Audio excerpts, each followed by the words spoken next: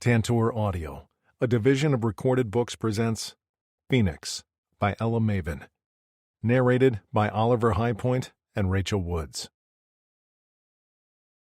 Prologue. FENIX. I tried to cling to the deep voice. It sounded different than the one that kept me company in my head. This one was lower, softer. It didn't scream at me over the pain. But the hands, I couldn't take the touch. Every time the heavy weight settled on my arm or shoulder, I cringed away and retreated further into the downy furs.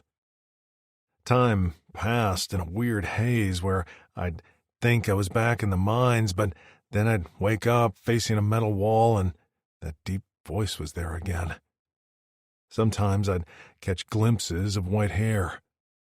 One time, my eyes focused on a blue face with a heavy brow. Something about it was familiar. "Don't leave me," I whispered. "I won't." The blue lips moved, but the sound was delayed. "We'll get you back, FENIX. I promise." I formed the name with a hesitant tongue. FENIX. Later, more voices filled the room. "They say you're the best healer in this hemisphere. What can you do for him?" "I don't know Drixonian anatomy. A loud crash sounded, and the voice continued, shaking. I can try to ease his pain." "Then do it." Shuffling followed the order, and then something prodded my lips. I opened my mouth as a bitter flavor exploded on my tongue. The furious heat abated, and I slipped into the first non-fitful sleep I could remember. When I woke again, the room was dark. I lay curled on my side, and sitting in a chair near a window was a white-haired warrior. My brain was sluggish, but a few things were clearer than they'd been in many cycles. I was a Drixonian, and so was the warrior watching over me. Slowly his head turned, and violet eyes met mine. His widened before he pushed the chair next to where I lay so he could sit closer. Grabbing a canteen of qua, he held it to my lips so I could drink greedily to wash the bitter taste out of my mouth. "Are you in pain?" he asked. I could feel a dull ache somewhere in my bones, but the piercing, debilitating pain was absent. "Not right now." He sighed and placed the canteen back on the floor. "Hungry?" My hand drifted to my stomach. "Not really. Where am I?" "Sadly, still in Vix Listen, but at least you aren't in the mines." He bowed his head. "I can't believe the conditions you were in. Do you remember?" "Sort of. The memory is hazy. I can't—" I winced. "My mind isn't right." He snorted. "Joined the club." "What?" He reached for me, but thought better of it last minute. "I'm Rexor. You're safe with me. We'll take care of each other. How does that sound?" I glanced at my hands, which were a scarred and twisted mass of melted scales. "Flack." Rexor reached for a pile of fabric and handed it to me. "You don't have to wear these, but they might provide some protection for your hands." Sitting up, I pulled one glove on and flexed my hands. My orange hair flopped to my face, and I blinked it out of my eyes. "You're probably wondering what happened to me. I'm not like you." I flexed the palm of my ungloved hand, and a small flame flickered to life. I waited for the shock or disgust to cross his face, but he only glanced at the flame before meeting my eyes. "No," he sighed, "you're not." Clenching his jaw, he exhaled roughly. A creaking and a fluttering followed as a pair of large white wings stretched behind him. He flapped them once as blood dripped to the floor. My mouth dropped open. "What?" Our enemies gave you fire. They gave me wings and an anger problem. He gripped my neck, and only a small flare of pain followed his touch. Bringing our foreheads together, he said softly, "You have any plans? How does revenge sound?" For the first time in as long as I could remember, a smile stretched across my face. Revenge sounds great. Chapter 1. FENIX. Every time I entered the market of Glint, a part of me died. Food was doled out with a tight fist by the Rogastick scum which ruled this town through fear and intimidation. The residents didn't have many other options. This was a desert planet, after all. In Glint, there weren't many Plycan guards, the species that took by force and colonized the planet Vix Listen. The Rogasticks paid them to look the other way while they filled their coffers and their bellies on the backs of the working class of the village. But the worst part was I wasn't much better. I wasn't doing a flecking thing to help anyone here, because I could barely help myself, only adding to their problem. I contributed to the wealth of the Rogasticks. With every step I took, the sabers tied to my belt rattled. That was the only payment the Rogasticks took. Plycan sabers I had stolen from Plycan guards, and I had to pay because I needed what the Rogasticks sold. I needed it even though it was killing me. My skin itched, and I resisted scratching at it under the heavy hooded cloak. Any other village and my blue skin would alert the guards, but not here. Zachary walked next to me because he refused to let me come alone, and that made me even more ashamed. He never complained, and his gaze constantly scanned the crowd for threats. Vendors shouted at us to buy their wares, and the smell of smoked meat hung in the air. We walked by a jewelry stand, and the seller's son, a small chit, reached for me with a beaded necklace. "Just your color, warrior," he shouted. I dodged his hand, only to brush the entire side of my body against Zachary. Air left my lungs in a rush as pain flared up my body like flames. Stumbling, I gasped as my eyes watered while I fought to get myself under control. "FENIX," Zachary murmured. "I'm sorry." "Not your fault," I groaned. "Tried to avoid the chit. Not your fault." His hand hovered in the air between us, his jaw tight. He wanted to comfort me with his touch, but that would only cause me more pain, which he knew. His breath hitched and his eyes darkened with anger before he dropped his hand. "Can you walk?" "I'm fine." The pain was receding. "Let's keep going." I was grateful Zachary remained at my side. Once it had been 4 of us on this planet, the cast-offs from our enemies' failed experiments to turn us into super soldiers. Drixonian warriors were known to be close and loyal to each other, but the 4 of us were unique. No one had been through what we'd been through. Rexar had been sold as a gladiator and forced to fight in an arena until he killed his owner and fled. Miko had been thrown into the pit with the planet's criminals to rot, except he escaped. I'd been kept in the mines for 50 cycles, alone, as no guards would come near me. I'd nearly gone insane in the solitude with nothing to focus on but the work and the pain. And Zachary? He'd been sold to a pleasure house and still carried the mental and physical scars of his enslavement. Together, we'd escaped and banded together to live on this planet and extract revenge on the Plycans, until we were called to a higher mission. Both Rexar and FENIX had found human females and left the planet to keep them safe. Zachary and I wished every day they both had been successful. I like to think they were on a lush planet right now, happy and healthy, because if not, why did Fatus put them through all she had? Zachary and I remained behind, the more damaged of the crew. I was chained to this planet by the invisible bonds of my kicks addiction, and Zachary because of some personal mission he'd never divulged. He'd promised Miko he'd never leave me, and I worried I wouldn't be able to return that favor. What would end me first? My dangerous mission taking out Plikins, or the addiction I never wanted? Once we were through the main section of the market, the crowd thinned. We walked past small buildings with chits playing out front between rows of drying patchwork clothes. The food smell was rancid here, and vermin squeaked as they fought for scraps. We came to our destination quickly at a nondescript building. A sign over the door marked it as a former Racco shop where Plikins dried and assembled the popular sticks to smoke.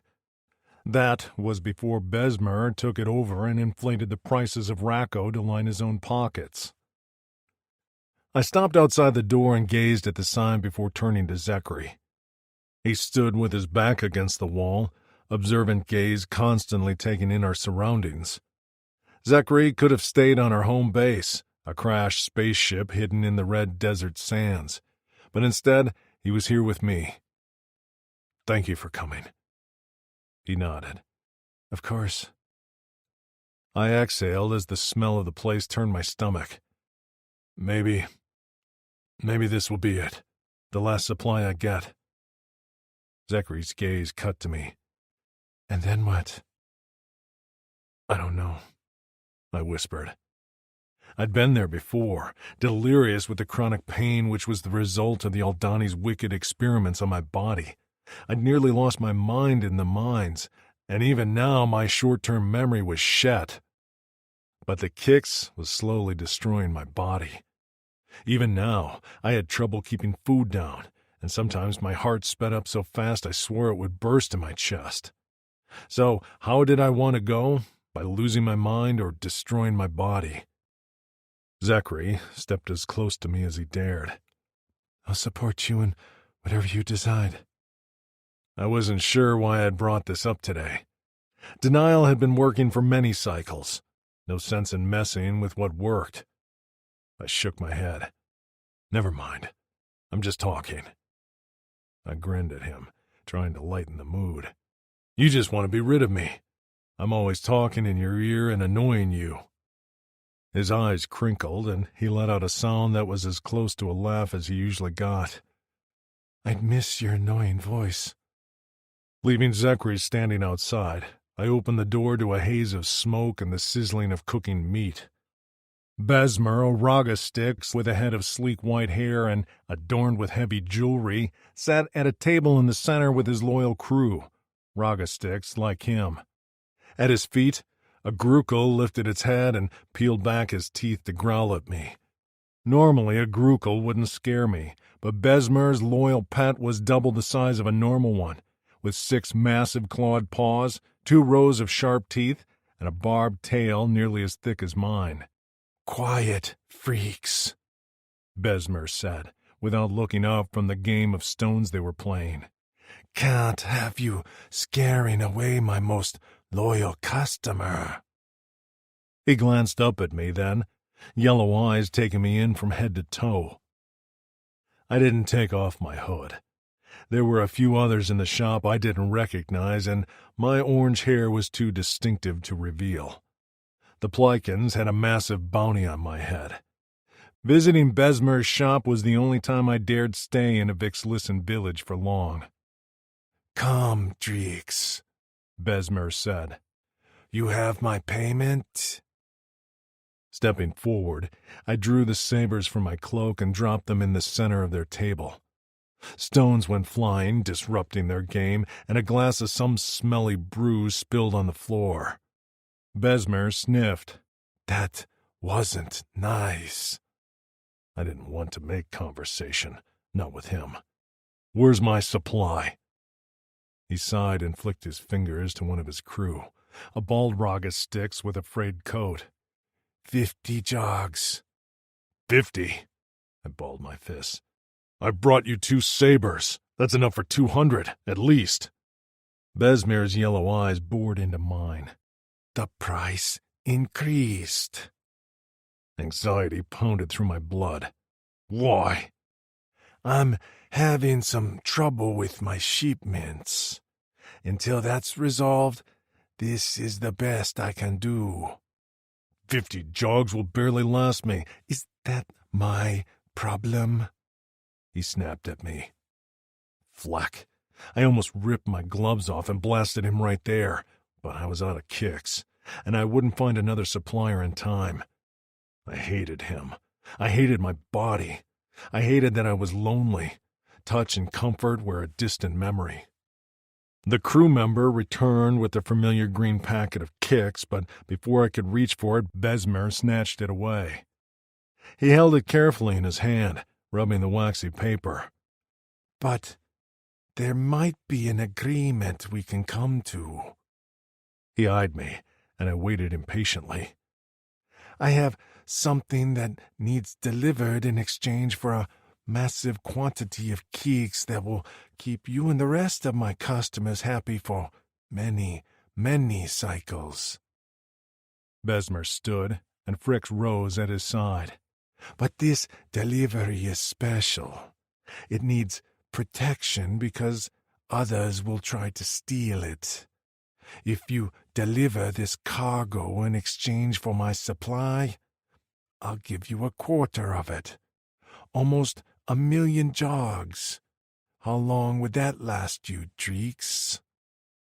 A long time. Maybe forever. But what was this cargo? "What do I have to do?" He squinted at me, and then his thin lips twisted into a cruel smile. "You're a Dreeksonian, so you're bound to protect females, right?" Suddenly, all thoughts of kicks fled and the fire in my veins cooled. A distant rattling reached my ears, and that was when I detected it. A distinct breathing pattern I recognized now. My core pounded as Besmer stepped over to a small fabric-covered box. Sound rushed through my ears as he lifted the tattered brown edge to reveal metal bars. My knees nearly buckled when he flicked the fabric away with a flourish to reveal a metal cage. Inside that cage, a rusty chain around her slim ankle, was a pale-skinned human female. Anger bubbled and roiled in my gut, and the need to set this entire place on fire simmered in the skin under my palms. She sat with her knees pulled up to her chest, her head down with long, straight black hair hanging down her back and around her face. I knew she was human, though, from her delicate hands and small feet to the discolored skin of her knees from what the humans called bruises. She didn't look up. She didn't move at all. I would have been concerned she wasn't alive if it wasn't for the rise and fall of her back and the distinct sound of raspy breathing. "Do you think, Dreeks?" Besmer was saying, unaware how close he was to going up in flames. "Get a little of your precious dignity back and do what you're good at." He kicked the cage and I jerked. The female, startled, lifted her head and the world fell away around me as I stared at the most perfect face I'd ever seen in my life. Deep brown eyes, a petite nose, and a small mouth with full pursed lips. Her skin as smooth as a chit's cheek. Besmer kicked the cage again, and the little human jerked back away from the bars as far as she could. Unbidden, a low rumble left my throat. "You're in luck, girl," he told her in his smoke-filled voice. "This Dreeks is addicted to kicks, but he's the best thing I got to make sure you make it to the exchange point." The human's brown gaze drifted to me, and she studied me carefully. Silently, I felt like the ground was moving beneath my feet. Here, in a cage, sat something so precious. "So, what do you say?" Besmer asked me. "Do we have a deal or not?" I clenched my jaw as I took in the chain around her ankle. The skin there was red and raw. She had to be in pain. "Are you injured?" I asked her. For a moment, she regarded me carefully before shaking her head. I needed to know about her. I needed to know her. "What's your name?" She flinched, like the question hurt, and I felt my muscles go tight. Besmer let out a raspy laugh. "That's the best part about her. She doesn't make a sound." I couldn't take my eyes off of her. "What do you mean?" "When we arrived, she caught the wrath virus. Her flesh broke out into a red rash, and she felt like fire. We thought she died, but then she woke up one day." The wrath virus was nasty, although not usually fatal to most of the species on this planet.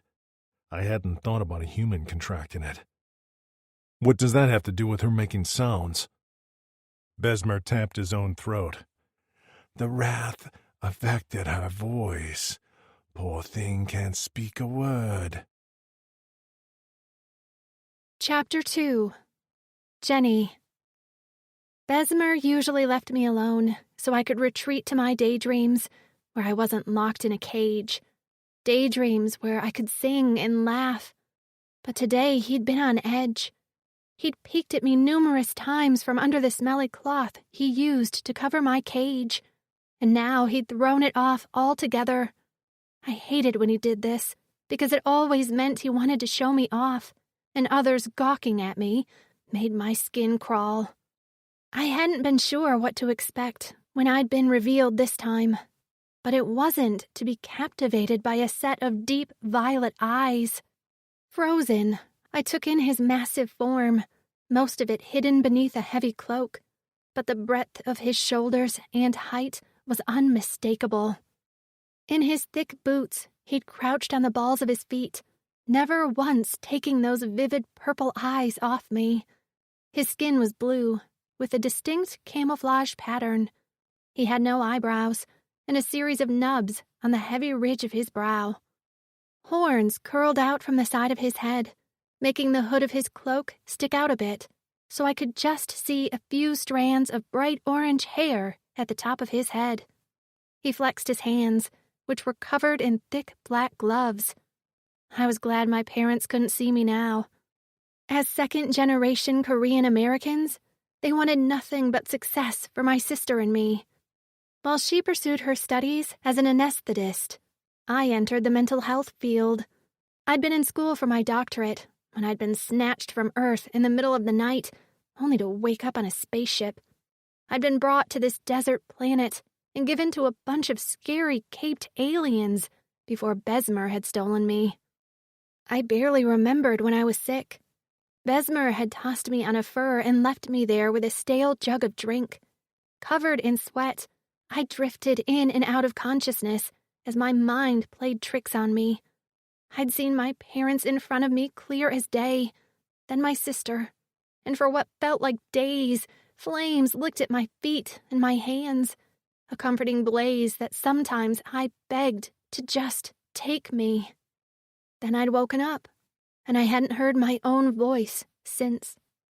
As soon as Besmer told the Drix I couldn't talk, his eyes went pitch black before he rose to his feet with the fluidity of a cat and turned on Besmer. His coat swirled around his thick legs as he took a step toward the smaller alien. "She lost her ability to speak?" Besmer's crew shifted at his back as a flash of fear entered the alien's eyes. "It's not my fault she's on this planet and caught the virus. Humans are much more fragile, and—" The Drix cut himself off and closed his eyes before inhaling deeply and letting out the breath on a slow exhale. "If you find her so valuable, you should have done a better job of protecting her. Her voice has no value, so it doesn't matter." Besmer snapped. Those words shouldn't have cut me to the core, but they did, and my hands drifted to my throat as I tried to get one word out. Just one. Sometimes I managed a whisper, but today everything felt paralyzed. "You have a deal." The Drix's voice was low and strong. "When do you need me?" Besmer walked toward the table and once again took his seat. He tapped a clawed finger on the surface, and one of his servants hurried over with some mugs of brew. "Sit. We'll talk about the details." The Drix seemed reluctant to leave me. His body swayed in the direction of the table before glancing back at me. With a heavy sigh, he turned away to take a seat at Besmer's table. They spoke in low tones, and I couldn't make out all their words. A few here and there, but nothing I could piece together. So all I knew was based on what they'd said at my cage, that this Drix would deliver me to my next buyer in exchange for a large cut of kicks. He didn't look like most of Besmer's customers. I didn't judge most of the villagers who were hooked on kicks. I'd heard enough to know that Besmer preyed on all of them and made them think it was harmless, like the racco sticks they all smoked. But Kix wasn't harmless, not at all, and the only saving grace I had was he hadn't wanted to waste product on me, so he left me alone. I'd seen what Kix withdrawals were like, and it wasn't pretty. This big blue alien seemed steady and sure. His eyes didn't have that Kix redness to them, and his skin was still vibrant, while the drug turned most into jaundiced shells. He flexed his fists on his thighs as he sat with Besmer, and I wondered for a brief moment what lay beneath those black gloves. Something about him rang genuine to me, and I wasn't sure why. I'd always considered myself to be a good reader of people, and I always had a sixth sense of what lay in their soul. Good, bad, or complicated. This Drix was definitely complicated, but beneath that was something pure. I wondered what Besmer meant about the Drix being bound to protect females. Would he be kind to me? Would he treat me with humanity? But I stopped short of letting myself trust him. He was still in league with Besmer and willing to trade me like property for his own self-interest. I poked at my ankle. The scabs kept ripping off before the skin was healed, and I knew I'd have a permanent scar there if I was ever let off of this chain. It felt overkill, since I was already stuck in a cage. At night, Besmer locked me in a small room by myself, where I had a bundle of furs to sleep with on the floor. It was better than, say, in bed with him, so I told myself I could always have it worse. My body ached, and my stomach growled. I lifted my head to look out the grimy windows of the shop, to get an idea of when my one mealtime of the day was. And just then a servant, a small alien with nearly white skin, a slimy lower body, and 2 hands, shoved a thin covered tray between the bars of my cage before slinking off, leaving a trail of mucus in her wake. Grimacing, I plucked off the lid, which also had mucus remnants on it, to reveal what I ate every day. A brown gruel that tasted as bad as it smelled. My stomach protested every time, but I ate it anyway. I refused to give up or go on some sort of hunger strike. Maybe it was foolish, but I held out hope I could outsmart one of these aliens and somehow get free. I didn't have any illusion I'd ever get home, but there had to be some place on this planet, in this galaxy, where I could be happy, right? As I picked up the lumpy gruel with my bare hands and shoved it into my mouth, I thought, yeah, maybe I was foolish. The hair on the back of my neck prickled, and I glanced up.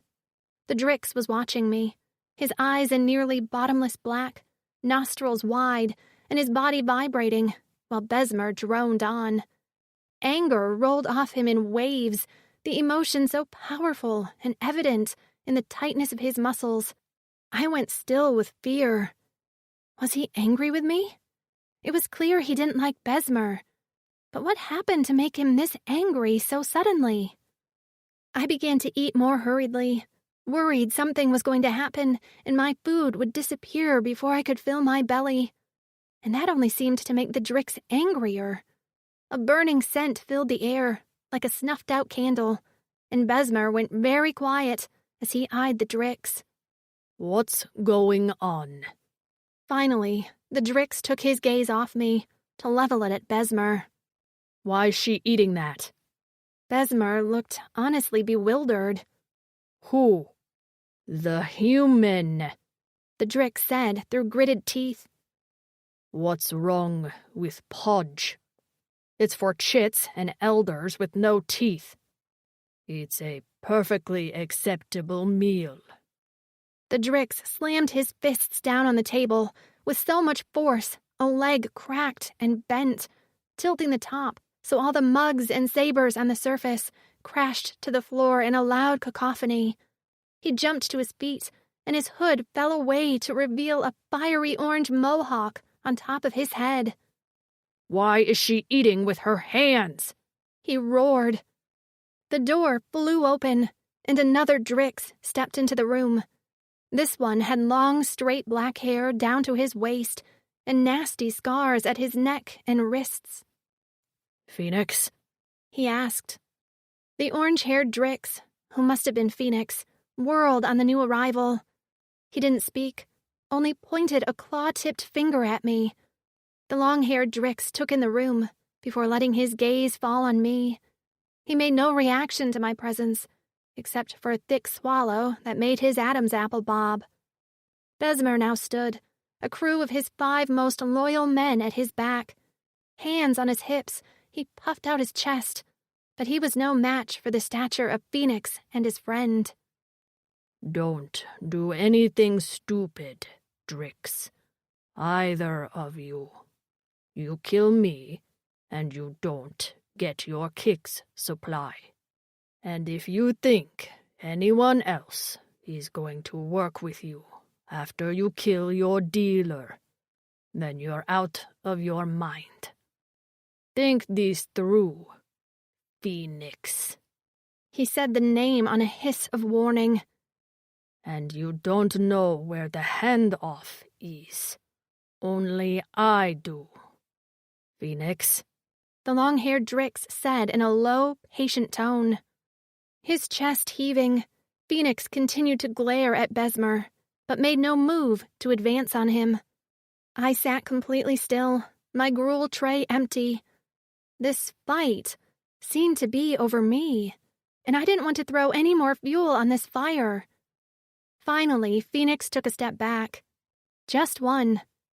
"I'll be back tomorrow to do the job you've asked me to do. In the meantime, take her out of those chains and get her a proper meal, you flecker." With one last look at me, he turned on his heel and stomped out the door. The long-haired Drix remained behind for a long moment, his gaze on me, before he nodded once at Besmer and followed FENIX out the door. As soon as the door closed, Besmer kicked at a mug on the floor. "Clean this shit up," he hollered. 3 of the snail-like aliens came sliding into the room and quickly took care of the mess. Besmer walked over to my cage, eyes a mean yellow and lips curled back. He hadn't been very physical with me yet, other than locking me in a cage, but he'd never been this angry before either. The flea instinct hit me hard, but I had nowhere to go, so I huddled into the corner of the cage. He dropped down to a crouch in front of my cage and gripped the bar with a scarred-knuckled hand. "You better be worth this, because if I don't get what I think you're worth, I'll send you and that Drix out of the airlock without a moment's hesitation. Do you hear me?" I nodded. I heard him, but I had no idea how I could possibly do a thing to be worth this. "So far, you've cost me a lot. First, I had to steal you, then keep you while you almost died, feed you, and now I have to find a bodyguard because you're too fragile." Or you're too weak to protect me, I wanted to say. "It'll all be over soon. You'll be the property of the wealthiest Rogastix clan in the galaxy, and I'll be rich in kicks." He smiled, but nothing about it was friendly. "Just wait. You think I treat you bad?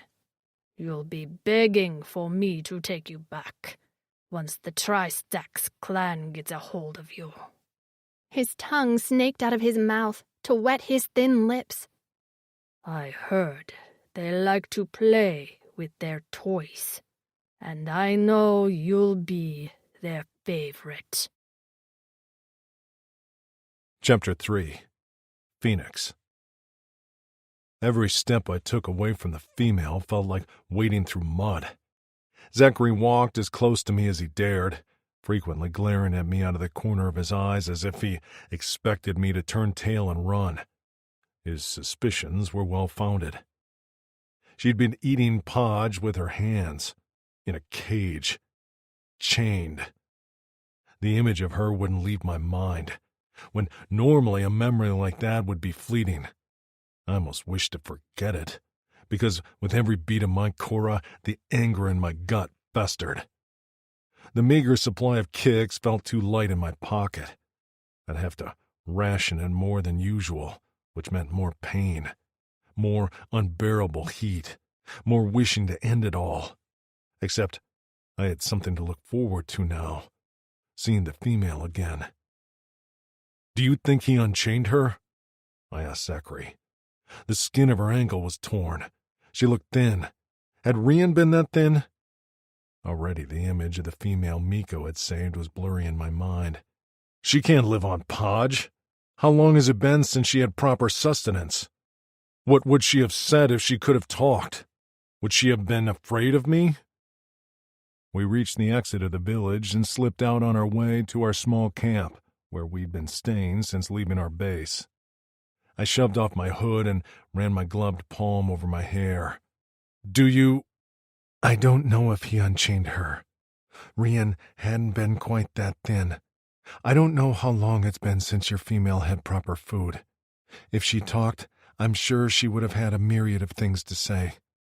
She probably would have been afraid of you because you were quite angry in that room."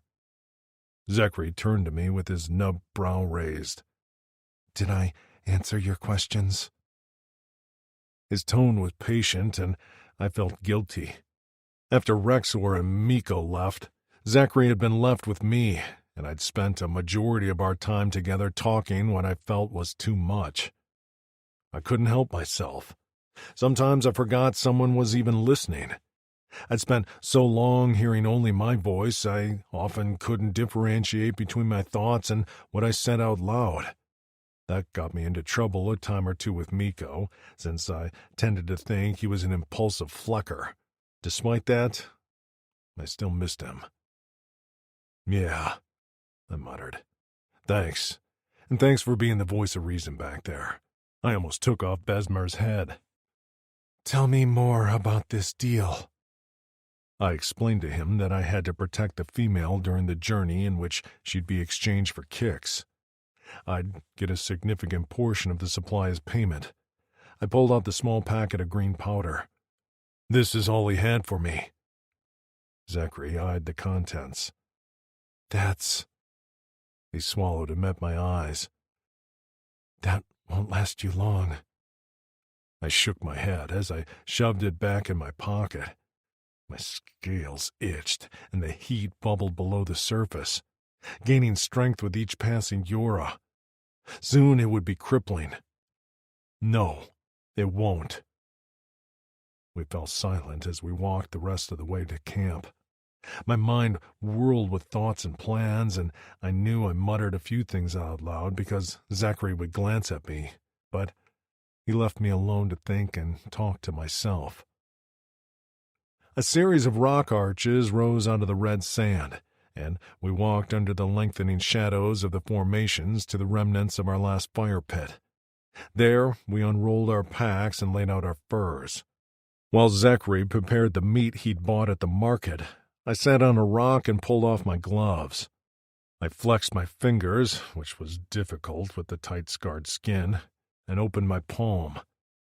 A small flame flickered, and I watched it for a moment, ignoring the smell of my melted scales and the pain zinging up my arm. With a jerk of my wrist, a small fireball sailed into the pit, and a few dried grasses there ignited immediately. Closing my palm, the flame flickered out. Gritting my teeth at the smell and feel of my ruined scales, I slipped my gloves back on. Out of sight, out of mind, except for the crippling pain part. A piece of smoked meat appeared in front of my face. I took it from Zachary and immediately bit into it. even if the food tasted a bit like ash. I never had much of an appetite after I used my fire. I chewed and swallowed anyway, knowing I needed the sustenance. Zachary stared into the flames while eating his own meal. When he was finished, he drank some qua and leaned back while I poked at the fire. She couldn't speak. I suddenly spoke into the silence. Zachary leaned closer. What? I gestured to my throat. She got the wrath virus when she arrived, and it damaged her voice. A shiver went down my spine, a reminder of the tens of cycles I'd spent alone. Underground. No company. Nothing but me and the pain. My mind in flames while I raged to myself. I gritted my teeth. She can't speak, Z. He closed his eyes and hung his head. Flack. He keeps her in the cage and feeds her pod she has to eat with her hands. She can't tell him if she's in pain or hungry or anything. I fisted my hands until my claws dug into the thick skin of my gloves. I don't know what kind of condition she's in.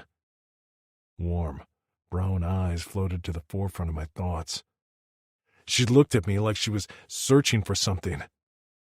A rescuer? Zachary said softly. I rubbed the back of my neck. She's looking at the wrong Drixonian. FENIX, he said sharply. I leveled him with a hard glare. I'm not Rexor or Miko. The words felt bitter in my mouth. I'm not reliable. I'm dependent on a powder to get me through each rotation. What's in my pocket won't last long. I either keep taking it and eventually this shuts down. I pounded my fist over where my cora beat. Or I stop taking it and lose this. I jabbed a finger at my temple. How am I any use to her? I can't get her home without kicks or I'll lose my mind to the pain before we reach orbit.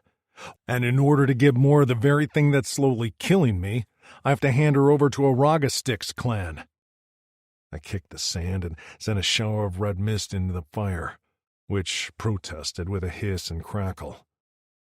I dropped my head into my hands and fisted my hair. Either way's a death sentence for us both. My mind twisted and writhed with decision. I remembered back to my training days when the elder Drixonians had ordered us to chant, "She is all," until our throats were sore and our voices were hoarse. Even though our females had all been killed by a deadly virus, we were still sworn to protect females. It was why Rexor and Miko had risked everything to save their humans. It wasn't that I was unwilling to risk my life. It was that I didn't know how long my mind and body would last. It felt like I was racing against time. I took out a packet of the powder and flicked it with my finger. I knew what I should do. I just had no idea how to do it.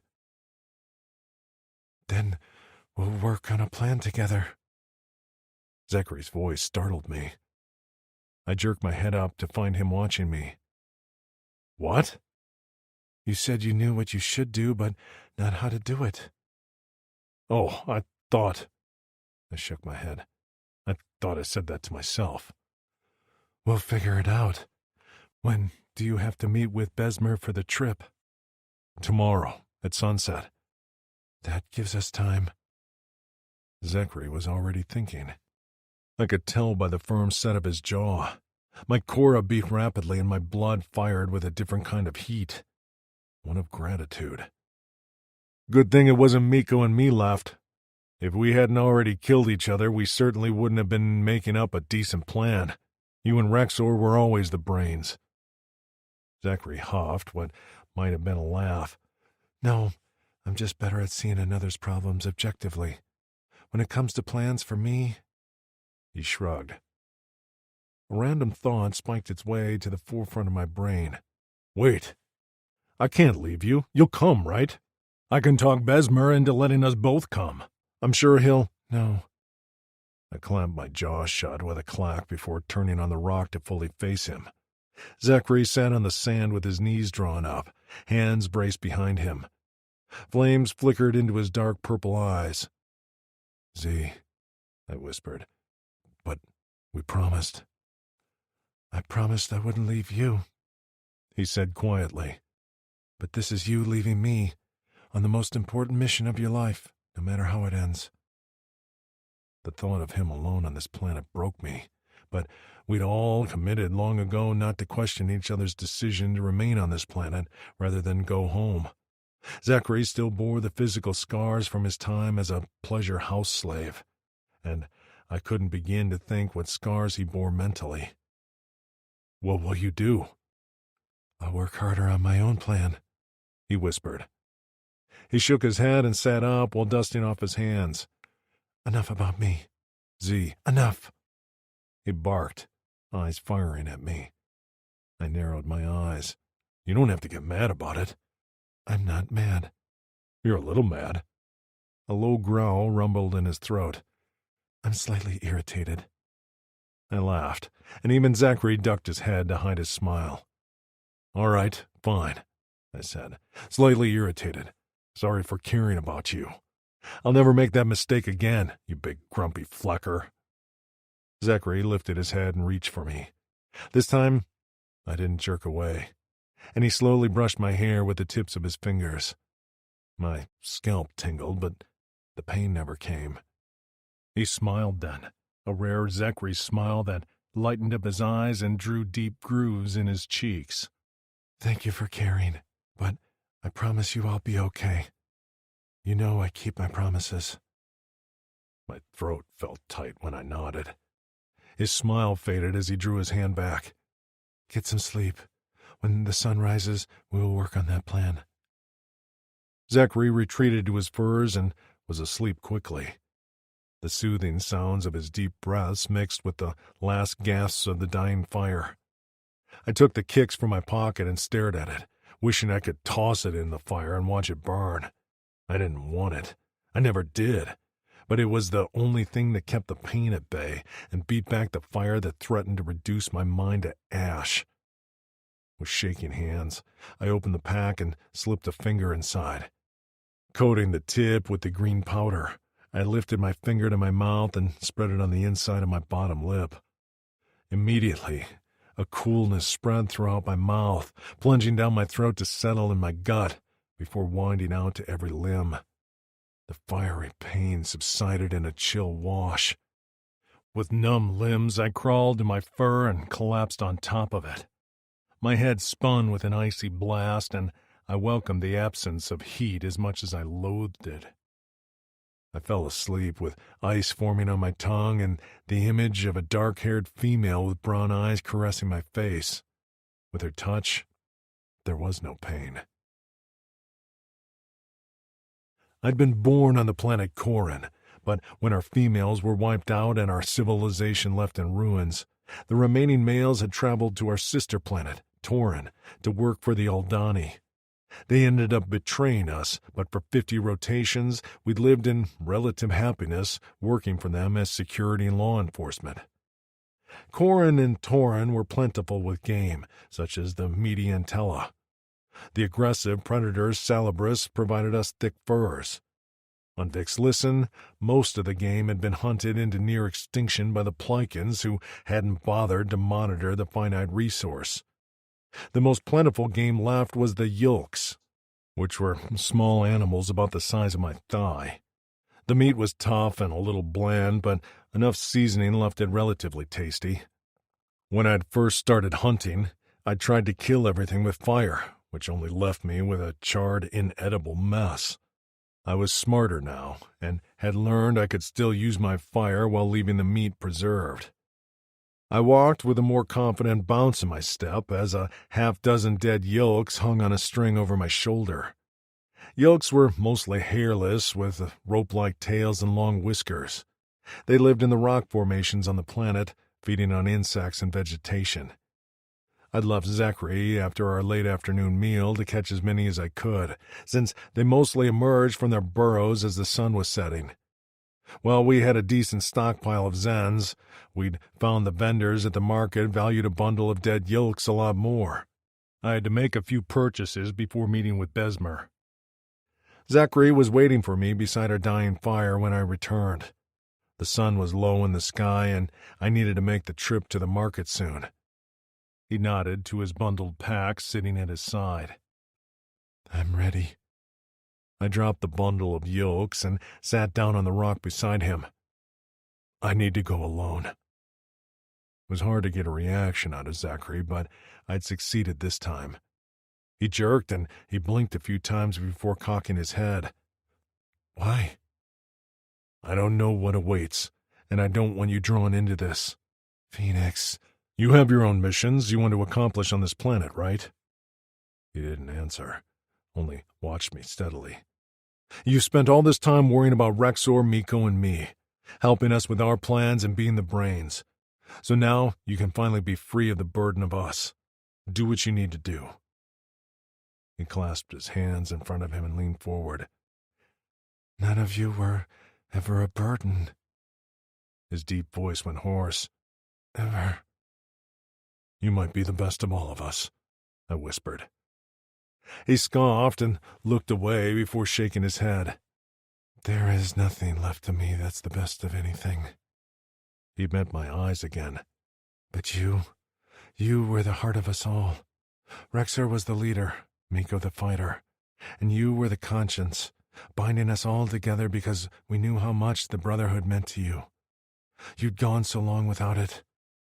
He flinched, as if the memory of my past pained him. You don't know what kind of state that female is in because of what she's been through, but you, of all Drixonians, are capable of understanding silence. My breath stuttered in my chest. You told us that we saved your life. Zachary said, You thanked us many times.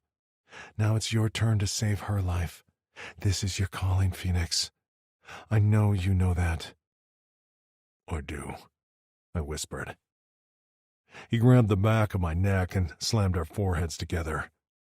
I panted through the pain which ignited down my spine, because even though my skin crawled with the touch, I needed the comfort more than anything. You can do this, he murmured. We talked about what you need to do. You can adapt the plan as you go, but your end goal remains the same. Save the female. Save yourself. She is all. I licked my lips as my voice left in a shudder. I'm scared of failing. Rexor was too. So was Miko. Every Drixonian who has ever lived has been scared of failing. Deep in your Cora, what do you want to do? That answer was easy. I felt the calling deep in my bones. I want to save her. He smiled. Then you will, FENIX. You get her to safety. You'll see Miko and Rexor again. He pulled away, and although the pain faded without his touch, the absence of his comfort hit me hard. Picking up his pack, he rose to his feet. His long dark hair blew in the wind, and I let my gaze linger on the scars on his neck and wrists, the evidence of what he'd been through. Tell good stories about me when you're together drinking spirits. A slight tremor shook his voice. Z, maybe you'll join us.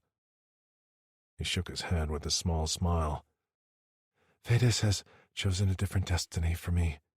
Name a chit after me, huh? A chit? I let out a laugh. I don't know if that's in my future, brother. It is, he whispered. You, Rexor and Miko. Somewhere on some planet you'll be chasing some screaming chits with your beautiful females at your side. I like your dream, I said. Not a dream. He crossed his wrists at his neck and dipped his head once in the Drix greeting. She is all. She is all, I echoed. He turned and walked away, the marred skin of his back hidden beneath a worn vest. I wondered if that was the last time I'd ever hear him say those words. I waited until it was nothing but a speck of blue on the horizon, before I gathered my pack and the yolks with a cracking, aching Cora. Chapter 4. Jenny. I woke to shouting and sat up so quickly I banged my head on the bars of my cage. Wincing, I pressed a hand to the swelling knot, just as the cloth over my cage was ripped off. In the dim lantern light of the room, the first thing I saw was 2 glowing purple orbs.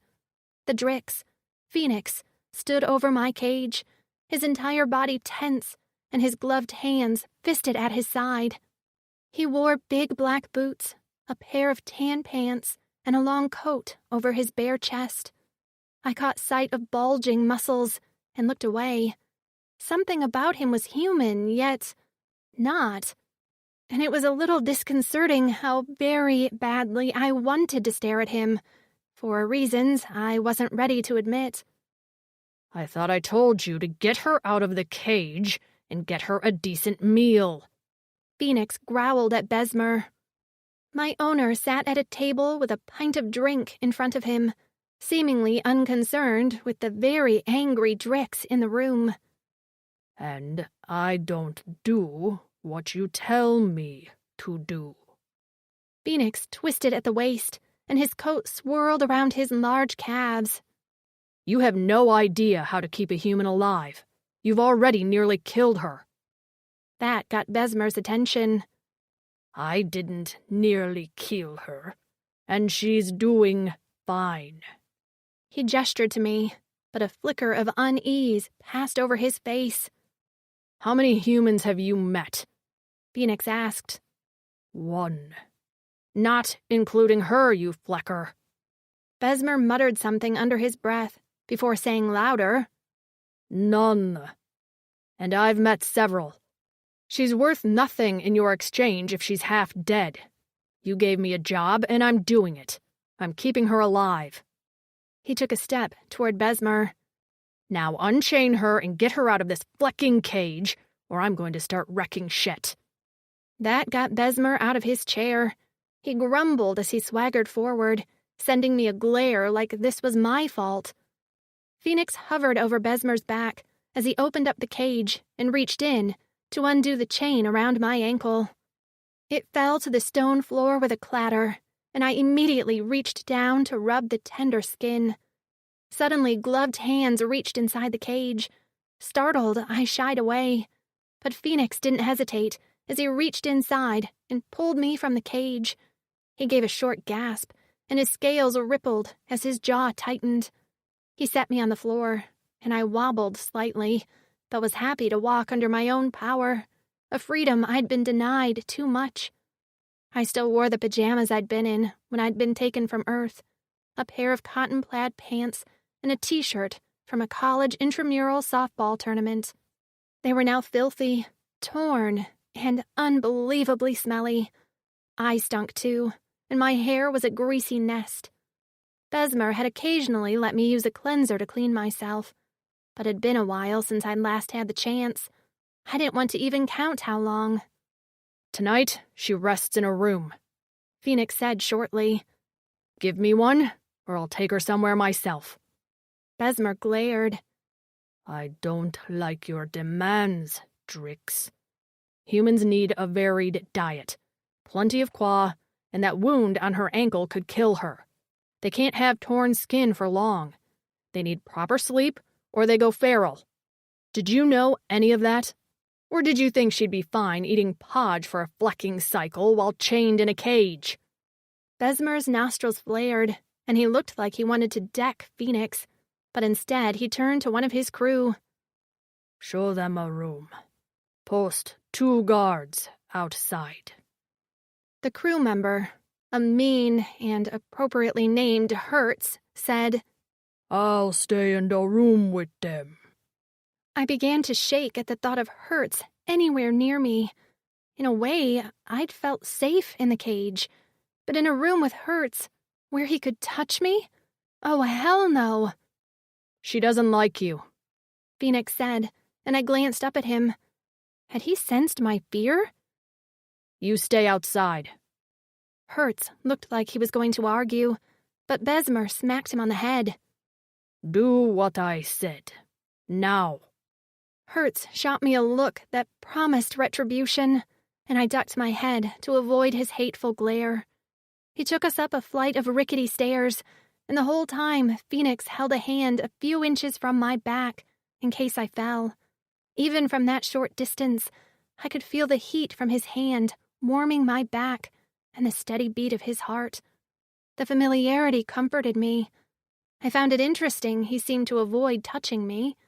But then again, I was gross and smelly, so maybe that was it. At the end of the hall, Hertz opened a door, then stood at the side with his hands clasped in front of him. After we walked inside, FENIX slammed the door shut without another word. The room was sparse. A dirty pad sat in one corner, which was most likely the bed. A kettle hung over a small fireplace, and one grimy window gave a distorted view of the street below. A large basin sat in the corner. A few chairs were scattered around the room, and FENIX directed me toward one, where I sat down, embarrassed at being winded from a flight of stairs. He knelt in front of me and shoved his hood off his head. I'd seen his hair before, but up close, it was mesmerizing. The mohawk was a bright orange, which seemed to glow from within each thick strand. "I'm sorry," he said softly, drawing me out of my thoughts. His eyes were on my ankle, but he didn't touch me. "I'll get you some qua, and you can bathe. The other human I met said she preferred to bathe in liquid. Is that true?" His gaze lifted to mine. A bath? I couldn't remember the last time I'd had a bath. The cleanser was like a shower stall where a stream of purified air stripped my body and hair of dirt and grime. It worked, but I still missed the warmth and relaxation of a shower. I nodded and looked around, unsure how he planned to let me bathe. The basin in the corner was made of a tin-like material and was probably big enough for my body. But how would he heat that much qua? FENIX strode to the door and opened it up. He said a few low words to someone in the hallway, and a short time later, a few of Besmer's crew members arrived with jugs of qua. FENIX pointed to the basin, and they marched inside. After dumping the qua in the basin to fill it about 3/4 full, they walked out. I stared at it, dreading sinking under some cold water. But beggars couldn't be choosers. FENIX showed me to a small door along one wall. "The expeller is in there," he said, referring to what they called a toilet. "Go ahead and use that, and when you come out, you can bathe." He closed the door to give me privacy. There was no mirror in the small bathroom, nothing but the expeller and the cleanser. I did my business, happy to have something other than a bucket. Noises came from the other room, and I emerged from the bathroom to find steam rising from the qua-filled basin. I stared at it in disbelief. "I heated it up for you, so it's like a hot spring." FENIX had taken off his long coat. He stood wearing nothing but pants and a pair of boots. He swallowed as he looked between it and me, and for the first time, I saw a bit of nervousness in his posture. "Is this all right for you?" Still a little stunned, I nodded. How had he warmed the water? I crept closer and stuck a finger inside, nearly weeping at the feel of the hot tub-like qua. "I'll turn around and give you privacy." He pointed to a piece of fabric on a chair near the tub I hadn't noticed yet. "When you get out, you can wrap yourself in that. I know human skin absorbs water." I wanted to ask how he knew so much about humans, and like he knew what I was thinking, his lips tilted at the corners. "I made up some of that stuff to Besmer. I have met humans before, 2 of them, so some was true. I just wanted him to doubt his knowledge and rely on me." He gave me a little nod and then grabbed a chair. Turning it around to face the far wall, he sat down. I waited a moment, still unsure about this whole situation. But the lure of the hot qua was too much. If this was bait to get me undressed, while I was taking it, I stripped out of my clothes and had just let my pants pool around my ankles when FENIX made a sound and stood as he turned around. I opened my mouth on a silent squeal as I grabbed for my shirt to cover what I could of my body.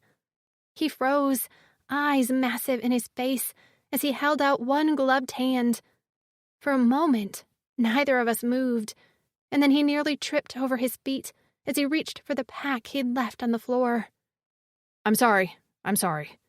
He ducked his head, actively avoiding looking at me as he dug through the bag. "Fleck, where is it? I know I got it." Suddenly, he pulled his hand out, with an ivory disc clutched in it. He held it aloft with a triumphant cry. Here! His gaze flickered to me before he looked down and away. He cleared his throat as he shuffled toward me while facing away. This is, a wet cleansing bar. The vendor at the market said it's to be used with qua. You get it wet and rub it, and it makes a lather. Soap. He'd brought me soap. Such a simple thing, yet it meant so much to me and to my humanity. I felt the tears prick the back of my eyes a moment before one spilled out over my bottom lashes. I let out a sob that sounded more like a gasp, and FENIX forgot his embarrassment and looked directly at me. He froze again, seemingly terrified. Wait, is this not... He stared at the disc as if it offended him. Flecking vendor! She told me... He made to throw the bar on the ground. Panicking at the thought of him destroying my gift, I stepped forward with my hand out, trying to give him the most pleading expression I could. He frowned at me, then at the disc. Do you want this? I nodded. But why are you... I couldn't explain why I was crying, so I once again took a step forward with my arm out and shot him a teary smile. He stared at my mouth for 2 beats before swallowing and delicately dropping the bar in my hand. Then he nodded and once again looked away. I won't turn around again. I'm sorry. He returned to his seat, facing the wall, and fell silent. I waited a beat to see if he'd remember something else and turn around, but in the end, the lure of the bath was too much. I dropped my clothes to the ground, leaving me nude, and approached the basin. I lifted a leg over the side and let out a happy puff of air at the feel of the water on my skin. When my other leg submerged, I hissed as my raw ankle burned. FENIX's head went up at the sound, and I saw him start to twist at the waist, but he stopped himself at the last minute before turning around. Are you okay? I stood still in the middle of the basin, with my arms crossed over my chest, unsure how to answer him. He scratched his head. Knock on the basin once for yes, and twice for no. Are you okay? I reached down and rapped my knuckles on the outside once. FENIX's shoulders sagged. If you need anything, knock twice. I knocked once again, and I could see just the edge of his smile. All right, he whispered. Content, now that we had some sort of rudimentary communication, I sank down into the water and let out a long, silent moan. It just felt so good, like all the days of being stuck in that cage were washed away. I didn't know how long I had before the water cooled, so I quickly grabbed the soap and worked it into a lather. It didn't have a strong smell, but it had a hint of something floral. I worked it all over my body and piled my hair on top of my head in a bundle of suds. Then I sank down into the water up to my chin and closed my eyes. I took a moment to daydream I was at the spa with my sister. We'd just gotten a facial, and now I soaked in a bubbled bath filled with moisturizing oils. It wasn't that I needed to be pampered right now. It was that I wanted to pretend I had some sort of normalcy, that I wasn't actually in a tin basin usually used for cooking, and that I was wholly dependent on the kindness of an alien who had no real reason to treat me well. I glanced over at him, but he remained still while facing the wall. What was his story? Why was he being nice? I had no idea what morality was like on this planet, and so far I'd seen nothing but cruelty. So what made this Drix, named FENIX, different? Eventually, my skin pruned, and the water grew cold. I washed out my hair and soaped myself up one last time before rinsing and stepped out. The floor was cold, and I quickly grabbed for the fabric FENIX had provided. It was huge and absorbent, not unlike a towel. I bundled myself up to my chin, and the ends dragged on the floor. FENIX, probably hearing my exit, sat up straight. Can I turn around now? He asked with a hopeful tone, which made my heart pump double time at the consideration. I stomped once on the ground, and he turned around. A slight smile curved his lips when he saw me standing in the middle of the room, bundled in the warm fabric. I can see your skin more clearly now that you're clean, he murmured. He picked up his pack again and walked closer to me. Laying out a fur over the pad on the floor, he sat down on the edge and began pulling out packages. I got a couple of things at the market for you, in exchange for some yilks I killed. I had to bargain, but I think I did okay. He dropped a bundle of materials wrapped in twine next to him. Here's a pair of clothes, plus a spare. Boots were next, a pair of black ones with a thick sole. Shoes. A heavy quilted bundle in a green khaki color topped the pile. This is a heavy cloak. Nights can get cold here, and I don't know how well you can handle the temperature on the cargo ship. This might be a little big, but I got them to hem the bottom. He pointed to a series of stitches and frowned as he picked at them with a black claw. They were in a hurry, so this is a little uneven. Even if I could have spoken, I wouldn't have known what to say as he continued to pull out supplies. Another disc of soap, a crude comb, and last but not least, a sealed package that he opened immediately. Fresh meat stew. I just have to cook it for you. I could smell it immediately, a warm scent that reminded me of home. This time, I just barely held back the tears as I knelt and reached for the pile of clothes. My hands brushed the soft, thick cloak. I hadn't had any clothes but my filthy, thin pajamas for weeks. This creature, who didn't know me, took it upon himself to purchase clothes and supplies. I glanced up at him as he watched me handle the clothes. I wished I could ask why. Was it out of guilt he would eventually be trading me to feed his addiction? A voice shouted from outside, followed by an answering voice, and FENIX glanced at the door. When the voices died down, he turned to me and leaned close. I can't explain right now. Not... He glanced at the door again. Not with them so close. But I promise I will take care of you. And it has nothing to do with Besmer's deal. Understand? I didn't understand. Not really. I reached for him, but as soon as my fingers came within an inch of his face, he jerked away and stood up so quickly he nearly fell over. Sorry, He fluttered his hands at his face. Anyway, go ahead and get dressed. I'll start a fire and warm your food. He bobbed his head, eyes dark, and turned away. Chapter 5. Jenny. The clothes were made of a material which seemed to conform to my body when they touched the warmth of my skin.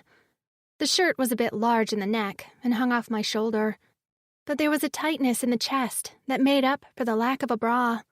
Not that my small B-cups had ever needed much anyway. The pants were comfortable, and the boots, while a bit big in the sole, were easy to walk in. I felt human, and I could barely believe I had actual clothes again. I ran the comb through my hair for a while, loving the familiar tug on my scalp. I brushed until my hair was almost dry, and the black strands were shiny as they lay over my shoulders. I smelled like a human again, and I couldn't stop inhaling the cleanliness of my skin. I turned around to find FENIX with his back to me. He was fiddling around at the fireplace, and when I approached, I saw he had started a fire. The kettle, suspended by a spit over the flames, contained the bubbling stew. My stomach rumbled, and I didn't know if FENIX heard it or what, because he turned around. I smiled, wishing I could say thank you, because getting clean and putting on real clothes meant more than he could probably imagine. His gaze traveled down my body, and he seemed to be happy about what he saw as he smiled and rose to his feet. He pointed to one of 2 chairs near the fire. Sit. I did, wanting to laugh at how tall the chair was, clearly made for someone much bigger than me. Although even at 5'2", I was short for a human, too. I swung my legs as he got to work, pouring some stew into a bowl, before handing me a scoop. I remembered then that he'd been outraged I'd been forced to eat the podge with my hands. I hadn't liked it either, but it was either that or starve. I was insanely giddy to have a utensil again. I wasn't sure what to expect, and while the stew had a flavor that I'd certainly never tasted before, it actually had a taste, unlike the podge. The meat was a bit chewy, and the other chunks were unidentifiable. It didn't matter. It was edible, and by the time I was on my second bowl, I'd decided it was tasty. When I finished my last bowl, I leaned back, knowing I shouldn't eat any more, or I could be sick. He tried to offer me more, but I shook my head and rubbed my stomach. FENIX seemed sad I wouldn't eat any more. Seeing as there was still some stew left in the kettle, I scooped it out and then handed him the bowl.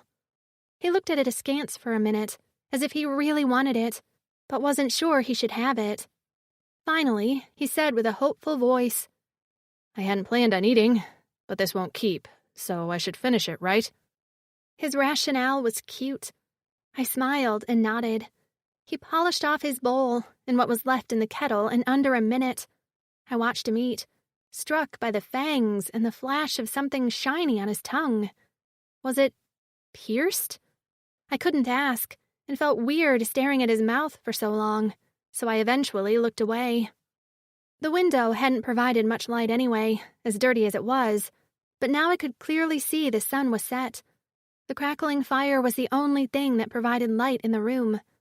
Now that I was clean, with a full belly, I couldn't hold back the yawn. I had slept fitfully even when let out of the cage, and I didn't think I'd had a decent REM cycle since I'd been on this planet. FENIX dropped the bowl on the floor near the fire and stood up. "You must want to sleep, right? Has Besmer given you bedding at all?" I winced and shook my head. I'd slept on the floor with a thin fur with only my hand as a pillow. His eyes went dark, and he grumbled something under his breath as he led me over to the pad. "I know this bedding isn't the cleanest, but this fur is. So are you okay sleeping on that?" I'd stayed in hotel rooms that cost $900 a night, but right now even this dirty pad felt like luxury. I nodded my head. He gestured for me to lay down, and as soon as I was on my side, he covered me with another fur. "This one is clean too," he reassured me. "I just purchased it in the market. It's the warmest one they had." He bit his lip as he studied me. "Wish I had thick Celebri fur, but this will have to do. Are you cold?" I shook my head. When he only stared at me, I knocked twice on the wall over my head. He smiled. "All right." When he made to stand up, I reached for him. At the last minute, I pulled back, remembering he'd flinched at my touch. He caught the movement and stilled. "Are you okay?" Where was he going to sleep? I patted the bed beside me. He swallowed and gestured to the chair. "I'll sleep there." No, he couldn't. This pad was huge, easily big enough for the two of us to sleep without touching. Was he worried about that? I'd slept alone for weeks. He was the safest thing I'd encountered since I'd been on this planet, and I selfishly wanted him as close as possible. He seemed to be considering, as his gaze drifted to the bed, as if analyzing how much room there was for both of us. Finally, he settled down beside me on his side. "I'll lay here until you fall asleep. Is that okay?" That was a good compromise. I knocked once on the wall over my head. Silence descended between us, and occasionally I heard voices outside our door, or footsteps. Every once in a while, shouts rang out from the shop downstairs, as Besmer and his crew were surely drinking up a storm. The fire was still crackling, giving some light to the room. I couldn't seem to close my eyes, fascinated by FENIX's features and unusual hair. Up close, I saw his face was scaled too, but the scales there were very small and tight-knit, which was why his face resembled human skin. His lips looked pillowy soft, and his eyes were sharp and intelligent as they glowed with an inner warmth. As the scales traveled down his neck, they increased in size until they resembled a snake-like pattern on his chest. I wondered how they would feel if I touched them. "Do you mind if I ask you a few questions?" he asked in the dark silence of the room. I shook my head. "Sometimes the Wrath virus causes memory loss. Do you remember everything? Your life back on Earth?" I felt tears gather in my eyes. I nodded and sniffed. The memories were hard. Sometimes I wished I could forget. "I'm sorry. He whispered. If I could get you home, I'd do it. I believed him, which was maybe crazy. I kept second-guessing myself. Was he only being kind so I didn't cause him issues, and he could deliver me in peace? I never introduced myself. I'm FENIX. He frowned. I guess you can't really call me by my name, though. I didn't know American Sign Language, but I could make my own. I pointed at him, and then held my hand, finger splayed with my little finger facing him, on top of my head. My idea was to signify his mohawk. Then I pointed at him, and made the gesture again. I mouthed his name. He smiled. Is that me? He made the same gesture. I nodded, and he laughed with a light rasp. Okay. He shifted an inch closer. I wish I knew your name. I hadn't bothered trying to speak with Besmer, but when I was alone, I tried to make my vocal cords move. I managed a whisper or two last time I'd tried. When I drew as close to him as I dared, he went still, and his eyes widened. I could feel his breath on my cheek as I opened my mouth by his ear to say the 2 syllables of my name. At first, nothing happened, only silence, until I managed to eke out a few sounds in a crackled whisper. Jenny.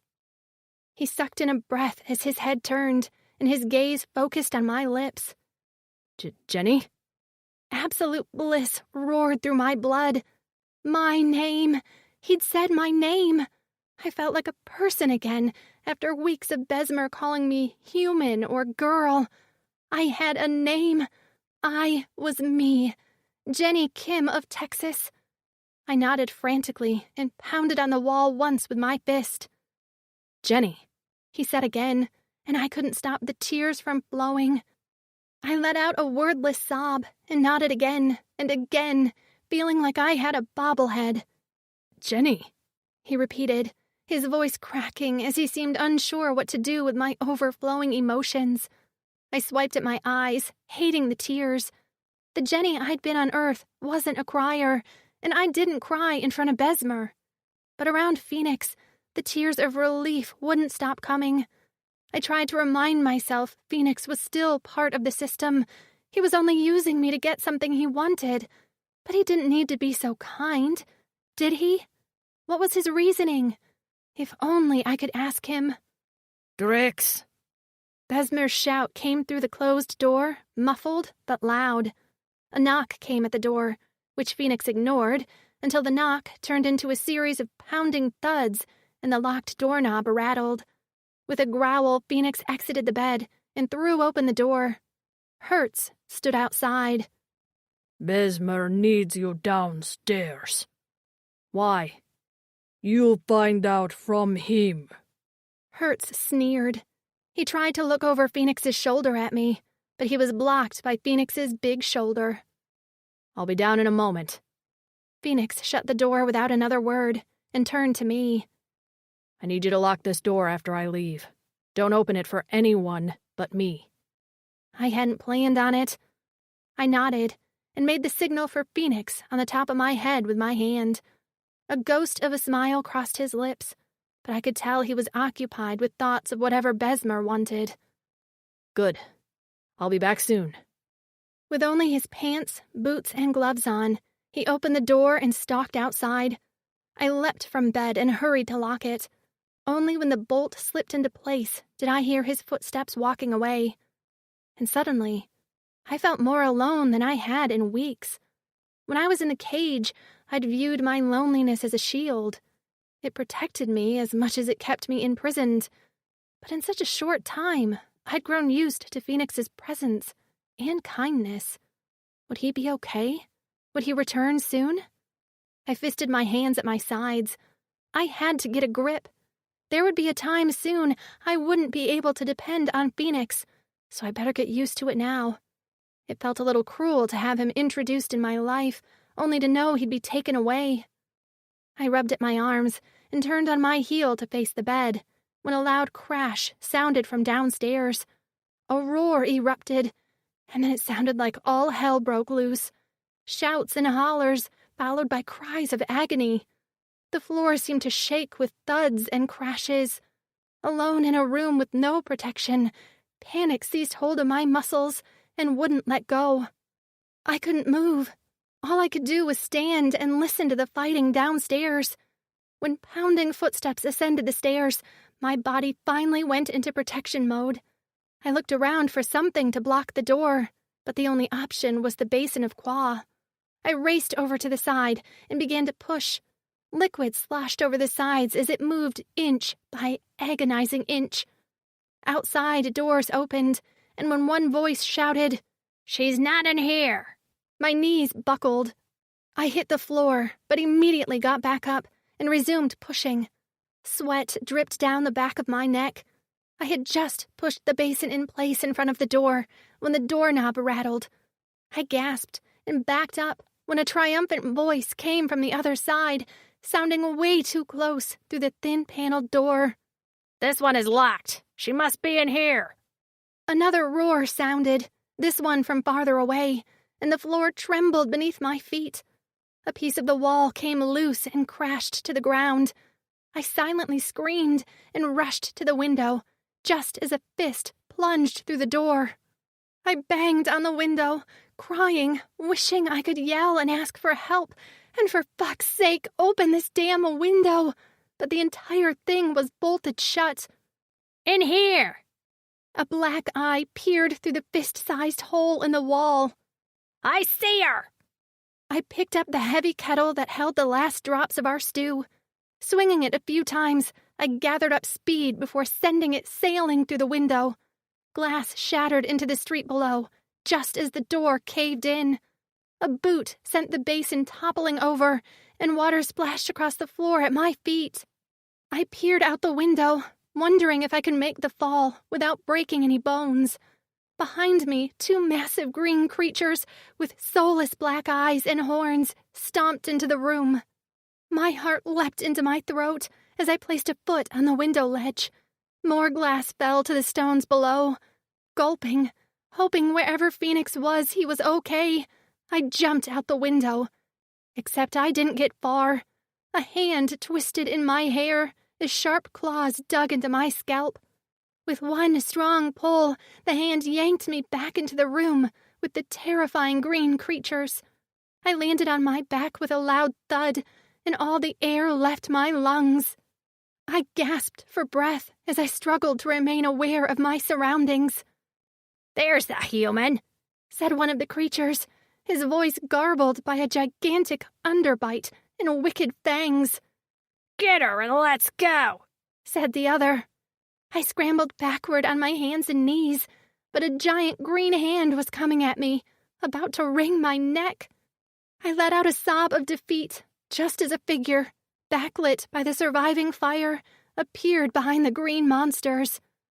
"You're not taking her anywhere," growled a deep voice I recognized. Two black-gloved fists rose in the air, crossed at the wrist, and I caught the slightest flash of light glinting off a shiny black edge before they hacked downward. The sound was unlike anything I'd heard before. A hiss and thunk. A dripping sound followed as dark liquid pooled at the feet of the green monsters.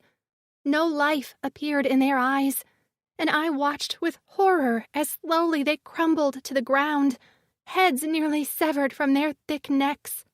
Standing behind them, black blades jutting from his forearms and on top of his head from among his orange mohawk, stood FENIX. Chapter 6. FENIX. I stepped over the bloody bodies at my feet and reached for Jenny. Touching her with my gloved hand hadn't caused me pain before, so I immediately pulled her to her feet. She panted, and her gaze drifted from the dead ogresses to the machetes on my forearms. Before I could retract them, she reached out one finger and touched the bloody sharp tip. Slowly, I retracted them back under my scales, and her eyes went wide. "They're called machetes," I said. "Drixonians use them in battle." She nodded, but her posture remained stiff and wary. I had just nearly beheaded two ogresses in front of her, so it was likely she was scared. Of them, of what happened, and maybe of me. Footsteps pounded into the room and I whirled around, ready to fight more, but this time Besmer stood in the doorway, 2 of his crew at his back. His gaze landed on Jenny and he sagged against the doorframe. "Thank Fleck, she's alive." "No thanks to you," I snarled. "I heard what they said. You'd shown her off to some gripes who are known to flap their mouths too much. Word got to the closest Ogress clan and they came to take her with them. This is on you." I pointed a clawed finger at him. "And I'm the reason she's still alive." I kicked an Ogress body at my feet. "So from here on out, I'm in charge of her and only me. I'm surprised she stayed alive this long in your care." "Watch your mouth, Dreeks," Besmer hissed. Of course, his pride wouldn't accept my words. I didn't give a fleck. Anger coursed through me, igniting my blood. I just barely kept my fire under control, and that was only because Jenny remained in my arms. "Then don't question again what I say needs to be done for her care. You worry about everything else, or you'll never get your kick supply." The Raga Stick's eyes narrowed. "Don't forget what stakes you have in this. You can act like her hero now, but you're using her just as much as me. I might be the bad one, but so are you." He glanced at his crew. "Take care of the bodies." To me, he ordered, "We leave now before the ogresses send another troop." My gut soured as he turned on a heel and walked out. His crew stalked in, and I retreated to the bedding pad with Jenny as they dragged the bodies out the door, slamming it shut behind all. The room was a disaster. Glass littered the floor from the broken window, the basin was tipped over, and water dampened a corner of our once-clean furs. Jenny kept glancing at the pools of blood and streaks from the dragged bodies. "Are you okay?" I ached to touch her, but I didn't want to have to explain why doing so would cause me pain. "Did they hurt you?" Her hand lifted to her scalp, and she prodded it before shaking her head. I didn't like her expression, a mix between sadness and shock. "Jenny, look at me." She did, but her eyes weren't focused. "What do you need? What can I do?" She shook her head and looked away before taking a deep breath. Her eyes closed briefly, and she clenched her fists on her thighs before exhaling loudly. Then she looked at me with a firm nod and stood. Wrapping the cloak I got her around her shoulders, she shook out her hair and then got to work packing what little belongings we had. Right, we were leaving. We had to. The ogresses would continue their attempt to steal her, as they considered her a resource they would resell, which was what Besmer was doing, which was what I was doing. I patted the front of my pants. Sewn into the lining was coded instructions for Zekri's plan. I'd been terrified I'd forget it, and even now the memory of it was fuzzy. Once we were on the cargo ship heading to the exchange location, I'd take it out and study it. I knew the first step was to keep Jenny alive. The second was getting on that ship. I couldn't remain on this planet with her. Rexor and Miko had the same conclusion with their females. Vixlisten was no place for humans. Jenny stepped in front of me, holding the pack out. I grabbed it and tossed it over my back. "Thank you. Sorry, I was thinking." She nibbled her lip, then bent at the waist. She brought her face so close to mine that I froze, unsure what she planned to do until she turned her head at the last minute. So her lips were right by my ear. And that was when I felt the softest puff of air and 2 rasping words. "Thank you."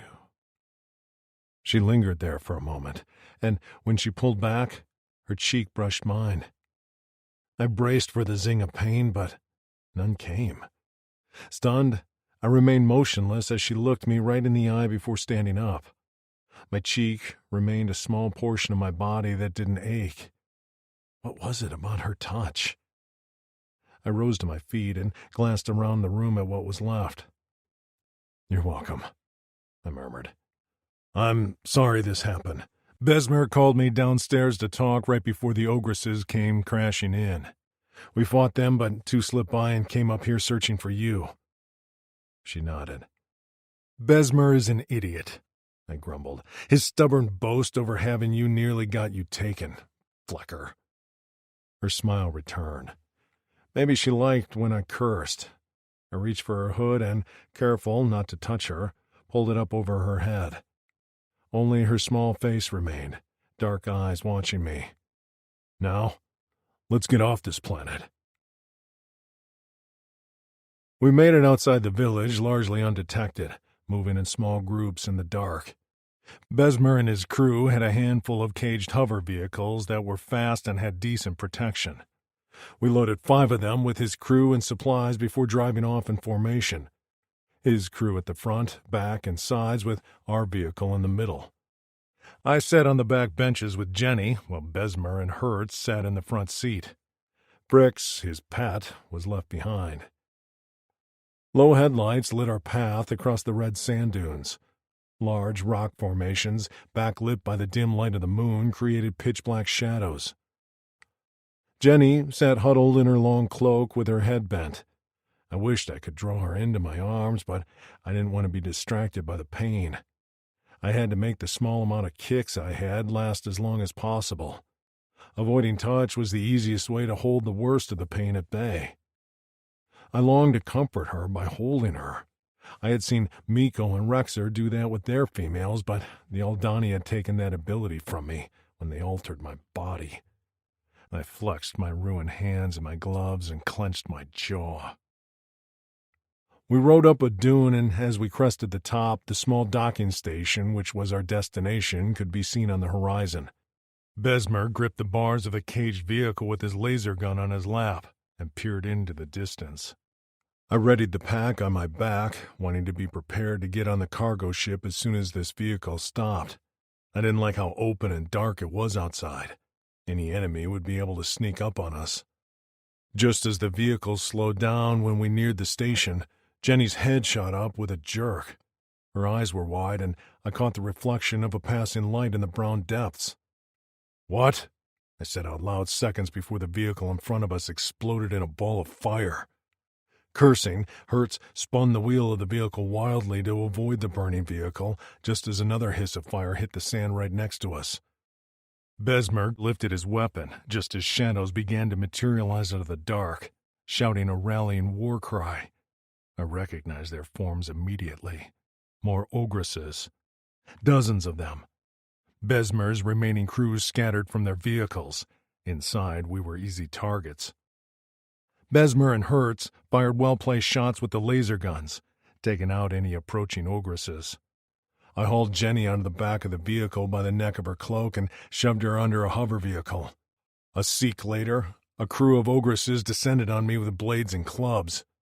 One got in a cheap shot to the side of my head before I unleashed my machetes and began to carve a path in the enemy. Hertz and Besmer were bellowing something, but I couldn't hear them, too focused on saving my life and protecting Jenny's hiding spot. Until I heard a victory cry and an ogress's rumble that stopped my beating Cora. I whirled around to find one of them holding Jenny aloft by her neck. She fought wildly, hood off, hair flailing, fist pummeling. With a growl, I slashed at the last ogress in my path and raced to her. Hertz and Besmer were in their own battle, as well as the rest of the crew, but I had to get to Jenny. She managed to pry herself from the ogress's grip and hit the sand. He reached for her again, but from the sand she produced one of the blades. With her mouth open in what I could only imagine was a wordless roar, she plunged it straight into his neck. Blood spurted.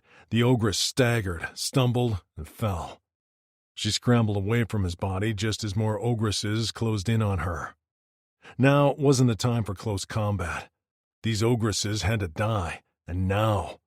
I ripped off my gloves and held out my palms. Flames flickered to life, and I set about making these fleckers pay. Jenny. The green creature was dead. I was pretty sure. The blade had gone right into his neck, and he lay motionless in the sand. I couldn't quite believe I'd done it, as I felt like I was stabbing a rhinoceros hide, thick and tough. I looked around frantically for another hiding spot, but the ogresses were everywhere. A group sprinted toward me, drawn by the body at my feet. Giving up on hiding, I chose fighting instead. Gripping the blade with my sweat-dampened palms, I sought to pull it from the body. But it wouldn't budge, not an inch. Sounds of battle raged from all around me. Laser fire pinged overhead, and yet the ogresses continued coming, undeterred by the fight. I let out a soundless, choking sob as I gave up on the blade. It was stuck in this creature's neck, and it wasn't coming out. I had nothing to fight with but my own hands. Suddenly, heat bloomed to the right of me, like a space heater was blasting me in the face, and an orange light spread across the sand. I turned and stared dumbstruck as FENIX raced toward me, hands outstretched and holding literal balls of fire in his palms. I blinked, barely able to believe what I was seeing, when he let out a yell and shot fireballs from his palms. They hit the first wave of ogresses, immediately lighting them up in flames. He didn't stop there. With a thundering roar, he unleashed a stream of fire, igniting every vehicle until we were surrounded by a wall of flames. Until we, along with Besmer's crew, were separated by the attacking ogresses. By fire. Closing his fists, the fire went out, and he ran to me. He picked me up by my cloak and hauled ass to the stairs of the docking station. "To the ship!" he shouted to the Rogastix crew. An ogress hand reached in during a break in the flames to grab Besmer, but FENIX lobbed a fireball at him. A cry sounded, and the hand dropped Besmer. The Rogastix leader stared at FENIX in wonder before stumbling after him. Boots clattered up metal stairs. I tried to run beside FENIX, but mostly he held me in the air by my cloak, so all I had to do was hang there. In the dark, I could barely make out the hulking shape of the cargo ship, but with a hiss, a door opened, and lighting spilled out onto the grated walkway as we lunged inside. Shoving me behind him, FENIX turned and sent a few more fireballs down the closing ramp. Pained cries followed as the silhouettes of flaming bodies fell to the ground below. I remained crouched on the ground, heart racing, the smell of smoke lingering in my nose as the door shut. Behind me, Besmer was hollering at his crew to get the cargo ship off the ground. FENIX, who hadn't moved from his spot at the door, suddenly swayed on his feet, his head bobbing. I lurched forward just as his muscles seized, and he hit the ground with a thud. Sliding to the floor at his side, I checked his body for injuries. His eyes were closed, and his body shook with tremors. I couldn't see any visible wounds, but when I got the first look at FENIX ungloved, I gasped. His hands, wrists, and forearms were a twisted mass of burned flesh. The scales were warped and blackened. Wisps of smoke still floated above his palms. "Oh, FENIX," I thought to myself. "What happened to you? What are you?" He was still breathing, and his eyeballs flickered below his closed lids. He was alive, his expression twisted into a painful grimace. I felt helpless, afraid to touch him as I didn't know if that would cause him more pain. A shadow fell over me. "Oh, Fleck!" Besmer hollered. "The Drix is down. Mincer, take him to a room." I scrambled to my feet as one of the crew began to drag FENIX by one arm down a narrow hallway. I hated how little care he was showing FENIX, but it wasn't like I could lift him myself. I chased after them, my attention on FENIX. Mincer led us to a small room, not much bigger than a closet, which had a narrow pad with a packaged blanket on top. Besmer followed us inside and pulled a small packet of kicks out of his pocket. "Flecking flames," he muttered to himself. "I could barely believe it. I'd heard rumors of a Drix firebrand, but—" He shook his head. "Figures he'd be the one who needs this to handle the pain." He dipped his finger in the green powder and lowered Phoenix's lip to rub it on his gum. Immediately, Phoenix's body stopped shaking, and his head lolled back as his muscles relaxed. Kneeling at his side, I held my hand over his mouth. When the hot puffs of his breath warmed my palm, only then did I feel like I could relax somewhat. He was alive, and from the looks of it, no longer in pain. I glanced down his slowly rising and falling chest. Stuck in the front of his pants were his gloves. I drew them from his waistband and slowly worked them over his hands and arms, trying to touch him as little as possible.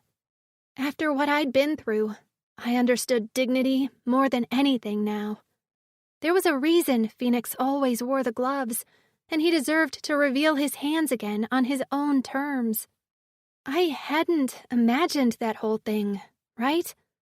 I pinched myself and welcomed the stab of pain. No, I wasn't dreaming. FENIX had actually shot flames from his hands. But his skin was ruined. Why did he do that if he clearly suffered and the entire act caused him pain? I had so many questions and no voice to ask them. Getting comfortable with him, girl? Besmer leaned against the wall with his arms crossed. I ignored him as I brushed Phoenix's hair off his forehead and picked out some charred bits from the strands.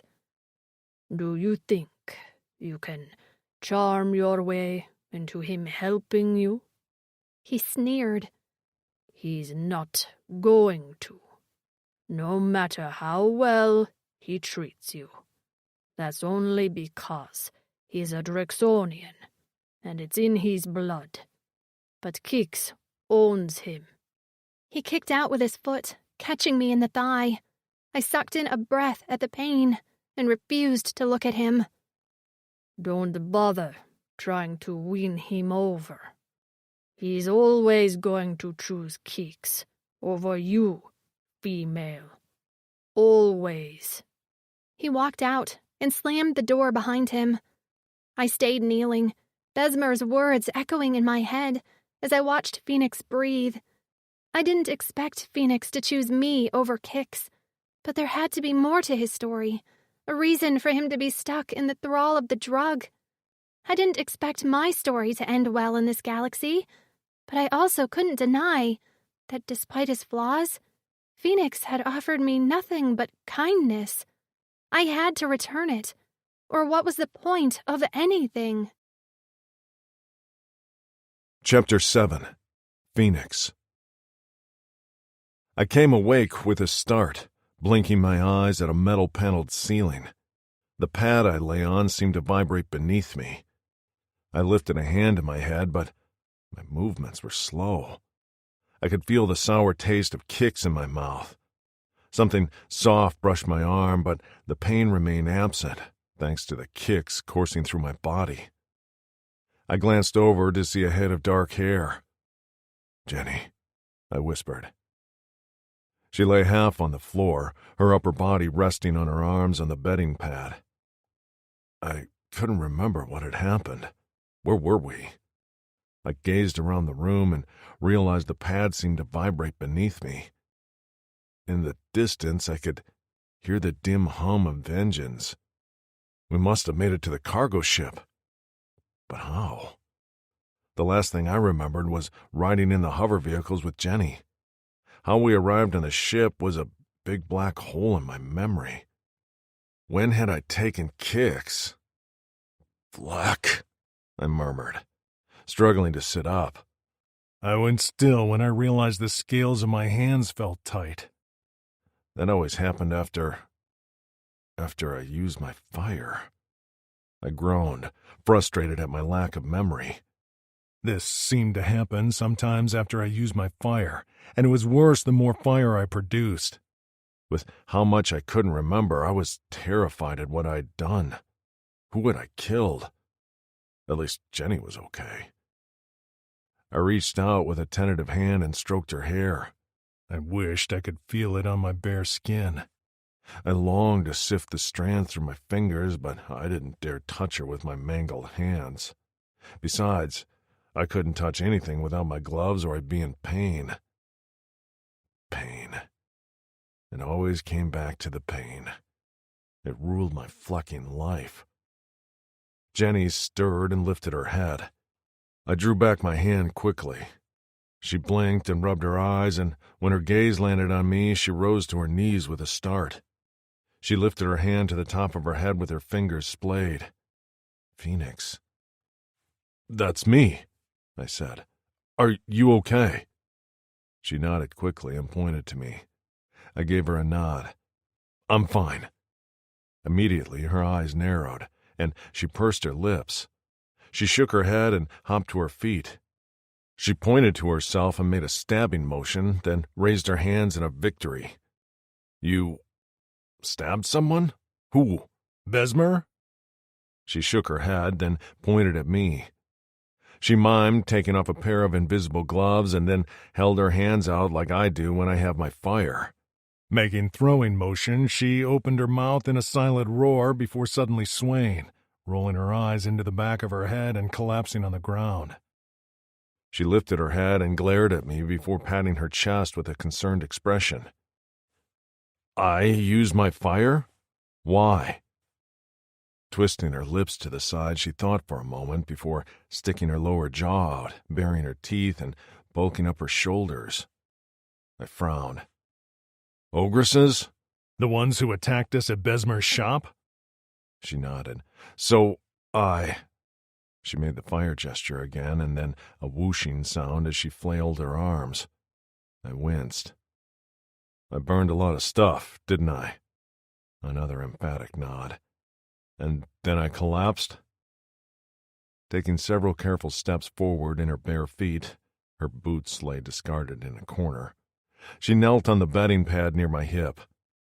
Nodding, she again placed her hand over her heart and gazed at me imploringly. "You were worried?" Her eyes filled with wetness, and she swiped at them before leaning as close as she dared and whispering a raspy, "Yes." I swallowed down a lump of guilt in my throat. "I am sorry for worrying you." She shook her head and seemed agitated over something. Her hands reached for me, and she hesitated before briefly touching the back of my hand. "No sorries?" she rasped with a tightness around her eyes. "Don't speak if it hurts." I glanced around for some qua, but there was nothing in this room except for the bedding pad we sat on. A thought occurred to me. "We're on the cargo ship, right?" She nodded. "Besmer and his crew are here?" Another nod. I blew out a breath. "Good thing I didn't light them all on fire." She held up her hand, palm down, and wiggled her hand with a pained smile. I groaned. "Oh, flack. You mean I almost did?" The door opened, slamming into the wall with a loud bang. Jenny nearly jumped out of her skin, and I growled at the intrusion. Besmer sauntered in, a jug of qua in his hands and a package of food in the other. "You're awake?" "Clearly." I snatched the jug from him and immediately handed it to Jenny. "Here, drink." She tried to hand it to me, but I shoved it back at her, until she finally relented and took small sips. "So, you're the firebrand Dreeks." Besmer leaned against the wall. "Maybe the hair should have been a giveaway." I ignored him as I dug into the food package and handed Jenny some jerky before shoving a few pieces in my mouth. I didn't want Besmer to know I couldn't remember what happened. "I gave you some keeks after you collapsed, because I was honestly worried you weren't going to live." "Thanks," I muttered. That explained why I could taste it. I grabbed the jug of qua and took a gulp, swishing it in my mouth before swallowing. "Seeing as you saved us from that attack, I'll consider it a free dose." I glared at him. "Very generous." "I don't have much on board, though, so don't get any ideas about killing me. Only I know where the exchange location is to get you the rest of your supply." Worried about me now that you know my abilities? Besmir let out a husky laugh. I'm not stupid. You can kill me with or without your fire. But then you'll never get your kicks. And you need it to function, right? I thought before you would just liked how it made you feel. But now I realize it's about taking away the pain. I saw your hands. My core racing, I clenched my fist and held back the wince as the tight skin pulled. Just remember who has the power here, Dreeks. I don't care what you can do with your hands or what blades you produce from your body. I'm the only thing standing between you and a lifetime of agony. Next time you save the human before me, think about that. I'll accept other bargains, but her, she's only got one purpose. He jerked his chin toward the food in my hand. Eat up. You both have some work to do to keep this ship running now that I am down a few of my crew. When the door closed, silence descended on the room. I didn't know what to say, and Besmir's words rattled around in my head. I remembered what my life was like without kicks, and it had been one of pain and madness. I wouldn't be worth anything to Jenny or anyone like that. Frustration welled inside of me until I remembered the note in my pocket. The plan. I had a plan, and if I could stay in my right mind long enough to carry it out, I might just be able to save Jenny from a lifetime of Raga Stick's ownership. I tugged off the clasp for my pants and reached inside. Jenny. 1 minute he looked ready to punch a hand through the wall, and the next he was taking off his pants? Warily, I backed away, but he ignored me. His hand dug into the front of his pants, joining the other bulge. I remained frozen, terrified he was going to burst my happy bubble and pull out whatever it was that was in there. A big alien cock? Except he didn't do that. After a faint ripping sound, he pulled out a piece of well-worn leather and smoothed it out over his thigh. He studied it, and I leaned closer to see that there were faint marks on it. A language. He was reading. He glanced up at me then, as if just remembering I was there. He shoved the leather back in his pants before reclasping the belt. He twisted at the waist to face me. I have a plan written down, because my memory... He clenched his jaw and looked down for a moment. My memory fails me sometimes. I tilted my head in a questioning look. What plan? Jenny, I won't hand you over to the Rogastics. That was never a doubt in my mind. I'd kill them all and take over this ship right now. But there isn't enough kicks on board to last me until I can get us to safety. Why? I forced out. Kicks? His gaze dropped to his gloved hands. I wasn't born with the ability to have fire. I'm a Drixonian from planet Taurin. Shortly after I was born, before I can remember, a virus swept through our planet, killing all our females and most of our elder males. When our society collapsed under the loss, we left to rebuild on our sister planet while working for the Oldani, a race we thought were our allies. They were not. When we learned this and fought back, some of us were stolen and... He pulled off his gloves to reveal his scarred hands. He flexed his fingers, and a small flame burned in his palm. The scales under it melted and warped. I reached out, but pulled back quickly. I knew his fire would burn me, but also, he didn't want to hurt me. Altered to create super soldiers. I woke up in agony, unable to control the fire. When they learned their experiment had gone bad, they sold me to the Plycans. For 50 cycles, I was sequestered alone in the deepest part of the mines, tasked with burning out tunnels. That was all I did. Alone. He extinguished the flame. Alone? My whisper cracked on the last syllable. He nodded. in pain, nearly out of my mind. When I managed to escape, I didn't know who or what I was. You met Zekri, but there were 2 others altered and sold here as well that I know of, Rexor and Miko. The 3 of them together helped me gain a part of me back, but the only way to keep away the pain and keep me from losing my mind is to take kicks. Without it, I couldn't protect you. I reached for him, but he drew back. I can't be touched. Even with the kicks, touch pains me. I can touch with my gloves on, in moderation. He pulled them back on and rested his hands on his thighs. I hate being dependent on it, because it's killing me too, eating me up from the inside. He laughed wryly. What do I want to lose first? My mind or my body? I reached for his hand, my heart aching at his story. My past on that damn planet hadn't been that great either, but I'd largely been left unmolested. He'd had his body altered without his consent, leaving him in chronic pain and dependent on a drug that was killing him. He let me take his hand, watching as I clasped our fingers together. He rotated his wrist, head cocked, as he studied my small hand and his big gloved one. His nubbed brow lowered over his purple eyes. This feels okay. Nice, even. I squeezed his hand and smiled through tears. He reached out and touched one as it rolled down my cheek. What does this mean?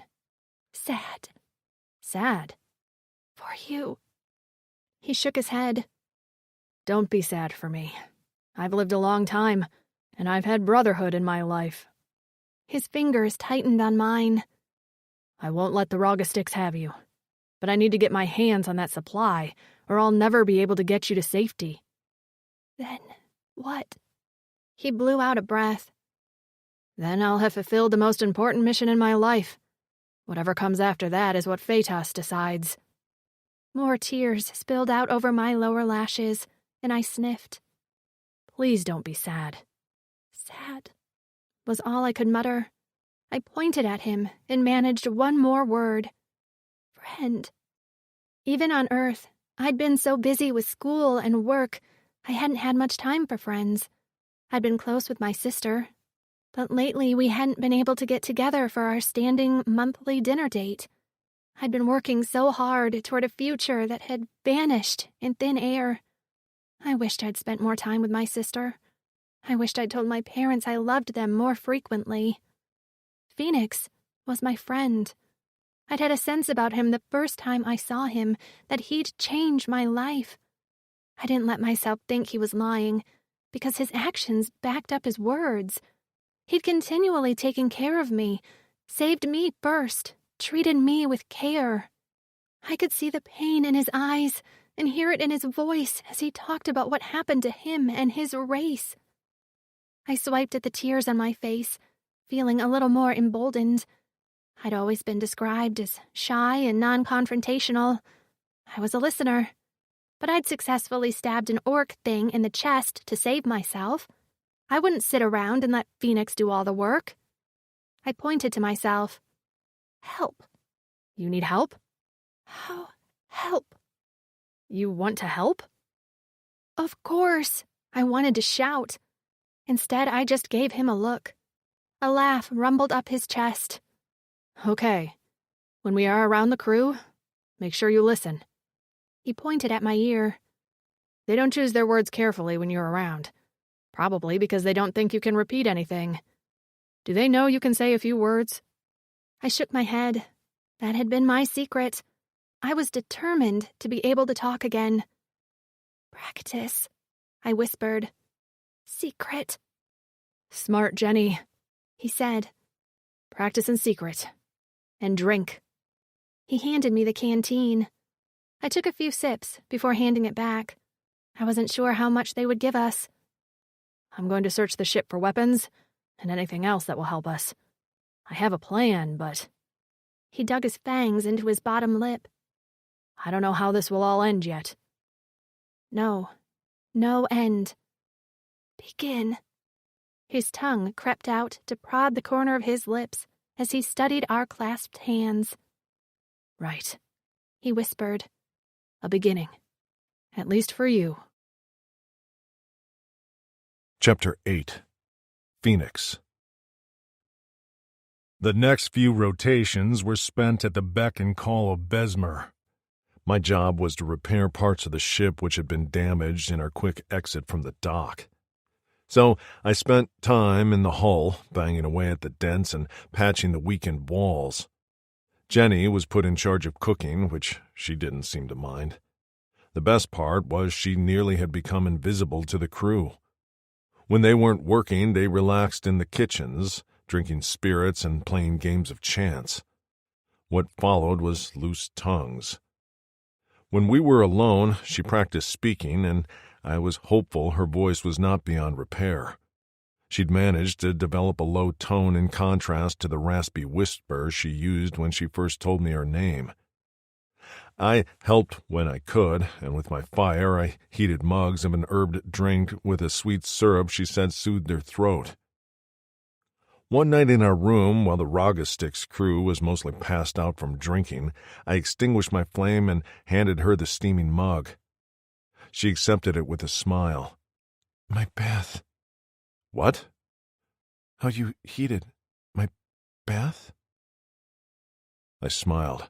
Yes, I did it when you were in the expeller because I hadn't wanted you to see my hands. Why? I grimaced. They're ugly and a weakness. She shook her head. You made it. Her voice creaked and she took a sip of the brew. Strength. I hadn't thought about it that way. I stared at my gloved hands. How did you control? How did I learn to control it?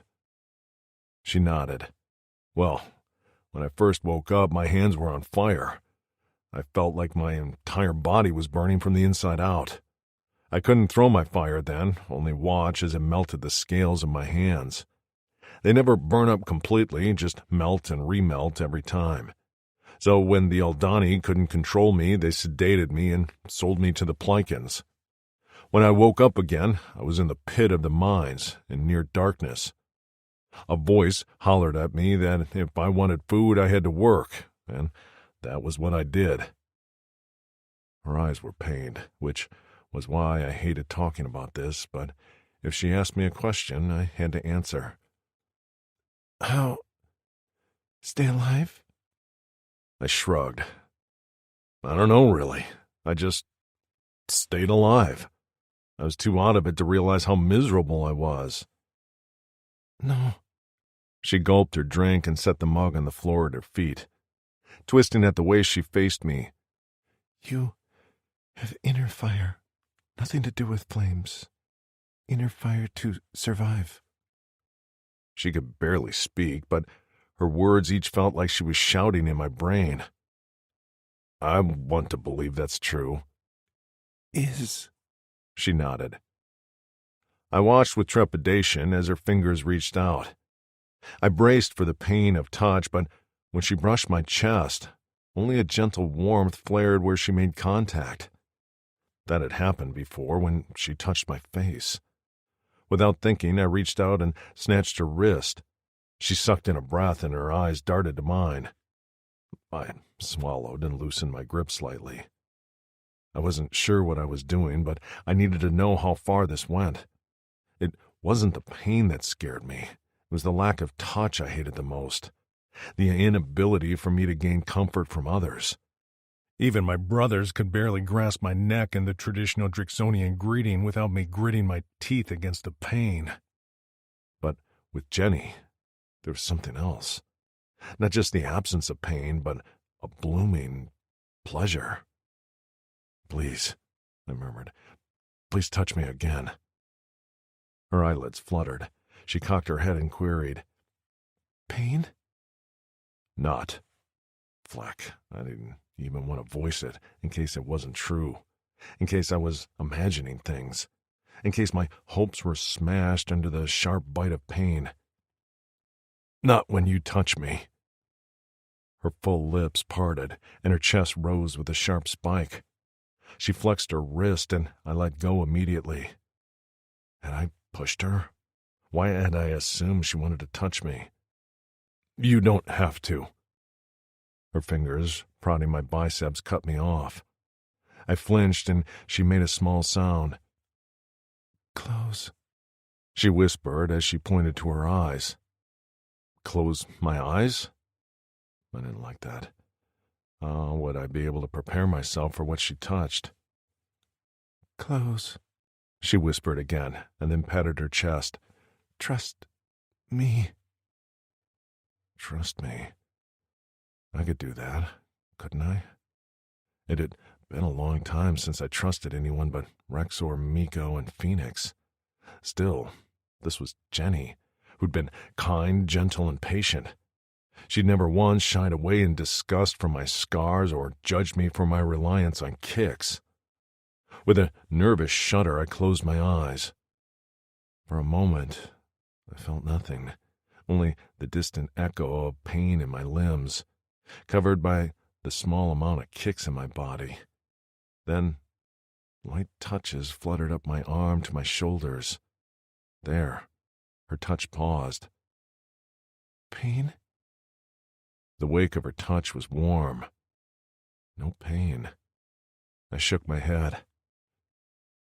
Good, she whispered, and kept going, across my collarbone to my neck. I swallowed, and she tapped my Adam's apple as she let out a puff of air I now knew as her giggle. I smiled, and her hands froze. I almost opened my eyes, concerned I'd done something wrong, but then her touch continued. A tap on my chin, a slight scratch on my cheeks, and then the very lightest of a touch on my bottom lip. This time I did open my eyes to find she'd shifted closer, with her gaze on my mouth. Suddenly, my body felt much more than warmth. My libido, which had lain dormant all my life, flared to life in my lower gut with a spark. Cock-hardening, I could do nothing but stare as her fingers tugged gently at my lip. I'd never felt anything like this before. My blood heated, and my head spun with a giddy dizziness. I opened my jaw and slowly unfurled my tongue from my lips. She made a small sound in her throat as I curled the tip around her finger. The ball piercings in the center of my tongue clicked against her fingernail. Her skin tasted like the herbal brew I made as she often dipped her finger in to test the temperature. I licked at her finger, then her palm, and lapped at the inside of her wrist, all while keeping my eyes on her to gauge her reaction. Her cheeks were flushed a bright pink, and her eyes shone with a golden brown.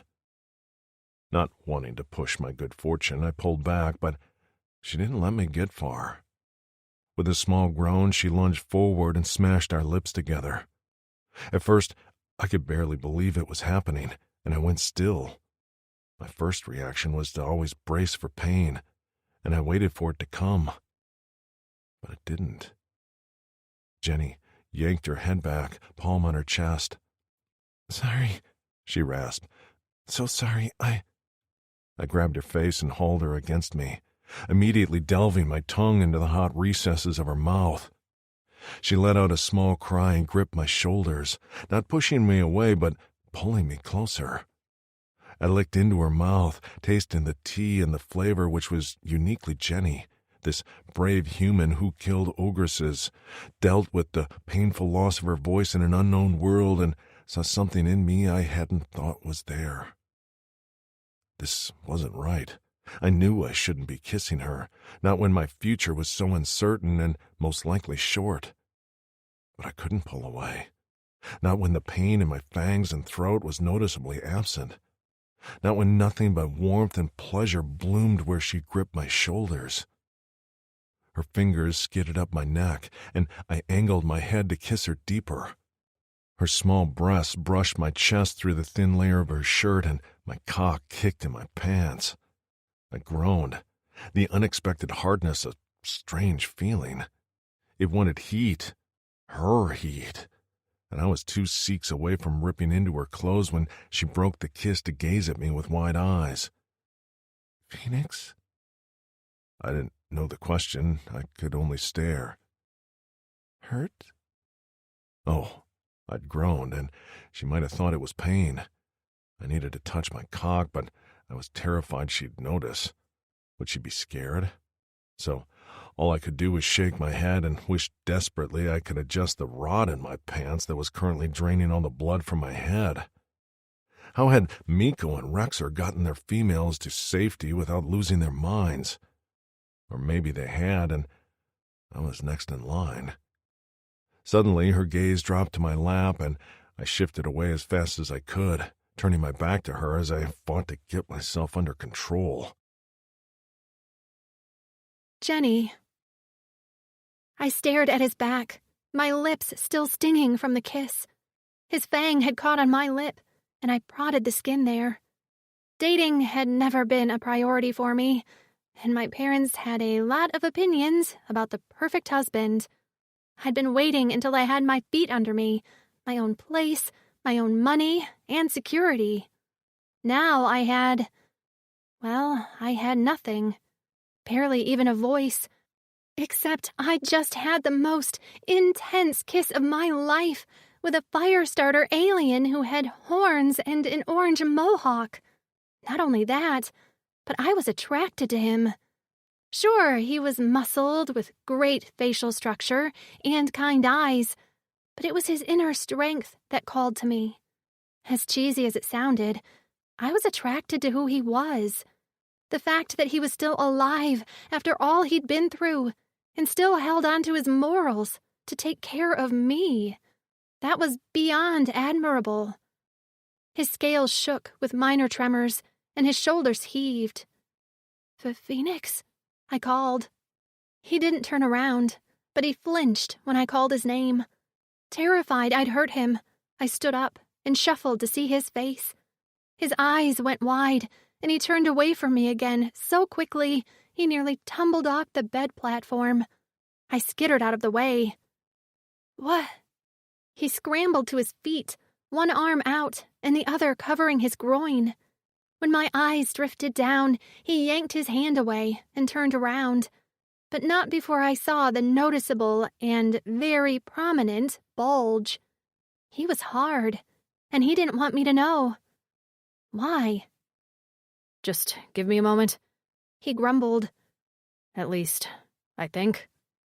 He sounded so unsure, a little bit scared, but the lust was still there in his voice, weighing it down to a lower register. I approached again, although hesitantly. I didn't know everything about Drixonians, so it was wise to be careful. Still, there was something about the situation that seemed to need exploring. When he felt me at his elbow, a shiver ran down his spine. "Jenny, please." "Don't hide," I murmured. "I can't seem to control myself, and this is an unusual feeling for me." "How?" He swallowed, and I caught the slightest flicker of shame in his expression. I don't. He let out a loud breath. When our females died, so did our libidos. I don't know how to handle what I feel for you, and I don't know why my cock seems to have its own plan as to how our alone time should go." I couldn't help it. I laughed. The sound was more like a grating sound than an actual laugh, but Phoenix jerked his head to face me, with his nubbed brow lowered in a frown. "Are you okay?" "Fine." I wormed my way between his body and the wall, and he was so tall I had to tilt my head way back to see his expression. Bracing his hand on the wall, he leaned down so our faces were close. I waved my hand near his groin.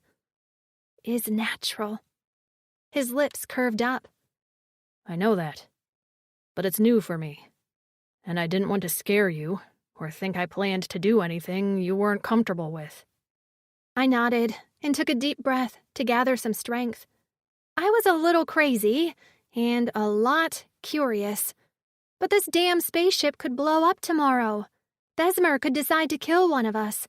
everything could go to hell in a handbasket. FENIX deserved something good, and bucket, so did I. With a tentative hand, I reached down to palm his cock through his pants. The girth alone made my insides clench. At my touch, his body jerked and his eyelids fluttered. "I'm comfortable." Jenny. He whispered as his hips canted forward against my hand. I can't. I stroked him once, and he let his head drop forward, so his lips hovered near my temple. I unclasped his pants and reached inside. My fingers closed around the shaft of his cock, and he let out a pained moan as his body jerked against mine. On a gasp, he slapped both of his palms on the wall beside my head. He craned his neck until he could meet my eyes. "How does this not hurt?" he said, almost to himself. I squeezed and pulled, and he let out another moan, his actions so pure and untamed. He didn't try to hold back or impress me with some sort of misguided definition alpha stamina. My touch felt good, and he showed me with eyes full of wonder. I peered down, and my mouth dropped open. The light blue head of his cock, now visible through the open gap in his pants, had a thick ring pierced through the tip. A copious amount of slick liquid dropped from his slit. I swiped my thumb over it and let the rest dribble down his shaft. Now lubricated, I continued to stroke him. His soft skin shifted over the hardness of his erection, and I felt myself grow wet at the thought of him inside me. Muscles flexing gorgeously, he rolled his hips, bucking into my hand. A lock of orange hair fell into his eyes, and he blinked through the bright strands, watching me as I took him in my hand. "Your touch," he marveled. "I can't believe how good it feels." I grinned at him, and his gaze fell to my mouth before he lunged forward and kissed me. His tongue no longer licked with a slow, torturous rhythm. Now he plundered me, and I was happy to let him. Then suddenly, he wasn't in front of me. I found myself staring at the opposite wall before hands on my thighs drew my attention. FENIX, hard cock glistening with his own lube, knelt at my feet. "Let me taste you. Please." Like I was going to say no? Not when a building pressure between my legs made me feel like I was going to combust. When I nodded, he gently tugged my pants down and off, leaving me naked from the waist down. Deciding to go for it, I tore my shirt off and tossed it on top of my pants. I shifted, feeling exposed, but he gently pried one foot off the ground and hooked my knee over his shoulder. Completely open to his gaze, my entire weight balanced on one foot, I could only stare as he rubbed one thick finger through my wet folds. "FENIX," I whispered, and he grinned widely before extending that wickedly long tongue and lapping at me. My head thunked back on the wall as he swirled the tip around my clit, and his piercings sent zings of pleasure shooting out to every extremity. "Oh," I said on a rough sigh as I gripped his head for balance. With a subdued growl, he licked at me again and again before he delved in mouth first and ate at me like he was starved. With a constant barrage of low murmurs, he gripped my thighs and worked his tongue at my core until I was out of my mind. When he gazed up at me with glowing purple eyes and speared his tongue inside of me, then started a steady vibration up his throat, I let out a silent scream. The spaceship ceased to exist. The planet, my past, the entire galaxy. It was all gone. The only thing present that mattered here in this moment was FENIX kneeling at my feet and worshipping me like I was his queen. When he flicked my clit with the edge of his claw, I came on a gush, writhing into his mouth shamelessly as guttural sounds forced my damaged vocal cords to their limit. When my knees buckled and my body shook with the after effects of that soul-defining orgasm, He carried me over to the bedding pallet. I reached for him with wobbly limbs, as his cock was now an angry purple, and the tip dripped with that slick liquid. But he shoved my hands away and swiped his hand through my drenched pussy. With that same hand, he squeezed his cock and stroked furiously until he came with a roar. His release hit me on the inner thighs and stomach and pooled on my skin.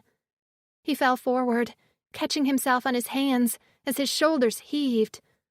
Looking more exhausted now than he had when he killed the ogresses in Besmer's shop, he peered at me through half-lidded eyes.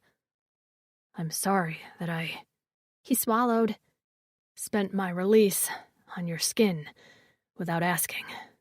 But seeing you marked with me... He shook his head as a small smile curled his lips. I can't be sorry about that.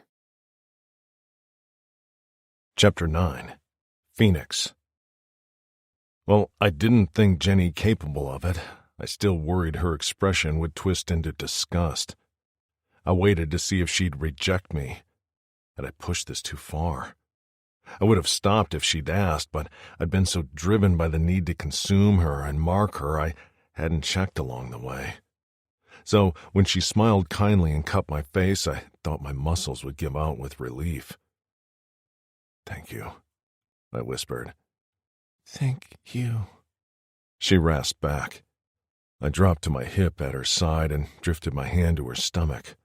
I let my fingers drift through my release on her skin, and she sucked in a breath, her stomach contracting when I did so.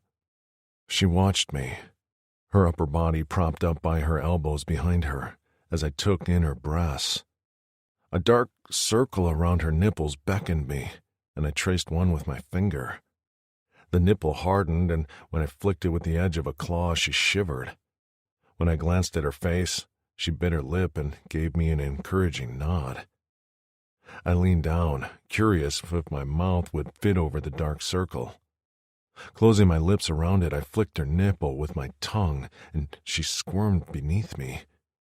Releasing her flesh with a pop, I pulled back to see if I'd left behind moisture well outside the dark circle.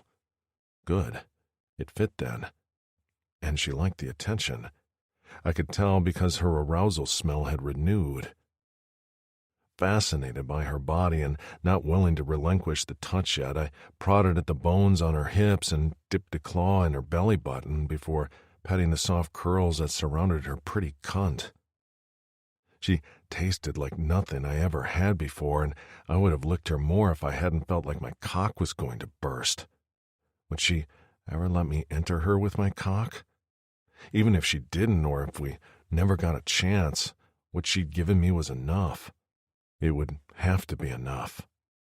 Her body shifted, and I looked up to see she'd leaned back on the bedding, her eyes half closed. She had to be tired, but I was reluctant to move. Since we boarded the ship, I slept on the floor near her bedding pallet, and I made to rise to leave her to sleep when she stopped me with a hand on my neck. I glanced up, and she smiled softly. "Stay." She'd let me stay. Weak with relief and grateful for the absence of pain for once in my flecking life, I let my body drift until I lay with my head cradled on her soft breast. Underneath my ear, her cora beat steady and strong. I wrapped an arm around her waist and let out a sigh. Fingers combed through my hair and smoothed down my horns, and I began to do one thing I'd never thought I'd do. Prush. The vibration came without me calling for it. Maybe it was the contentment I felt or the need to make my mate feel safe. Her hand stilled for a moment at the prushing, but then she resumed combing my hair. "Meeting you is the best thing that has ever happened in my life," I whispered, letting my eyes drift close. Same, she murmured. "I'm sorry you were taken from your home, but I'm not sorry you're here." I expected her to laugh, but she only managed a few raspy words. I'm not sorry either. Voices outside the door woke me, and I had just enough time to tug on my pants and shove Jenny, along with her clothes, into the cleanser when the door opened. I blew my hair off my forehead as Besmer loomed in the doorway with narrowed eyes. The cleanser turned on, and his head tilted toward it before once again studying me. I fought not to react. If he knew that I'd grown attached to Jenny, that I'd in any way bonded to her, he'd get rid of me. I was sure of it. The cleanser turned off and the door opened. Jenny stepped into the room, fully clothed and no longer smelling like me. Well, that made my skin itch. It was a good thing. I wasn't sure how well Araga sticks could smell. Besmer jerked his chin at Jenny. "You're needed in the kitchens, girl. I have a hungry crew." Her gaze flicked to me, and I gave her a nod. She slipped past Besmer, putting as much distance between their bodies as possible. When she was out of sight, Besmer crossed his arms over his chest and leaned against the doorway. "Didn't think you'd be so cruel." I didn't react as I straightened the bedding, needing something to do so I didn't take off his head. "She thinks you're going to save her, doesn't she?" He tutted. "I told her not to trust you, but I guess you found a way to suck her in, eh? Only to hand her over when it's all said and done, in exchange for a supply of kicks to keep you numb." I balled my hands into fists and rose to my full height, facing away from Besmer. "Ah, now I see." His footsteps entered the room. "You don't have her fooled. You have yourself fooled. You really think you're going to be her savior, don't you?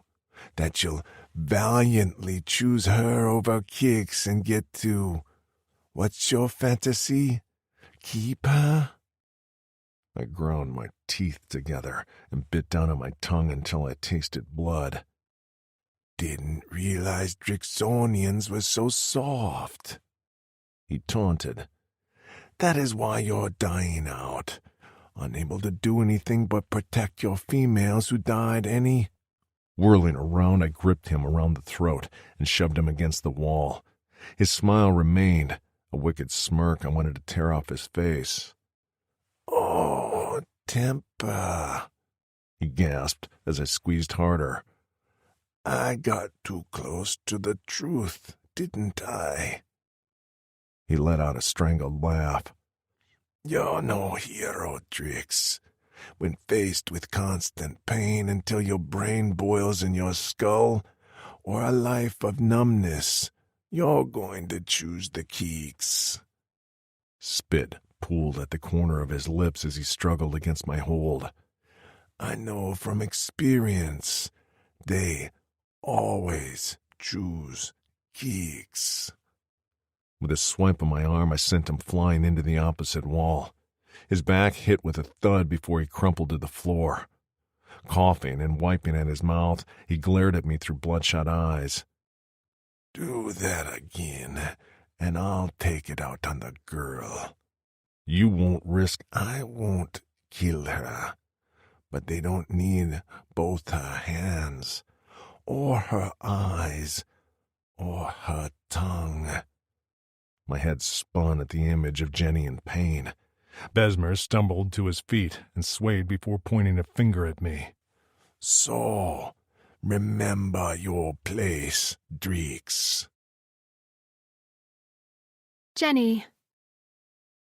I'd left the room, but my mind was still back there, on the bedding with Phoenix's weight on my chest, his breath blowing across my skin. Butterflies floated around in my stomach, and I had the same feeling I did before the first day of college classes, a hopeful anticipation. I knew it was dangerous to feel that way. I was in the least hopeful time in my life. In fact, I didn't think things could get much worse. But Phoenix's presence was a solid foundation that let me build a meager house of hope. The house was made of straw and could go up in flames any moment, but that hadn't stopped me from moving in and picking out carpet. Standing over the fire pit, I stirred a soup that consisted of rehydrated vegetables and some tough, freeze-dried meat that took forever to be edible. Leaving the ladle in the pot, I leaned against the wall. Could FENIX really get us out of this? He had a plan, which was better than I had. I'd been focused on not getting killed or beaten. An actual rescue hadn't even been within my wildest dreams. And all that musing was why I wasn't paying attention to my surroundings. If I would have seen him coming, I would have found a way to escape out into the dining area. But that didn't happen. A solid heat hit my back, and I jumped a foot in the air before whirling around to find Hertz looming over me. I backed up into the wall behind me and tried to edge to the side, but he blocked my escape with his arm. The other way was the fire pit, so I was trapped with the wall at my back and Hertz's massive form inches from my chest. I think Besmer has been too kind to you. He's kept you under lock and key, like something precious, when I know you're just currency. He tilted his head and dragged the index finger of his free hand down the side of my neck. What's got the Drix so hooked on you? I prefer a Rogastix female. But then, a slit is a slit, right? I shuddered, instinctively clenching my legs together. I inched toward the fire as his claw tapped my collarbone before descending down and stopping just at the top of my breast. I fought to keep my breathing under control, but my heart was pounding in my ears and cold sweat trickled down the back of my neck. He leaned forward and inhaled deeply. His tongue, a fat black thing with bumps like boils, licked at the corner of his mouth. You smell okay. Has the Drix gotten a piece of you yet? His lips tilted up. Did you try to sell him that slit for your life?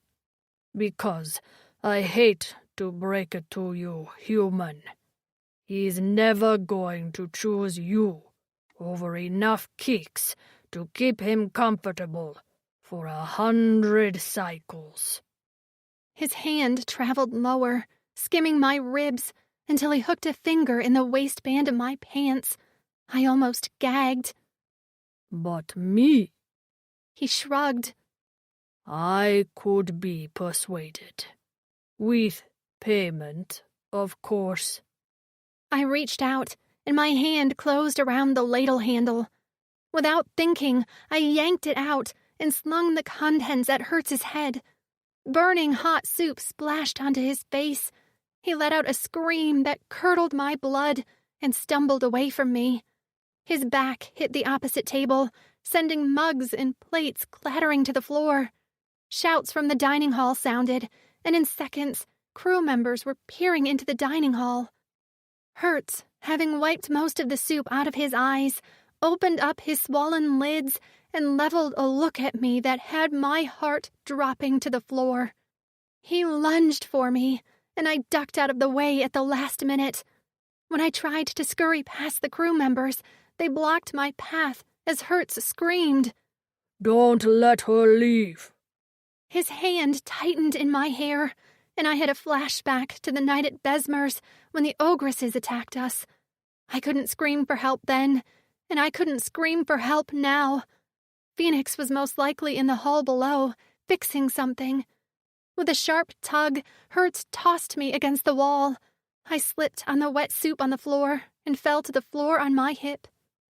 You want to know how hot that soup is?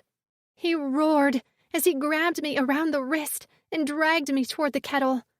I began to shake my head frantically and tugged on his grip, but he was too strong, and I couldn't get my footing on the wet floor. I'll show you. His mean eyes lit up with a cruel joy. You can match your precious Drix with a melted hand. I tried to scream, but nothing came out but a whispered no. The heat of the soup touched my fingers, and I closed my eyes as tears squeezed out of the corners. Suddenly, a sharp light flared from behind my lids. Hertz's hand around my wrist let go, and I collapsed onto the floor. Scrambling away from the kettle, I glanced up. FENIX stood in the center of the kitchen, his hands engulfed in flames, and his lips peeled back in a snarl as he stared at a Hertz who was slapping at the fire, licking at the bottom of his pants. "What's going on?" Besmer bellowed from behind FENIX. He shoved his way past his gathered crew to stop abruptly when he caught sight of the wrecked kitchen and Hertz's smoking clothes. Hertz stumbled to his feet, his expression a mask of rage that sent a bolt of fear slamming into my gut. He pointed at FENIX, but his words were directed at Besmer. "He was a mistake. I told you that, and you ignored me." Besmer crossed his arms over his chest and widened his stance. "Well, looks like he did the job I hired him to do." Hertz's nostrils flared. "He set me on fire." That was a warning. FENIX growled as he pulled his gloves on. "If I actually wanted you to go up in flames, you'd be ash right now." Hertz lunged at FENIX, but Besmer stepped between them, holding his second-in-command back. FENIX, seemingly unconcerned at any threat to his safety, pulled me to my feet. "Are you okay?" I tried to hide my wince, but when I put weight on my left foot, my hip flared in pain. FENIX pulled up the hem of my shirt and spotted the blooming flare of red on my skin. He made a hissing sound between his teeth, and I could feel the heat of his palms through his gloves. "I should have killed him." I waved him off. Sure, it hurt, but it was just a bad bruise. I'd live. "See?" Hertz shoved Besmer off him. "He's too close to her. You worry too much." Besmer snarled at him. "I have this under control. I don't need you causing problems. What were you doing in here with her, anyway?" Hertz didn't answer, and I couldn't. FENIX frowned as he shuffled his feet. "Why is there soup on the floor?" Hertz did answer that. "She threw a ladleful in my face." Besmer gestured to his chin. Yeah, you got some, what?" Hertz asked. Besmer cleared his throat. "You have some herbs stuck to your chin." Hertz swiped angrily at his face before stepping up to Besmer.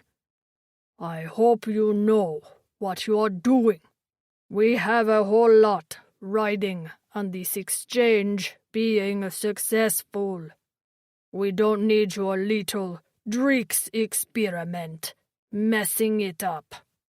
Besmer's eyes darkened, and his head slowly tilted to the side as his shoulders bunched. "Are you questioning my choices?" Hertz's jaw worked, and they held each other's stare for a few tense moments. It was Hertz who looked away first. With a savage kick, he sent the remnants of a bowl flying against the wall before he brushed past his leader and stalked out. Besmer remained stiff, facing away from us, until his shoulders dropped and he turned. "Back to work." He barked at his crew.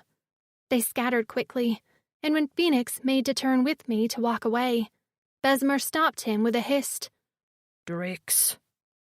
FENIX glanced at him over his shoulder. "He was about to burn her hand. I'm doing what you asked me to do." "Sure, but remember what we said, or a burned hand is going to be the least of her problems. Understand?" A muscle in FENIX's jaw clenched, and his hand tightened around my wrist before he gritted out. "Understood." Chapter 10. FENIX. The mark on Jenny's hip darkened quickly, turning a swollen blue and purple. She explained in her halting rasp when we were alone that she'd be fine, but I hated she'd been hurt.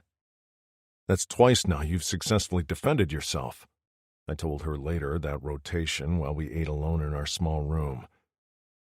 "I'm a peaceful person," she whispered. I leaned back against the wall and braced my wrists on my bent knee. Rexer was a warrior. He had the instincts and the inner drive to punish those who did wrong.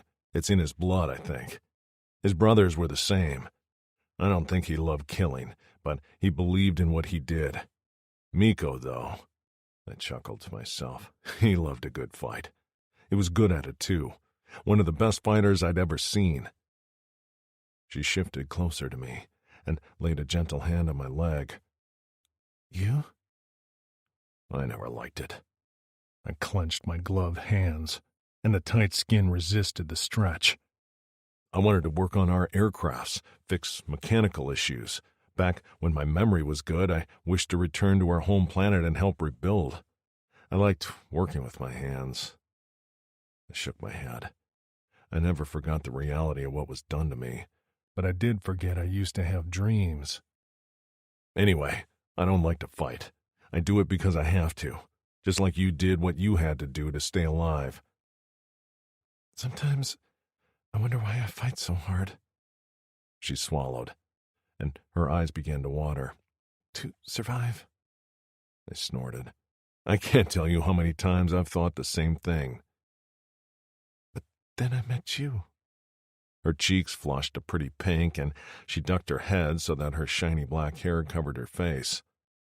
Gripping her chin, I tilted her head back so she couldn't hide. "I knew as soon as I saw you that Fetus kept me alive for you. You were my purpose, so you have to stay alive. What would I do without you?" She smiled as tears spilled down her cheeks. "Okay, I'll work on my soup-flinging skills." Sobering, I warned her. "Stay away from Hertz. I don't trust him." A deep voice bellowed outside the door, and I bristled immediately. More shouts rang out, and then a thud shook the floor, followed by a pained groan. Alarmed, I turned to Jenny. "Stay here. I'm going to check out what's going on." Unleashing my machetes, I ventured out to the main cabin of the cargo ship. When I saw the scene before me, my blood ran hot, and my fist tingled with a burning heat. Hertz stood with his back to the cockpit. The majority of the crew stood at his back. He held a laser gun trained on Besmer, who sat slumped on the floor, bleeding from his mouth. Two of the crew lay dead at his side. The smell of laser gun fire hung in the air. Besmer coughed, and blood spattered on the ground. "This is a mistake, Hertz." "I don't think so. You've proven you can't lead. You lost control of your crew, Bez, all because you chose the human and the Dreeks over us." Shaking his head, Besmer sighed.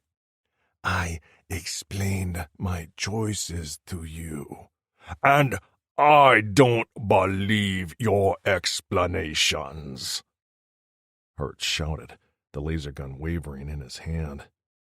"There are some things you don't understand." "No, there are some things you don't understand. This is the end for you." "Only I knew the exchange location." Hertz bellowed a laugh. "I don't care about that. What good is a supply of kicks when most of your customers are dying? Your Dreeks is the longest-running customer, and you ask for his payment in Plycan blades." "I plan to sell them back to the Plycans." "No," Hertz said through gritted teeth. "You won't, because you'll be dead. I have better offers for the human and the Dreeks." Besmer shifted, cradling a burnt arm to his chest. You don't know what you're dealing with. I had him handled. I'm telling you, if you don't listen to me, you're going to get everyone on this cargo ship killed, plus many more. Considering keeping you alive just so you can see when I prove you wrong. But you eat too much. He fired his gun, hitting Besmer right between the eyes. He fell back onto the floor, motionless, eyes staring sightlessly at the ceiling. I took a step back, needing to get to Jenny because this entire situation had just gone from bad to flecked. But Hertz swung the laser gun in my direction. No, I'll handle him, he muttered. Without blinking, he fired the gun. Pain seared through my thigh and my leg buckled. I hit the floor on one knee and struggled to stand as footsteps approached. Burning flesh filled my nostrils, and I gasped as a fiery heat spread throughout my body. I swallowed down the pain and rose to my feet, avoiding pressure on my shot leg. But all I saw was the end of the laser gun firing again. Agony seared through my shoulder, and I hit the ground. Through the choking pain, I thought of Jenny. She needed to save herself. Shut in that room, she was going to be their next victim, and I wasn't going to be able to save her. Passing in and out of consciousness, knowing I didn't have much time, I inhaled deeply and shouted as loudly as I could, "Jenny, run!" I barely felt the next shot, as my entire body boiled in searing pain. The last thing I heard before passing out was Hertz's laugh. See? Handled. Now, get the female. Jenny. FENIX had told me to stay put, but I hadn't obeyed. I'd crept out of the room and hid behind a wall as I listened to everything Hertz had said. Panic gripped me tightly as I realized that up until now, my treatment could have been a lot worse. If Hertz had anything to say about it, I wouldn't make it off this ship without a whole lot of scars and maybe a missing hand. FENIX stood rigid, but when the first laser fire hit his leg, I was suddenly very glad for my lost voice. My scream had been silent. I took a step forward, intending to throw myself in front of him. Hertz still needed me, right? Maybe I could protect FENIX. I had to do something, and I'd taken one step away from the wall when FENIX's pain-filled voice called out in a last gasp. "Jenny, run!" I didn't want to. I couldn't bear to leave him. But when Hertz fired his laser gun a third time, I let out a choked sob and turned away. This time, I obeyed. I took off down the hallway, away from the room FENIX and I had shared, with tears streaming down my face. When Hertz ordered, "Get the female," I was already turning the corner into the kitchen. I'd spent a lot of time in there staring at the walls, the ceiling, picking at weak corners in the panels. Above the hearth, there was a steam vent. The opening was narrow. No way a Rogastix could do more than poke his head inside. But I wasn't a Rogastix. I was a petite human who needed to hide. I grabbed a small bag of jerky and dried fruits, as well as a tin of qua, and shoved it down the front of my shirt to free my hands. As footsteps pounded throughout the cargo ship, I pulled myself up onto the thin spit, holding the kettle over the heating element. Tugging aside the panel, I hauled myself up and into the vent. My arms aching, my vision blurry with tears, I shoved myself into the small space and shoved the panel back into place. Seconds later, a shout sounded from inside the kitchen. I waited there, completely silent, barely daring to breathe. I couldn't see much in the dark, but eventually my eyes adjusted enough to see through the slits of the vent. Hertz was in the kitchen, shoving tables and pots aside as he bellowed for me. "Come out, girl." In the dining area beyond, chairs were flying as the crew tore the room apart. "You're just wasting our time. For every rotation you stay missing, I'll take off a finger. Cursing under his breath, he stormed out of the kitchen. I heard him direct the crew to search the entire ship. I shuddered and hugged myself tightly. What was I doing? Was there any point in delaying the inevitable? But FENIX had told me to run. Oh, FENIX. My heart ached, pounding in my chest as images of his kind smile flitted in front of my eyes. My brave Drixonian, who only wanted to tinker with machines, but instead had been turned into a firebrand super soldier. He couldn't be dead, could he? And if he was still alive, well, if he was still alive, then I had to do everything I could to stay alive myself. He'd asked me to, and I wouldn't let him down. But Hertz had shot him 3 times. I'd counted the shots. I'd heard him hit the floor. I had to believe that his words telling me to run weren't the last I'd hear from him. If I gave up now, then his sacrifices for me would be all for nothing. Limbs shaking, I turned in the tight space. I lay in the duct-like tunnel, with the option to crawl right or straight ahead. I dug the food out of my shirt and took a sip of qua before crunching on a few nuts. Cradling my head on my arm, I let myself cry. I shed tears over my fears, over FENIX's pain, and over the slight happiness I'd felt with his head on my chest, now being ripped away. I fell asleep before the tears dried on my face. They tore the ship apart for 3 days. Twice I risked detection by slipping down into the kitchen for more food. I slept fitfully and tried to do some exercises in the limited space so I didn't lose all range of motion in my limbs. I ventured down the 2 tunnels a short distance, but I was terrified I'd lose my way and wouldn't be able to get back to the kitchens. I imagined myself lost in the bowels of the cargo ship, starving to death in a cramped tunnel, until the smell of my dead, rotting body alerted Hertz to my location. On the 4th day, I woke up to the sound of low talking in the dining area. I rubbed my eyes and stretched as much as I could in the small space before creeping as close to the vent panel as I dared. Angling my head near the slits, I listened closely. A mistake. Hertz has a plan. So did Bez, and at least with his plan, the Drix wasn't in immediate threat, and the human was actually contained. We'll find her. A snorted laugh.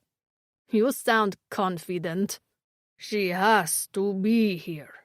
Quit your complaining. We have the easy shift.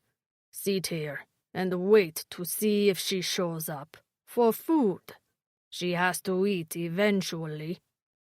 I patted my chest, where my meager food supply was stored. Luckily, I'd just filled up yesterday, but this wouldn't last me forever. They had to know I'd been stealing food. The Drix. I perked up again. What were they saying about FENIX? I'm not going in that room. I hope Hertz knows what he's doing with him. He said he can be controlled with kicks. The crew member blew out a breath. If he says so. The Drix hasn't cracked yet, and his skin feels like he's been baked for a cycle. I dug my fingers into my palms as I processed their words. FENIX was alive. From the sounds of it, he wasn't in good shape, but he was alive. I glanced back at the tunnels. There was no more time to wait around like some damsel in a tower needing rescue. I had to find him. Slowly, careful not to bump the sides of the duct and alert the crew to my presence, I tried to get my bearings. I had no idea where they were keeping him, but I had to search. It wasn't like my schedule was full of anything else. With my food and qua tucked into my shirt, I began a slow army crawl through the metal vent in the direction of what I thought was the main part of the ship. The surface was cool on my hands, and a steady cycle of air kept me from overheating or feeling too claustrophobic. I crawled farther than I'd dared before, following the vent as it bent and curved. Sometimes I'd come to an intersection, so I'd place 1/4 of a nut down to mark my way back, if I needed it.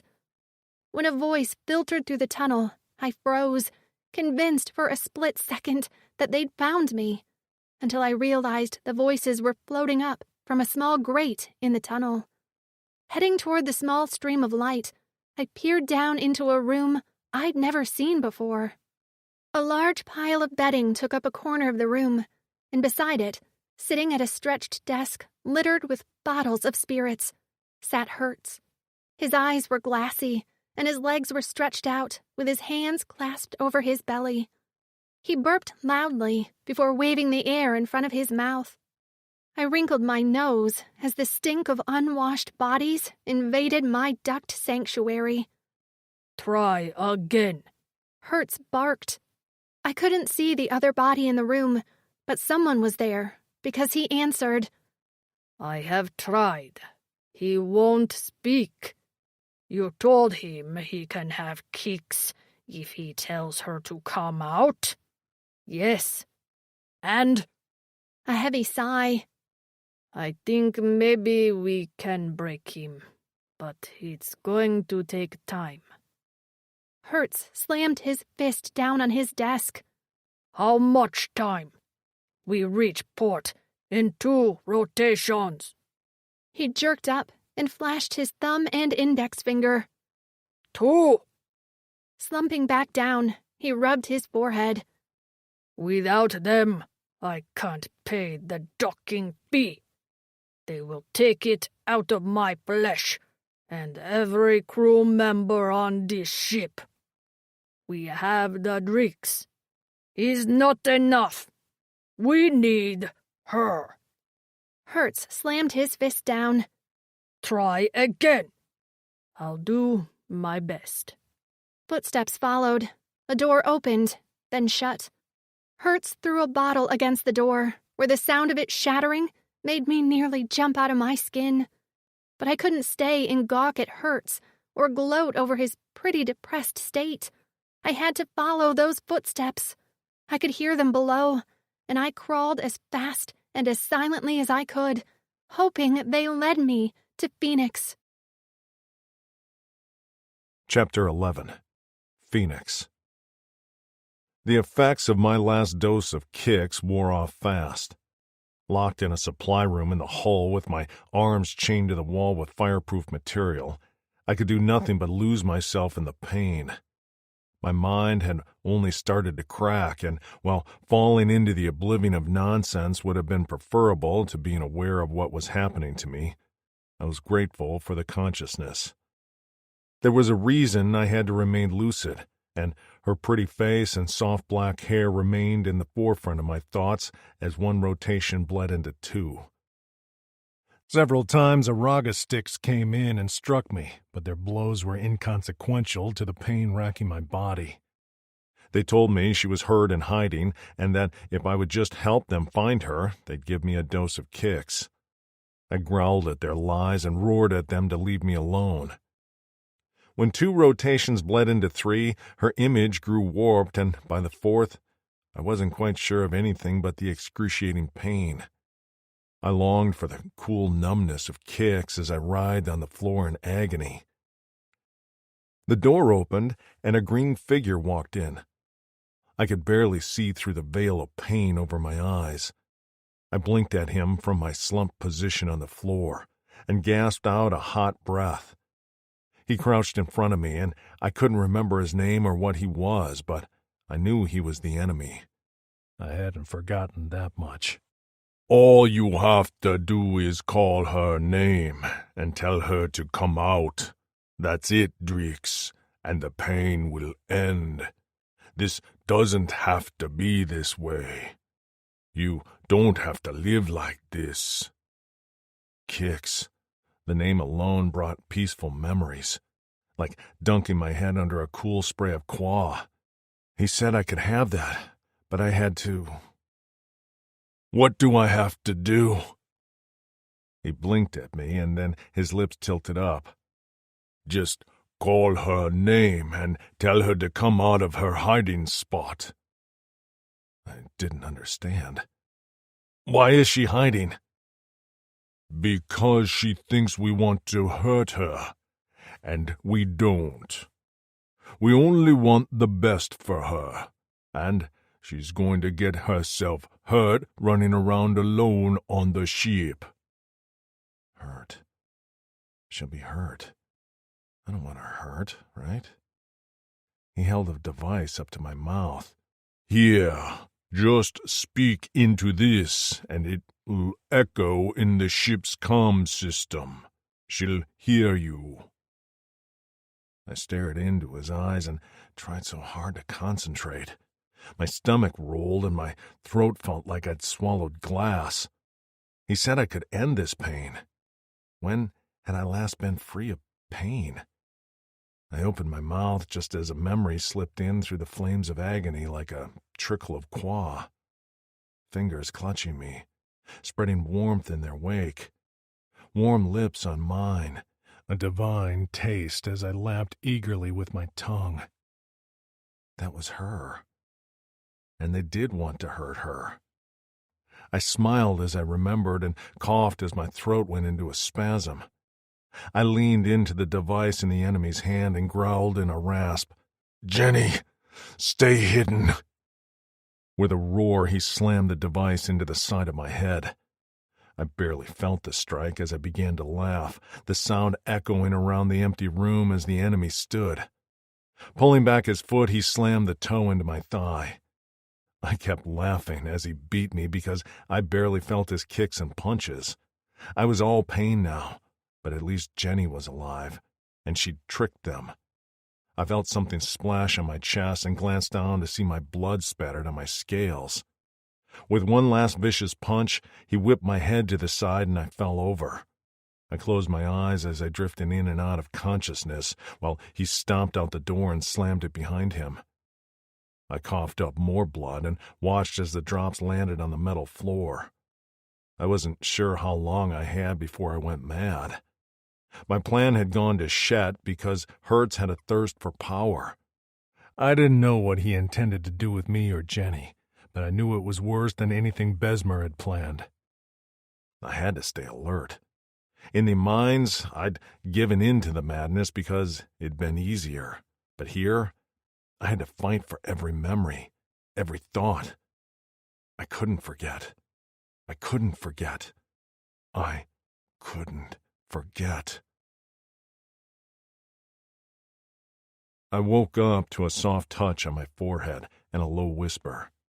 I blinked my eyes open and my vision swam as I tried to focus. I could barely see the outline of the face in front of me, but there was a familiarity to it that sent my core a-pumping.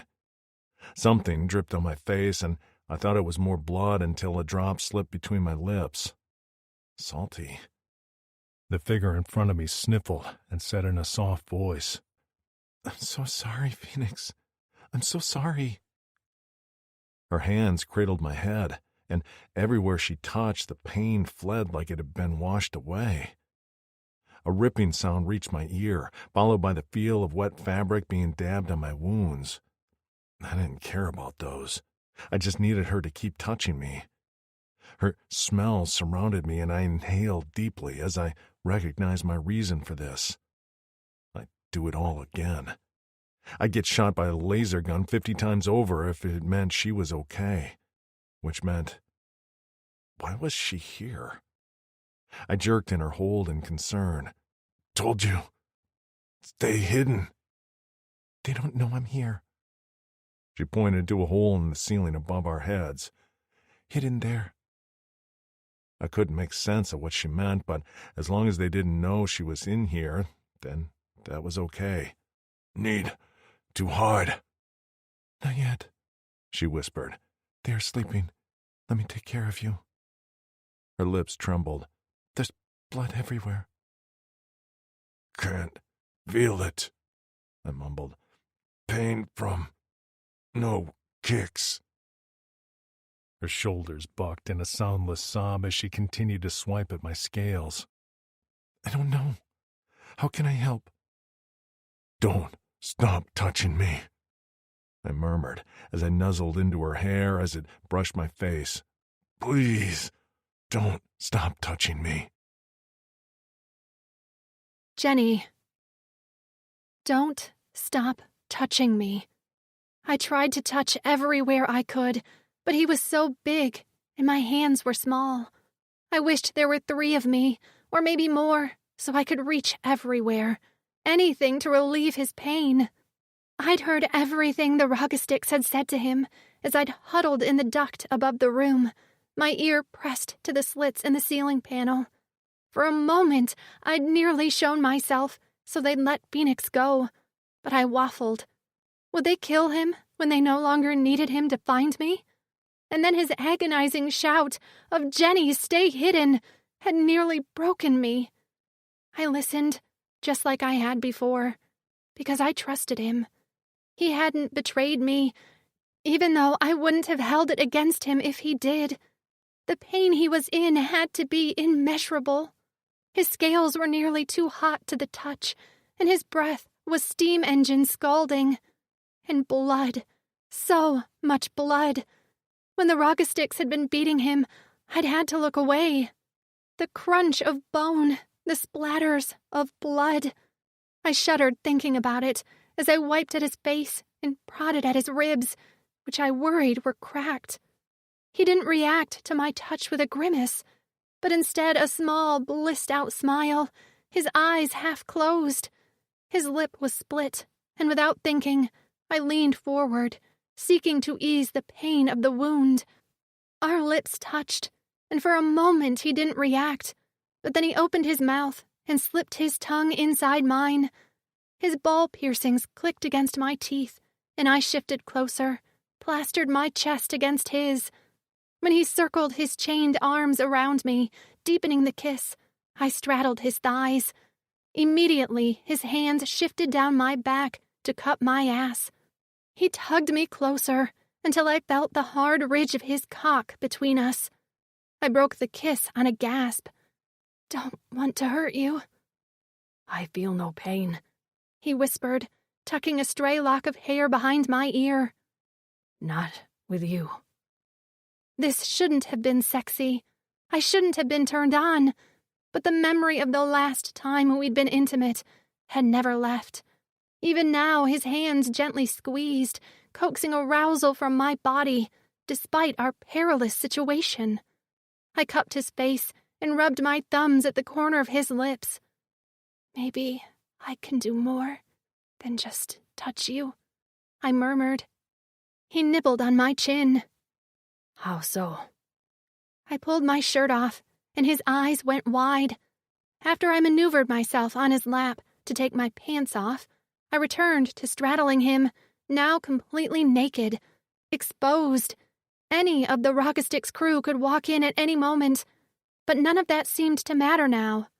Not with the way FENIX's eyes took me in like I was the most precious thing in the galaxy. His gloved hands curved around to cup my breasts. I took his hands in mine, and his brow dipped as I slowly withdrew the first glove. He jerked away at first, but I held firm until I revealed his scarred hand. When the other glove was removed, I gripped his wrists and brought his hands to my breasts once again. He resisted. "No, not with these hands." "I want this. No gloves." I held firm. "Touch me back, FENIX." "I haven't." He swallowed. "I haven't touched anyone with my bare hands since I was altered by the old Donnie." The bunched muscles of his arms relaxed, and he reached out until the tips of his gnarled fingers touched my nipples. He flinched before doing it again, and I leaned into the heat of his touch. He cupped them, flicking my nipples with his thumbs. They hardened beneath his ministrations. With a soft growl, he grasped me around the ribs and hauled me up his body so he could tug a nipple into his mouth. I cried out in a broken rasp as he nipped and sucked the sensitive flesh. The heat of his mouth was indescribable, almost too much, and I whined and bucked in his touch. When he settled me back in his lap to once again kiss my mouth, I unclasped his pants and tugged down the front. His cock was ready to go, leaking copious amounts of what he had told me was called Libo, and the head was a blue-purple. It had been a long time since I'd taken anyone in my body, and I panicked for a moment that this wasn't the right decision. But then FENIX gazed at me in awe, and I didn't hesitate. Grasping the root of his shaft, I held his cock in place while I sank down onto it.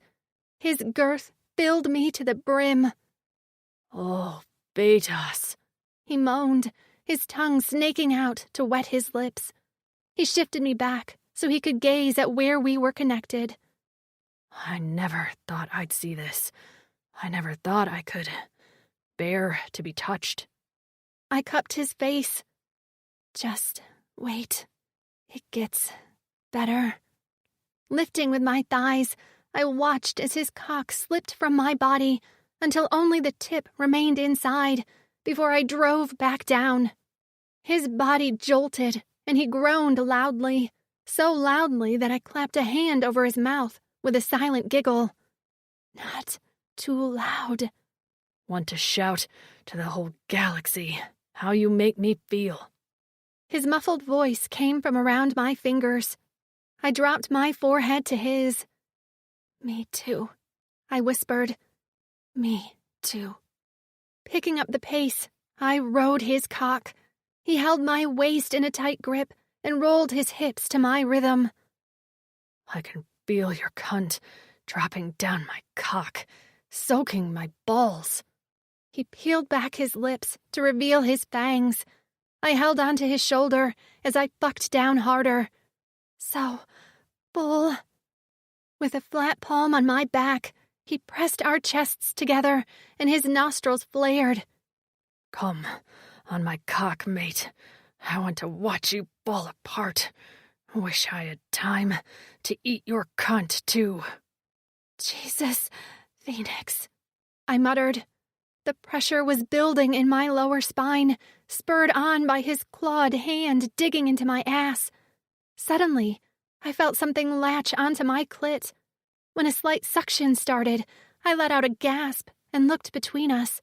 The small node I'd noticed on top of his cock was doing something. Like a built-in sex toy, it had latched onto my clit. Not quite as great as FENIX's mouth, but pretty damn close. I cried out as it sucked harder, and my rhythm faltered as I bucked against him. The orgasm exploded in my core, and I opened my mouth on a silent scream as I mindlessly worked myself on his shaft. "Yes," he growled. "Just like that.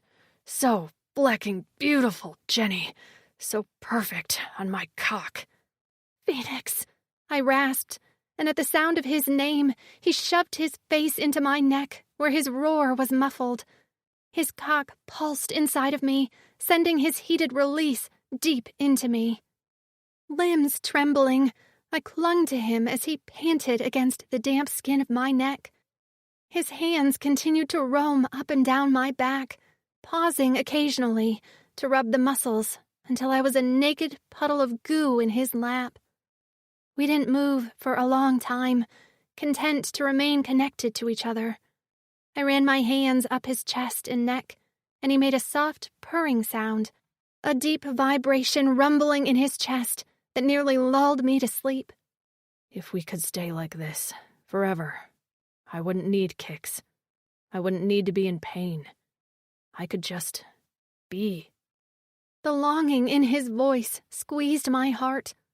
I gripped his cheeks and brought our foreheads together. "I wish, but the answer isn't trading your dependence on kicks to a dependence on me." "I know."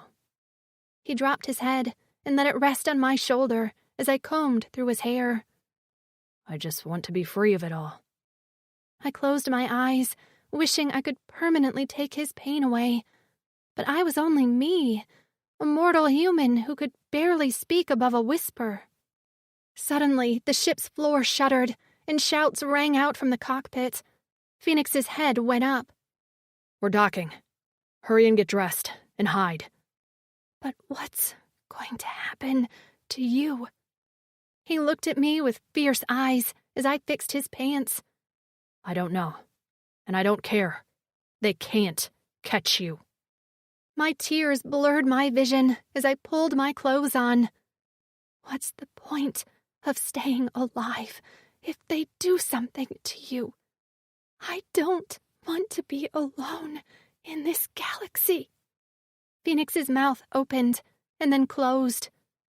Jenny, he whispered. The door's lever turned, and Phoenix hoisted me up into the duct on the ceiling. I had just closed the panel when the door opened. Chapter 12. Jenny. 6 Rogastics stomped into the room, led by Hertz. He can't call his fire, but he can break your bones by breathing. So be careful. He barked. 3 of the crew unchained Phoenix's left hand from the wall, while the other worked on his right hand. Suddenly, Hertz inhaled deeply, and his brows lowered. Smells like human in here, he murmured. I stopped breathing when he slowly lifted his head to the ceiling. Phoenix, catching on, kicked out, catching Hertz in the knee. He yelped and hit the ground just as Phoenix stood with a roar and yanked hard on the chain on his right hand. 3 Rogastics went flying with the chain and hit the wall in a jumble of limbs and grunts. Subdue him, Hertz hollered as he stumbled to his feet. His eyes met mine through the slits in the vent, and he grinned. I let out a gasp and crawled backward, except I didn't get far. Part of my clothing was caught on the sharp edge of a metal bolt. Frantically tugging, I let out a frustrated curse. The space was too small for me to maneuver to undress, or that would have been my next action. In a beam of laser fire, the vent shattered, sending shards of metal flying in the small space. Instinctively covering my face with my arms, I muffled a cry of pain as a sharp fragment slashed at my shoulder. A hand reached up, and with a tearing sound that wrenched my shirt from the bolt, I was pulled through the hole. I hit the floor on my bad hip to find Phoenix with his hands tied behind his back and his ankles hobbled with chains. His eye was swelling, and his lip was bleeding again. As soon as he saw me, he dropped to his knees, defeat evident in every weary and pain-filled line on his body. "No," he moaned, more pain in that one word than I'd ever felt in my life. I sobbed as Hertz hauled me to my feet. "Let's see. You were hiding 5 rotations. So, that's 5 fingers, right? Maybe I'll just take the whole hand." He grasped my wrist as Phoenix went wild, tugging against the 6 crew members holding him in place. I went into a crocodile death roll, twisting and spitting to escape Hertz's hold. But he was 3. You've been listening so intently. Now is the perfect time to take a deep breath, close your eyes, and let the music wash over you. We appreciate your time and support.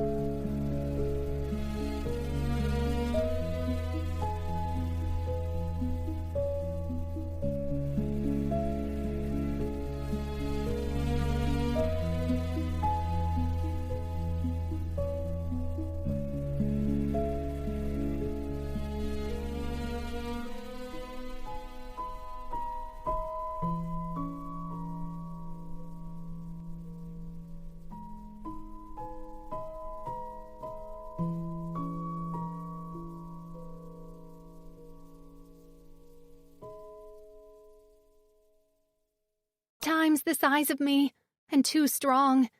He withdrew a long, curved blade from his belt and licked the edge. A bead of blood dripped from his tongue, and he grinned at me. Which hand would you prefer to lose? Not sure I'll obey your request, but it's worth a try. I couldn't speak, even if I wanted to. My throat was clogged with tears, and my vocal cords frozen in fear. Pulling back my free fist, I socked him in the crotch. With a howl, he released me. I didn't think. I just turned and ran out the door. Run! FENIX hollered after me, and I stumbled when I heard a meaty smack following his command. Footsteps pounded behind me, but I kept running, pumping my arms as fast as I could as I sped through the cargo ship. The Rogastics could have beat me in a flat-foot race, but I was more agile, taking tight turns in the cargo hallways. As I neared the back of the cargo ship, I could just barely see a light and feel air. Fresher air than what we had in the ship, at least. She's heading for the off-ramp. Someone shouted behind me. Maybe I could do this. Get off this damn ship, and then find someone, anyone who could help me save FENIX. I was his only hope. Gasping at the wave of heated air, I tore down the ramp, only to stop short at what lay before me. We were indeed docked on a new planet, but we were underground. Before me lay a giant cave lit by glowing orbs. Orderly rows of armored soldiers formed a square below, and standing on the metal grate of the dock, blocking my access to the cave below, was a line of at least a dozen helmeted guards, each dressed in thick chainmail that stretched over their massive chests and thick thighs. I was trapped. If I went backward, I'd rejoin the ship with Hertz and crew. But if I went forward, well, it didn't look like I was going to get very far. I took another step forward, just as voices shouted behind me. I looked over my shoulder to see Hertz, blade in hand, hurtling out of the ship, followed by his crew and a still fighting FENIX. When Hertz saw the guards, he stopped so abruptly he nearly fell over. So did the rest of the crew, and FENIX finally shook them off until he stood proudly, despite the chains limiting his mobility. His body shook slightly, and his eyes were dull. He was in pain, and that made me want to grab Hertz's blade and shove it through his measly chest. Weapons stay on the ship. The words came from a pair of feminine-sounding voices in perfect unison. The soldiers in front of me parted in the center, and 2 creatures emerged. Tall and willowy, their skin glowed a light blue, and their white hair sparkled as if covered in glitter. A long skirt blew around their hooved feet, and they were topless. 4 large breasts swayed as they walked. They moved in perfect tandem with each other, and as they drew closer, I noticed their right and left hand were connected at the wrist, and they shared that one 3-fingered hand, like Siamese twins. Jewelry covered their bodies, from curling breast adornments to dozens of clinking bracelets. A massive glowing opal-like jewel hung from their necks. Sorry, your glasses trees. Hertz muttered, tossing his blade behind him on the off-ramp of the ship. I was forgetful. They ignored him and drew closer to me. I took a step back, eyeing them warily. Their eyes were very large and bulbous, so they stood out in their otherwise flat faces. They had no lips, just a mouth, and slits in their necks fluttered, which made me think those were for their breathing. Is she an ugly human or a pretty one? They asked, while surveying me like I was a piece of furniture. I am not sure, Hertz said with a small bow. I would think she's a little on the thin side. I wanted to snap at him, that I'd been living on dried fruits in a spacecraft duct system for 4 days. But instead I ignored him. I expected more. They waved their non-connected arms. Just more. Seriously? What did they want me to do? I glared, but they didn't seem fazed. Their eyes drifted to FENIX, and suddenly they let out a shriek that sounded like a dog whistle. I grimaced and covered my ears. Clopping on hooves, they rushed past me to FENIX. As soon as they reached him, they began to caress his chest with their hands. He let out a wounded cry that pierced me. I swore I could feel the echo of his pain in my own body. This is who we want. They cooed, fingering his hair and stroking his horns in a suggestive manner that made me nauseous. While he sought to avoid their touch, despite being hobbled by chains, I ignored Hertz and the rest of the Rogastics and shoved myself between FENIX and the blue females. I bared my teeth, which wasn't very effective, as I didn't have wicked fangs, but it was the only thing I could think of to show my displeasure. Behind me, FENIX panted, bent double. His eye was cut, but healing fast, and his whole body shuddered, causing the chains to rattle ominously. The women raised their joined hand as their eyes glowed a fierce red. How dare you! Bracing for the strike, I covered my face with my arms. But the blow never came. I heard a smack and peeked through my arms to find FENIX's fingers wrapped around their joined wrist. Don't touch her, he growled and shoved. They stumbled back a step, mouth morphing into a black hole. Inhaling deeply, they leaned forward before emitting a scream like a million screeching birds. I covered my ears, head dizzy with the sound, as I collapsed to my knees. From their mouths wafted a gray smoke that began to form an image in front of me.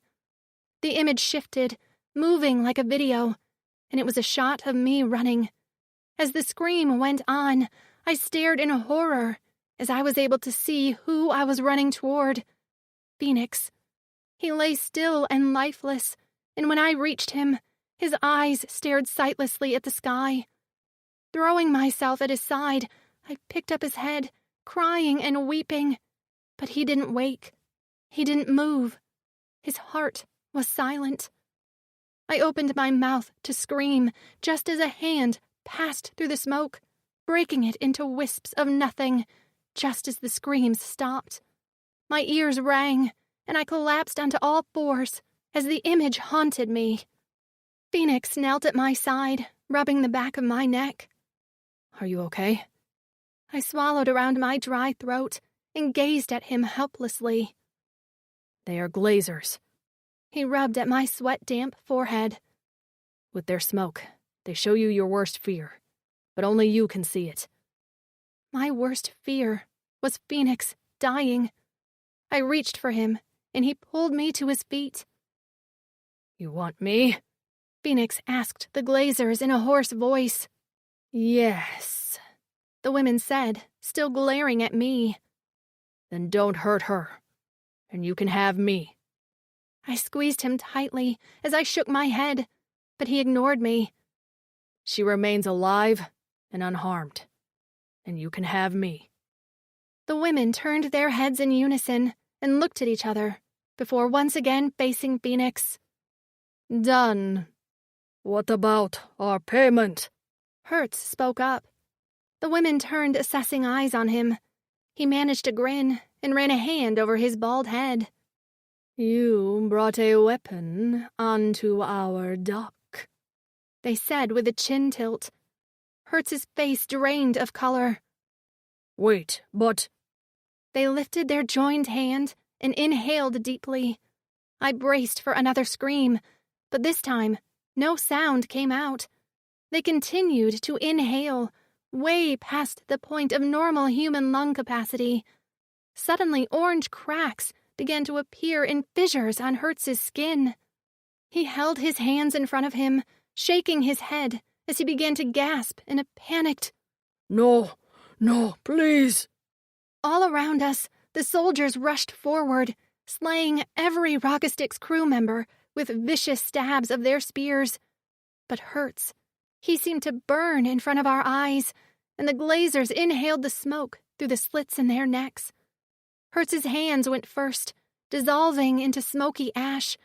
His screams came next, screeches of pain and terror that horrified me to my core. I shivered against FENIX, who tucked my face against his chest. When the screams stopped, I finally lifted my head to find no trace of Hertz, not even a flake of ash. The glazers fluttered their neck slits. He was not fresh, they said as they gazed around at the bodies of the fallen Rockesticks. Then they pointed their joined hand at me. Take her away. As the armored guards dragged me from FENIX, all I could hope was that the smoke image was only my imagination and not a look into my future. While FENIX and the Rockesticks remained behind on the dock, I was led down a flight of deep stairs to the cave below. The ground was spongy beneath my feet, and where I walked, little holes spouted small puffs of gray spores. The air smelled musty, and I tried not to inhale too deeply, terrified the spores were poisonous or bad for my health. The armored soldiers didn't touch me, but they formed a solid circle around me, preventing me from running away. Through a small crack in the bodies, I saw the large squad of soldiers part to reveal a path leading to a series of barred alcoves in the cave wall. I balked immediately, the bars reminding me of cramped days in a cage, peeing in a bucket, but a hand shoved at my back, forcing me forward. I swallowed, tears slipping down my cheeks. Glancing over my shoulder, I could only see a small blur of blue descending the steps. The faint rattle of chains reached my ears. "Please unchain him," I mouthed. I couldn't stand to see my proud FENIX in chains. Already I missed him. His smile, his husky laugh, the reverent way he touched me with his bare, scarred hands, the warmth of his breath on my neck, and the way he filled me. I could still feel the echo of him inside my body, the press of his lips. I touched mine with shaking hands. How would I find him again? How long would they keep me alive, but separated? The glowing orbs lighting the cavern appeared to be some sort of flower, as the stamen shone through translucent petals.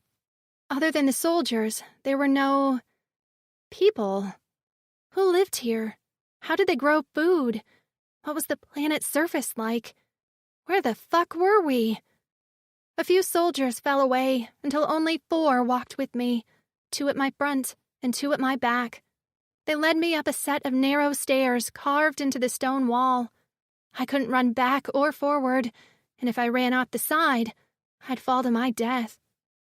Up and up we traveled, occasionally passing a few barred alcoves where every once in a while I caught the glimpse of glowing eyes or scuttling movement. Terrified of what was in the alcoves, I kept my hands clasped in front of me and my eyes downward to watch my step. Finally, they stopped in front of an alcove. The soldiers in front opened the barred door and shoved me inside. I stumbled, managing to stay on my feet before whirling around. The doors were already closing. The click of the lock felt like a death knell. "Please," I managed to whisper as I ran to the bars and wrapped my fingers around them. 2 meals every sunrise, The one said before turning and walking away. And that was it. I could no longer see FENIX or the Glazers. The soldiers below marched to the side, and I watched as they entered some sort of lift in the side of the cavern. When the door closed, a mechanical sound filled the large space. The sound seemed to travel up and up until there remained only a dull vibration, which eventually stopped. Had they traveled to the surface?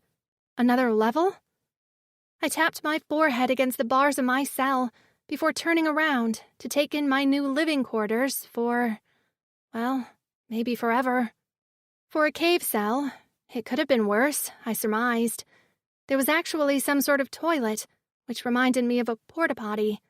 I didn't want to know where the waste was collected. Somewhere far below me, I hoped. The walls and floor were covered with smooth tiles that were warm to the touch. A chest along one wall held what looked like clothes. I picked them out, horrified to find there were dresses about my size, made in a sheer white material. Deciding to pretend they didn't exist, I shoved them back into the chest. Along the back wall was the bed, a pad covered in decent furs. I wondered why this cave seemed outfitted like this. I expected nothing, not even a bucket. But this provided a moderate amount of comfort. There was even a small bin full of a thick drink and a packet of something I assumed to be food. Despite my growling stomach, I didn't eat, as I wasn't sure what the jelly was. I didn't want diarrhea in alien jail. I collapsed on the bed, weary down to my bones. Covering myself with the fur, I closed my eyes and let fatigue take over. I'd figure out how to get out of this mess tomorrow. Today, I was going to sleep and pretend FENIX and I were together. Chapter 13. FENIX. I knew very little about Glazers, and the only reason I had heard of them was because I'd overheard some Plycan guards talking about them while I was waiting to steal their blades. They were a secluded species who fiercely protected their planet. The surface of Viprix II was chaotic. Frequent storms battered the land with wicked winds which could blow your hair off your scalp, lightning that could strike you dead on the spot, and massive waves that knocked over anything in their path. During a short time every year, the storms would abate so the inhabitants could visit the surface to collect whatever resources they could find. So mostly, the Glazers lived in large underground caverns. Their skin and eyes had adapted to the low light. The female Glazers who currently walked ahead of me were the Glazistry, the title given to the ruling pair of the planet. Only a few connected twins were born every generation, and those competed in various tests until one pair remained standing. I couldn't understand why they'd requested to buy a human or why they were so interested in me. Right now, Jenny was locked behind bars, again, and I couldn't do a thing about it. I hadn't wanted to show my affection toward her, as I knew they'd use her against me, but I had been concerned they'd kill her on the spot. I had to make peace until I figured out a way to free her and get the fleck off this planet. As the doors of the lift closed, I gazed across the cavern at the Plykin cargo ship where Hertz and his crew had met their end. I wondered what they planned to do with it because, as long as it stood there, I had hope it could take me away from here. The doors closed, and with a squad of soldiers and the Glazes tree, we rose up. My skin itched and burned, the pain intensifying with every moment. Time felt like it was slipping away, and time was something I didn't have. Without Kix or Jenny's touch, it was only a matter of time before I lost myself to the fractured mind of my pain. And if that happened, there was no hope I'd get us out of here. I let out a breath as the lift came to a stop. The doors opened, and the soldiers marched out with me in the midst. We were still underground, but this level was like a whole other planet. My boots clomped on a hard flooring that coated the floors, sides, and ceiling, and contoured with the angles of the dugout cavern. Most of the soldiers paired off to march down a hallway, while 6 remained behind, 2 in front of me, 1 at each side, and 2 behind me, while we followed the Glazes trees. Ornate carvings of new glazers lined the hall, while colorful tapestries hung on the walls. Everything felt decadent in a way I hadn't seen since I'd been in the home of an Eldani elite. Young glazers standing at attention along the walls came to life at the sight of their royalty, rushing forward with trays of food which the Glazes trees waved off. And everywhere I looked, bulbous eyes stared at me. I might have been blue as well, but my tones were varied. I wore black gloves with my chest bare, and my orange hair was like a spotlight to the glazers. Many crept out from narrow hallways, wearing elaborate clothing, dyed in complicated patterns and bejeweled. Where did they get this wealth on this isolated planet with such few resources? Finally, the cavern narrowed into a hallway, and at the end were large doors stretching high above me. They opened as we approached, and the Glazes trees walked inside. The soldiers around me stopped, forcing me to do the same. "Should we enter, your Glazes trees?" said one of the soldiers. "No, we'll be fine alone with the Drixonian," they said, accepting full glasses of red liquid from a servant. "He won't do anything to harm the human, and if anything happens to us, you are ordered to kill her, slowly." I bristled, and the Glazes trees saw it. I had never been good with covering my emotions, a trait Miko found amusing. Right now, I wish I'd been Zekri, who rarely let slip even one indication of his feelings. "See?" The Glazes trees laughed. I hated the sound, like the smashing of pottery. The soldiers bowed and left, while the servants remained at the open door. "Come," said the Glazes trees. "We will talk." I stepped inside, and the doors closed behind me with a solid thunk. The ceiling of the room stretched high above me, and the contents were plush. A large platform piled high with furs and other soft accessories. Large glowing orbs simulated windows, and the fur of a Eufontaine, an animal now believed to be extinct, covered the floor below a wide sitting bench. I knew they wanted me to be impressed. Their expressions seemed smug and hopeful. I didn't give a fleck about their stupid rare furs. "Will you feed the female? I told you she must be unharmed." They sipped their spirits at the same time and smiled at me. "Your concern is touching. As long as you remain obedient, she will be fed and unharmed." "I'll need proof. You'll have to let me see her." They cocked their heads. "You have affection for the female?" I remained silent, choosing instead to glare. They rested on the sitting bench and crossed their legs before beckoning to a servant with their joined hands. "Unchain him." I waited patiently while a servant, a small female, cut through my chains with shaking hands. As soon as she was finished, the links fell to the floor and she gathered them up before skittering away, never once making eye contact with me. I rubbed my neck and shook out my legs. I had enough pain without those flecking chains rubbing my scales raw. "We know about you," the glasses tree said. The Raga Styx had planned to kill you before you arrived, but when he told us he had a Drix on board who could call fire, well, we were very interested in acquiring you. I resisted tearing off my gloves and razing the place. What do you want with me? How do you think we pay for everything here? Their hands fluttered around the space.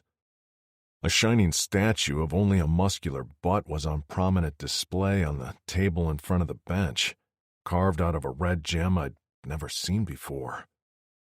I have no idea, but I'm sure you'll tell me. We provide entertainment. They looked at each other and laughed in unison. Entertainment? They gestured to a male servant who stood along the wall next to a large, flat black screen. Turn it on, Sergio. Sergio tapped the screen, which glowed a bright blue. In the center, white markings flashed in a language I couldn't read. He began to tap frantically as the words on the screen scrolled. I'm sorry. Please hold. What's wrong? The glasses trees asked in a sharp bark that caused the servant to jump and fumble with the screen. I think the signal is slow. It could be the recent storm. Make it work, they shrieked.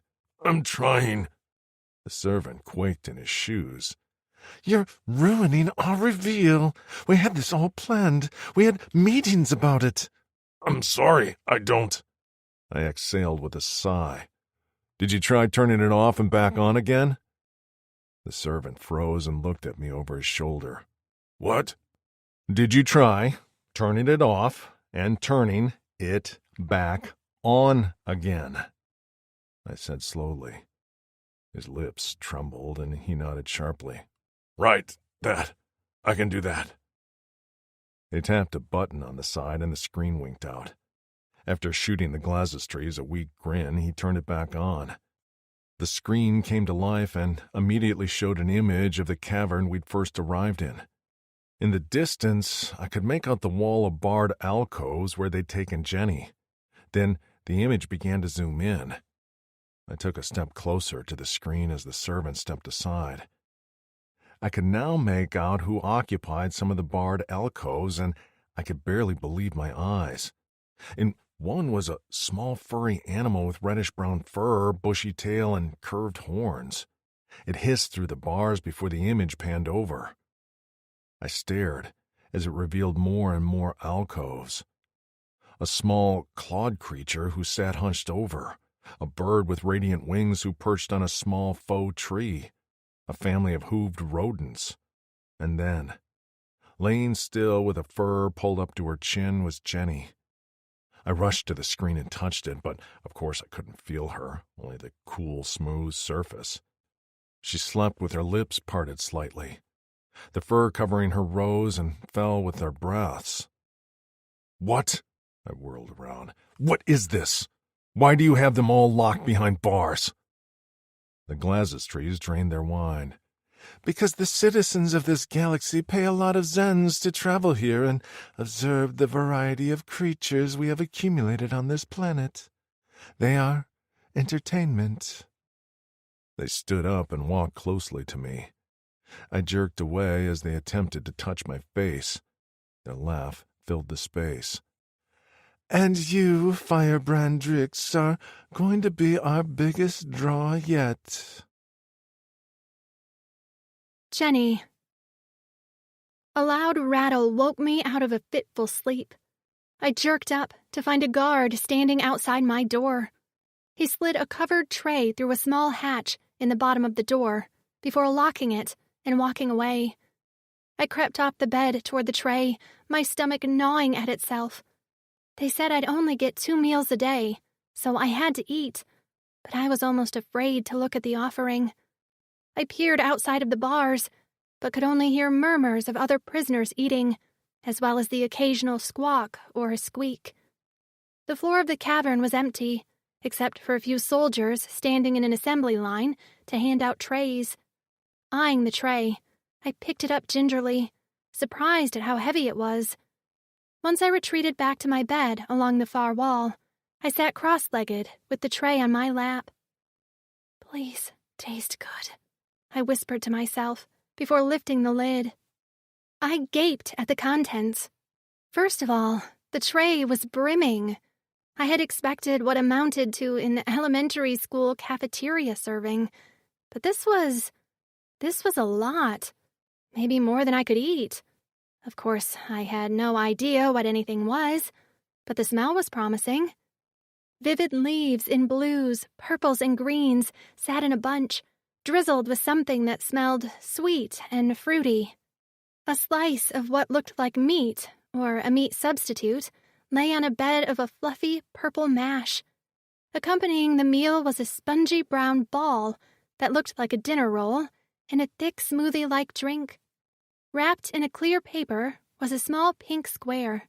When I opened it and sniffed it, a sweet honey-like scent filled my nostrils. Wow, I whispered.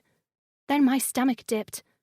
Those blue twins had thought I looked too skinny. Were they fattening me up to eat me? Oh, God. I stared hopelessly at the tray, but even the thought of them eating my arm didn't stop my stomach from rumbling.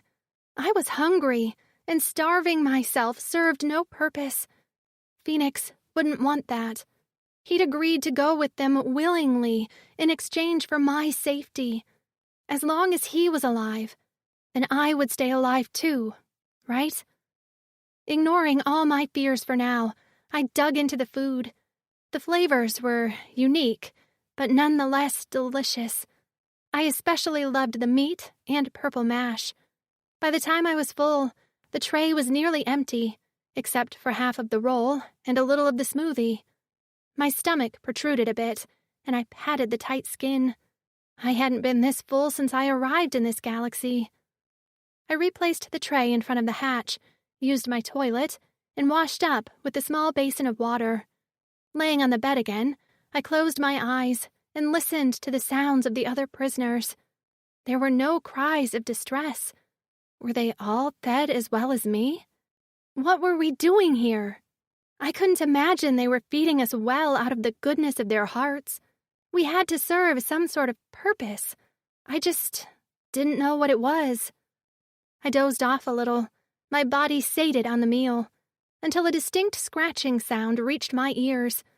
I opened my eyes and stared groggily at the ceiling before swiping the drool off the corner of my mouth. The sound grew louder, and I peered around me to try to find the source. Suddenly, a creature appeared outside my cell. Short, maybe 4 feet, with gray hair pulled back into a messy knot on top of their head. Their paws were tipped with long digger claws like a mole. They scuttled forward, hunched over, wearing a long shirt that brushed their ankles. "Hello?" I called out in a raspy whisper, my voice aching from disuse. The creature let out a squeak of surprise. I caught a glimpse of big round eyes before they scrambled back the way they came, out of sight. I ran to the front of my cell and tried again. "Hello?" I managed again, this time with a little more tone to my voice. Smashing my face against the bars, I tried to get a glimpse of the creature. I cleared my throat. "Who's there?" My words were followed by silence. Eerie, careful silence. But when I closed my eyes and listened hard enough, I could just make out the sound of rapid breathing. "I won't hurt you," I whispered. "Please come back." Finally, after a few long moments, came the patter of small footsteps. Peering around the edge of the cell bars was a round face with massive gray eyes that took up half of their face. Silver threads were woven throughout the gray hair, and 2 little holes fluttered above a closed mouth. The creature held their clasped paws over their round belly. "I'm Jenny," I whispered. "Ira," the creature murmured in a high voice. "I'm a female Eobab." "I'm a female human." I smiled at her, and she stretched her mouth into something that looked like a smile.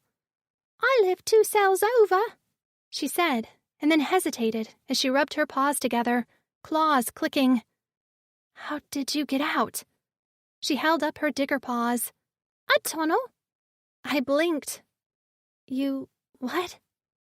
I leave my cell to steal a Borlix bud when me old one dies. I don't like the dark. Suddenly her face lit up. Do you want one? Let me get you one. She scuttled off out of sight before I could say another word. When I saw her again, she was in the cavern below, plucking 2 small orbs off the wall before shoving them into her shirt. On short legs, she raced back to the staircase. In moments, she returned to my cell. After squeezing the flexible flower bud through the bars of my cage, she instructed me to fluff it up like a pillow. I did, and the glowing ball filled my small cell with a warm light. It's so pretty. Thank you. I reached through the bars to shake her paw, but she stared at my palm before nuzzling it with the top of her head. Giggling, I patted her soft, downy hair. But if you can get out of your cell, why don't you escape? My throat ached, and I hoped it held out a little while longer so I could get some more information out of Hera. She was the first friendly face other than FENIX that I'd seen in ages. There's nowhere to go. The surface of this planet is uninhabitable, and the Glazers would find me no matter what level I dug to. Level? At least in the cell they feed me well, and the price for that isn't so bad. She shrugged her shoulders. Could be worse. Price? I rasped. What price? Hera blinked at me. Don't you? Oh, I forgot. You just arrived. Well. An alarm blared, sending my heart racing as the orb began to glow with a reddish tinge. What? I have to go, Hera said hurriedly. They can't catch me outside my cell. But what? Don't worry, she yelled as she hurried away. Just do what they tell you to do. Who? I tried to scream after her, but my voice gave out completely. I wanted to scream, but there was no sound leaving my throat. The alarms continued, and I expected the cells to erupt with chaos, but over the blaring, all I could hear were some slight grumbles. Why was no one panicking?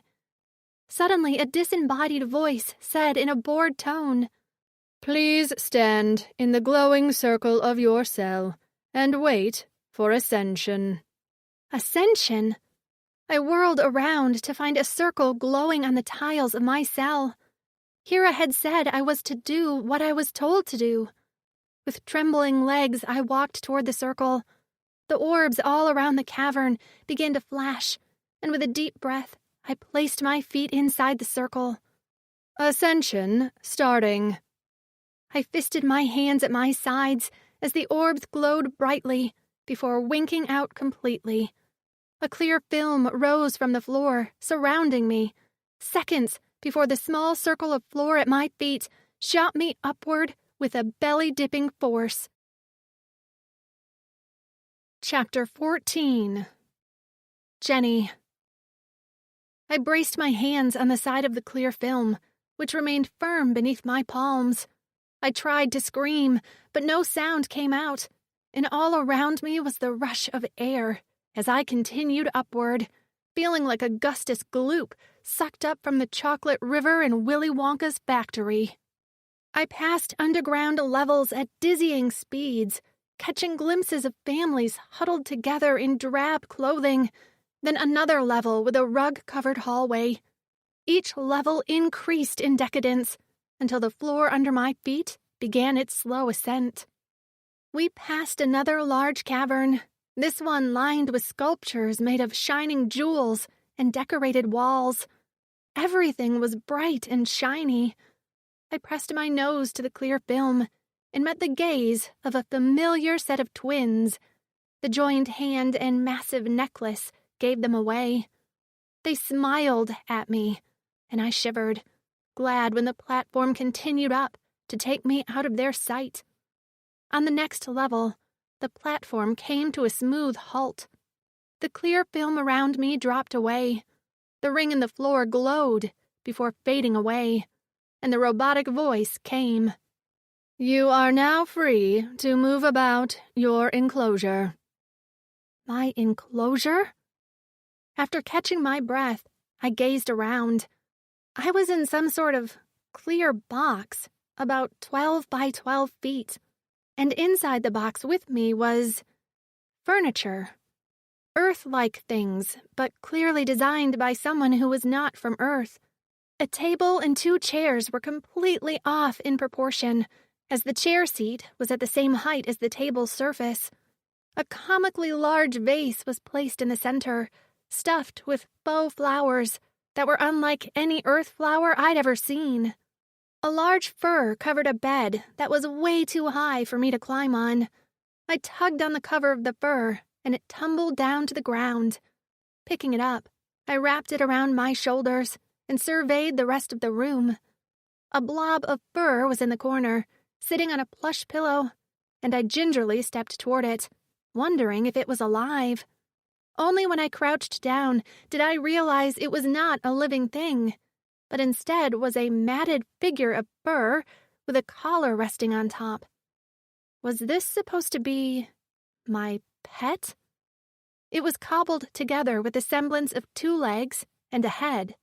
Did they even know what a dog or cat looked like? 2 crude eyes were carved into the round head shape. I backed away from the inanimate object as my skin began to crawl. Outside my box, I could see dozens of other boxes with singular creatures inside, all of us forming a giant circle. In the far distance, I spotted Hera watching me with her big eyes. Her box was piled high with dirt, and she'd already tunneled below to press her face up against the clear wall, reminding me of an ant farm. Another bird-like creature was in a box with jungle-like massive leaves and branches, which it currently was perched on, cleaning itself. Each box was different, the contents seeming to fit the habitat of said creature.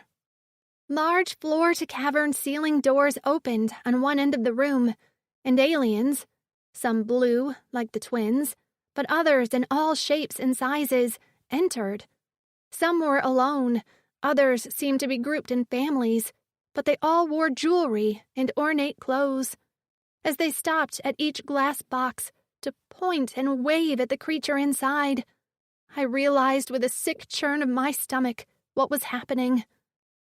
"This is," I murmured to myself, "an exhibit."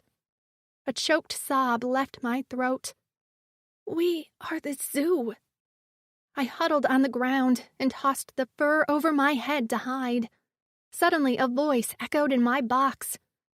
You must remain visible at all times. Correct this immediately. "Fuck off," I muttered. Correct this immediately, the voice said again. I ignored it and shivered. Rubbing my hands together, I frowned as I realized the temperature in my box had dropped in temperature. Fast. Lifting the fur slightly, I exhaled, and my breath came out in a puff of white. I tossed the fur off my head. "What the—" Correction made. Climate returning to normal. My mouth dropped open as the box warmed quickly. Oh my God, they'll punish me if I can't be seen. Feeling helpless, I could only watch from my huddled position on the floor as a family of blue aliens stopped in front of me. The mother's hair was piled on her head in a riot of curls and jeweled barrettes. The little girl standing in front of them tilted her head as she studied me. I resisted giving them all the finger. The last thing I needed was to be turned into a glacier. "I heard they got a human," the male said in a deep voice. "Apparently the trade didn't go as planned, because she's a disappointment." They didn't have to rub it in. I rolled my eyes and climbed up on one of the stupid chairs. Plucking at the fake flowers, I ignored the aliens outside my box. But the rumor is the Glassistries got something even better from the Rogastics. This got the male's attention. And mine. "Is that right? Who did you hear that from?" The female patted her head of curls. Uberna told me while she did my hair. You know she's a gossip. She heard from her sister, who was dating one of the cousins of a Glasistry's guard, that a big foreigner in chains was delivered. That's all I know." The little girl tapped on the glass. "Doesn't it do anything?" I turned with a glare and stuck my tongue out. The little girl giggled and unfurled her black, forked tongue. "I think it likes me. See? We're playing a game." "What's wrong with its tongue?" the mother said. "Is she dying?" I hated it here. I had checked every single box, and FENIX was nowhere to be found. Where was he? He had to be alive, but I was sure he was in great pain. My heart ached, and I wanted to cry. I sat picking at the fake flowers until they were a scattered mess on the table. I ignored everyone else that came to gawk at me in my box. There were gray aliens with cat-like paws and horned things that sneered at me with yellow eyes. The contents of my box, so Earth-like but so not, creeped me the hell out. I actually longed for the privacy of my cell where I could sleep in peace. I'd tried to lay down a few times and got another warning. I was dozing sitting up, feeling like I'd cheated the system, when increased chatter made me open my eyes. The crowd began to gather toward the doors, and through the throng of bodies, I caught a glimpse of two familiar faces, the Glasistries, as they were called. I'd done enough eavesdropping to pick up some things. Walking in front of the twins was a child. I couldn't assume age, but he wore a pair of wide-leg shiny pants and a vest. His long white hair shone like lacquer, and he wore a crown on his small head. He looked like a little prince. Was he their child? The Glasistries, flanked by guards, waved to the crowd with their unjoined hands, chins held high with a regal air.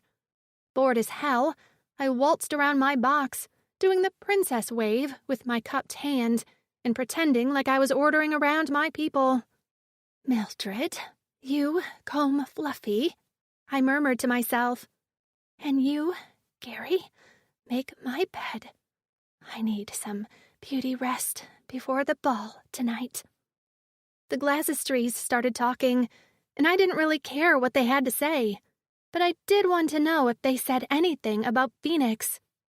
"Thank you all for choosing to visit Viprix 2 for your entertainment. We hope you were able to see everything you wanted to see. If not, there will be some time at the end to do some more viewing.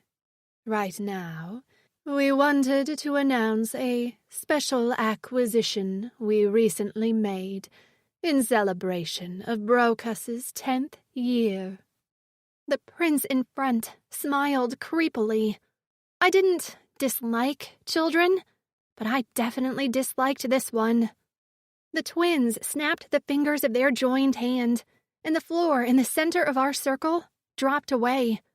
Rising up slowly was a clear box, and I gasped when the top of a black-horned head appeared with familiar orange hair. I threw myself against the front of my box. "FENIX," I whispered, helpless, as his box came to a halt on a higher platform. He stood inside, next to a large tree with blue leaves. His boots trampled blue grass and green dirt. Next to him was a gray boulder he ignored. His eyes scanned the boxes, stopping on each one until he found mine. Our eyes met, held. I waved as a sob bubbled up my throat. Relieved he was alive, but sad as hell we were separated. I could only watch as he gave me one distinct nod. I searched his body for signs of trauma, but his eyes were clear, and he stood strong with his gloved hands loose at his sides. The crowd, on the other hand, surged toward the platform, eager to get a look at what was inside. "This is a Drixonian warrior from planet Corin," the Glasistries announced. "Drixonian warriors are legendary fighters, lovers, and nearly impossible to capture alive. They have incredible defensive weapons, with hidden bone blades in their forearms, head and back, which are called machetes.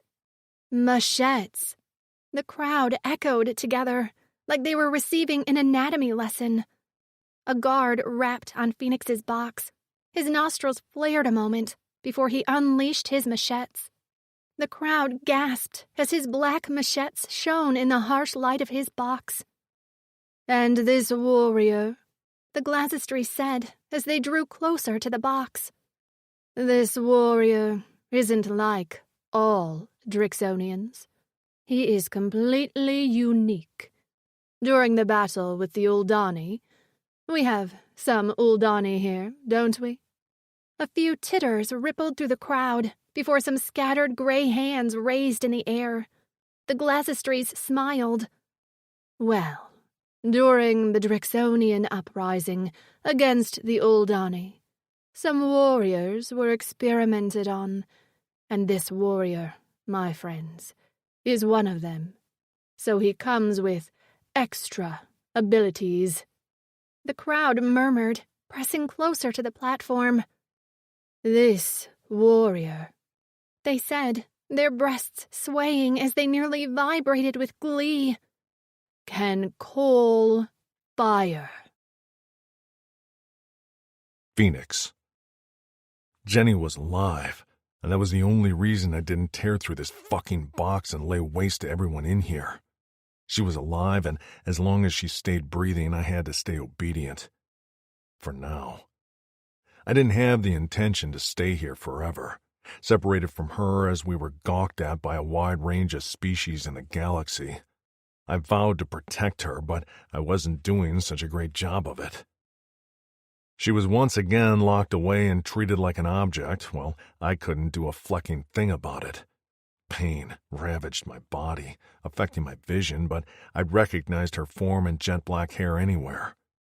Her dark eyes beckoned me from across the large cavern. I would have given anything to feel her touch, to comfort her, to assure her I was still all in and would spend my every last conscious moment protecting her. The Glazistries were talking, and I focused on them. I didn't want them to know how on edge I was. It had been so long since I'd had kicks. The only relief I had to get my mind right was when I'd been alone with Jenny, our bodies connected. But now, the pain was once again clouding my mind and my judgment. How long did I have before I was useless to either of us? "Call your fire, Drixonian." They placed their hands on the shoulders of their son, and he watched me with bulbous-eyed glee. I'd spent so long covering my hands, first because the gloves blocked a lot of the pain when I touched others, but also because I hated the sight of my scarred, melted skin. I'd been so vain about it, and now, well, who flecking cared anymore? Not me. I tore off my gloves, ignoring the chorus of gasps, and called my fire. Flames burst in each hand, and I set my jaw as the heat spread throughout my limbs. The longer I kept the flames, the harder it was on my body.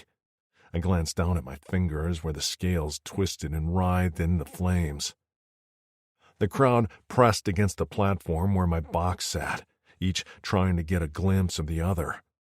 Several Uldani in the back shifted uncomfortably, faced with my ruined body, and I sneered at them as they cowered. A pounding reached my ears as my head began to spin. The heat infested my mind, turning my thoughts into a cloudy mess.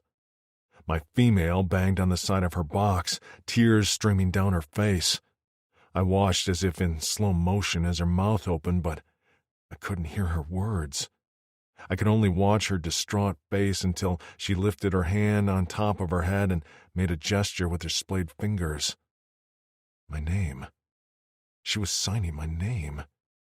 Suddenly, a gray fog filled her box, and a light near her head blared. She dropped to a crouch, covering her arms as the fog continued to pour in. "Jenny!" I screamed as her body swayed. When her head lolled to the side and she collapsed, I drove my fist into the box. One punch, then two, but nothing happened. Nothing splintered. The material held up despite my assault. Furious, the image of her prone body flashed in my mind. I threw back my head and roared. Heat consumed me, flames curled in front of my eyes, and then everything went from bright orange to black. Chapter 15. FENIX. The Raga Styx wasn't lying. Apparently not. We will need to pay for another import of kicks. I can get one by next sunrise. Do it. Word is spreading. We can increase our hospitality prices, all to see the Drix. Well, then we have to keep him alive. I struggled to wake up, but my limbs were too heavy. The pain was barely there, only a dull ache in the base of my spine. I smacked my lips, and the familiar sour taste of kicks lingered on my tongue. I hated it as much as I welcomed it. If I could stave off the madness, I could maybe live long enough with my wits and a kick supply to get Jenny and I off this planet. But how much had they given me? I couldn't move. Their voices continued. The next question made me focus. And the human? She's sleeping off the gas. She needs to behave. Tell her we can hurt the Drix in many ways that won't kill him. That's what will happen next time she acts out. Yes, your Glazistries. There was a dual sigh. What are they saying about her? They found her boring in the box, but when she seemed panicked for the Drix, well, we had a lot of interest in that. They enjoyed her pitiful protest. It was her willingness to risk punishment in order to call to the Drix, and his response to her falling. Everyone enjoys a good story. A good story. The Glazistries murmured. I'd heard enough. With a groan, I lifted to a sitting position to find myself in a barred cage in their room. Brocus, their son with a hand-picked male of their choosing, sat on a chair just outside my bars, watching me. Little flecking creep. I lay on a soft bed, completely nude and covered with a soft fur. Where'd my pants gone? I made sure to cover myself since they already stared at me in a lustful way that made me want to hurl. Noticing my wakefulness, they turned from their conversation with a high-ranking guard, if his uniform adornments were any indication, to waltz over to my cage as if they hadn't nearly destroyed my world. The room spun a little, and I clutched my head. They'd given me a higher dose of kicks than I usually took. My stomach cramped, and I bent over with a sharp curse. Coughing, I choked back the bile which threatened to rise. You did well. Even your tantrum was appreciated, said the Glazistries. Can I touch him? Brocus asked. No, dear heart, they said. Not now. He pouted, and I snarled at him. He didn't seem fazed. Is Jenny all right? I asked. She's fine. I want proof. Four bulbous eyes stared at me, and they fluttered their neck vents in what seemed like annoyance. You don't trust us? I barked out a laugh that sent a sharp spike of pain into my skull. No. When she wakes up, we will show you. She better wake up soon, I growled. Tisk, watch your tone with us. I gritted my teeth and kept silent as I imagined all the ways I'd wring their necks given the chance. We can hear you plotting our demise, but one thing you have to understand is there is no way off this planet for you and the human except death. Even then, we'll scatter your ashes on the surface to be torn apart by the winds. They stepped closer and stretched their joined hand through the bars for me, but I shifted under the reach. You belong to us, and now we know we can keep you more docile with kicks and holding the human over your head. You'll make us even richer. The kicks will eventually kill me. You have to know that, right? Sure, but it will take some time. I laughed again. It will take less time than you think. That kept him quiet for a moment. Well then, I guess we'll have to be creative and use it sparingly. I didn't like the sound of that. They kept me in the cage. I was allowed out to use the expeller and the cleanser. They gave me a pair of tight pants in a shiny black material and a new pair of boots. A rotation passed, then another. Then, I was pretty sure another passed. I couldn't remember. The pain lurked below the surface, barely held at bay by the scant amount of kicks they doled out to me when I couldn't stand. When I tried to ask for more, the Glazistries told me I'd just had a dose, and I couldn't remember if that was true or not. I had to take their word for it. Sometimes they'd stroke my face, and although their touch spiked my skin like needles, it reminded me of another touch in another time. A past life, maybe? This touch had been warm and soft and had made me happier than anything in my life. So I allowed it and listened as they cooed in their matching voices. When the pain became too much, I retreated to my furs and dreamt of another hand. One day, they showed me a screen with a small figure on it. She was eating, her dark hair hanging in her face as she sat with her legs crossed on a fur. "Why are you showing me this?" I asked. The Glazistries liked that question. Their eyes bulged. Just some entertainment. Do you enjoy looking at her? Entertainment? She looked familiar, and I reached for the screen, but they yanked it away. My head pounded. I can't. Are you sure? Who is she? I know her, right? You don't know her, they said, leaning toward me. You don't know her at all. I knocked the heel of my palm into my temple. Are you sure? Positive. So, do you enjoy looking at her? She then lifted her head and stared at me through the screen. Those eyes. I knew them. I looked into them while I was inside of her. I knew it. Jenny. The word came to my tongue without thinking. That's Jenny. The screen went black and I surged forward, shoving my fingers through the bars to grab it. Wait! Wait! The Glazistries cursed. Not yet. They tossed the screen to a guard. He will forget soon. I sank to the bottom of my cage, gripped my hair, and screamed. I couldn't remember what I forgot. I couldn't remember it all.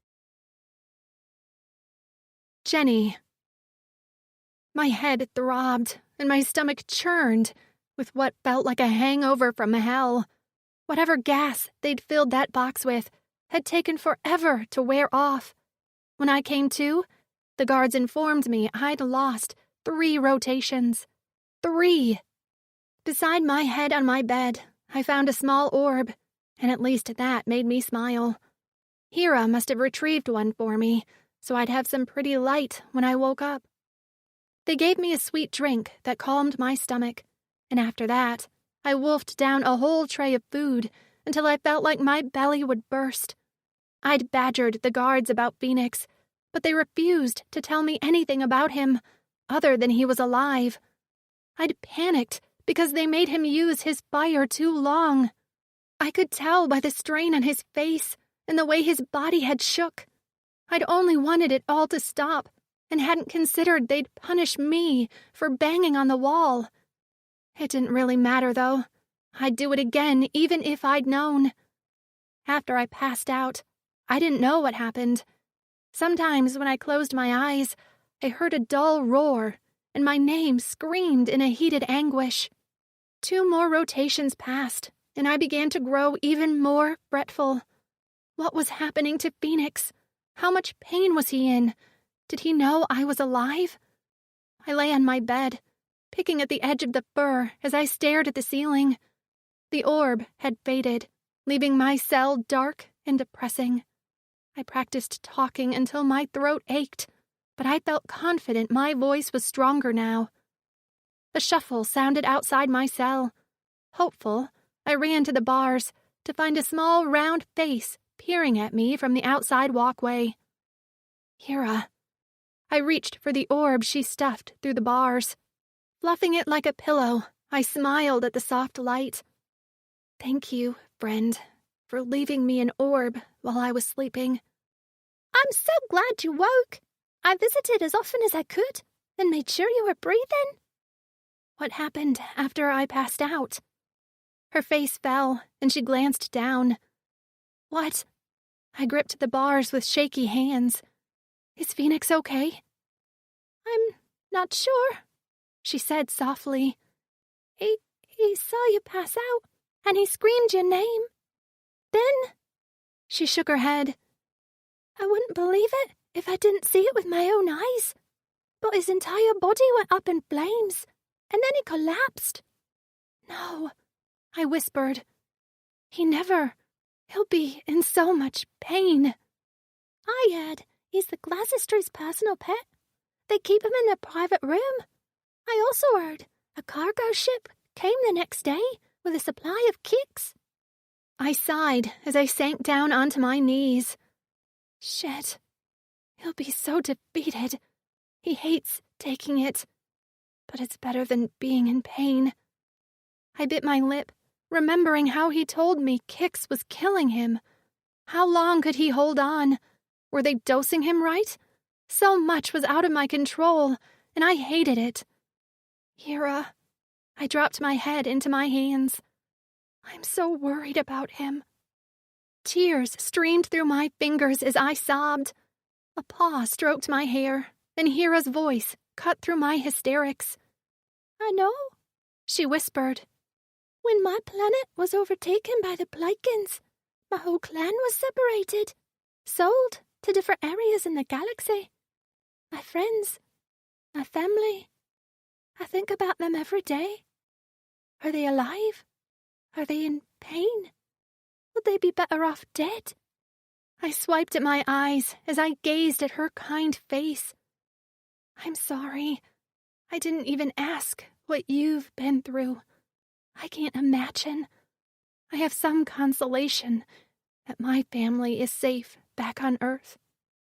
She maintained her kind smile. I've had longer to come to terms with this than you. It's okay. Why are you so kind to me? Ilbobs are committed to defending the innocent. I could sense the good in you right away. I gripped her paw. You're a good soul, Hera. Tell me your story. She talked in soft, reverent tones about her resourceful home planet and close-knit clan. When they were torn apart, she despaired for many cycles as she was sold over and over again. She'd worked in the mines on Vixlisten before performing tricks on space stations until she'd been sold here, where she'd been for most of her life. I can't do anything I wanted to do in my life while here, but I can try to make a difference where I can. I help out the other creatures sometimes. But you seem more lost than most. I let out a sob of laughter. That's an understatement. Collecting myself, I asked, So what is it you want to do, Hera? I want to learn some healer abilities. I want to do good for others. Her pale cheeks flushed. And I want to become a mother. But I have no hope of finding mates. Mates? We mate 2 males to a female. I smiled. That sounds tiring. She laughed. Our males are very devoted. They form in pairs and pick a mate that suits them. I have dreamed of what my pair would be like many times. She sighed wistfully. But it is not to be. I leaned closer. Hera, FENIX and I want off this planet. I still have hope. And when we leave, you're coming with us. She patted my cheek.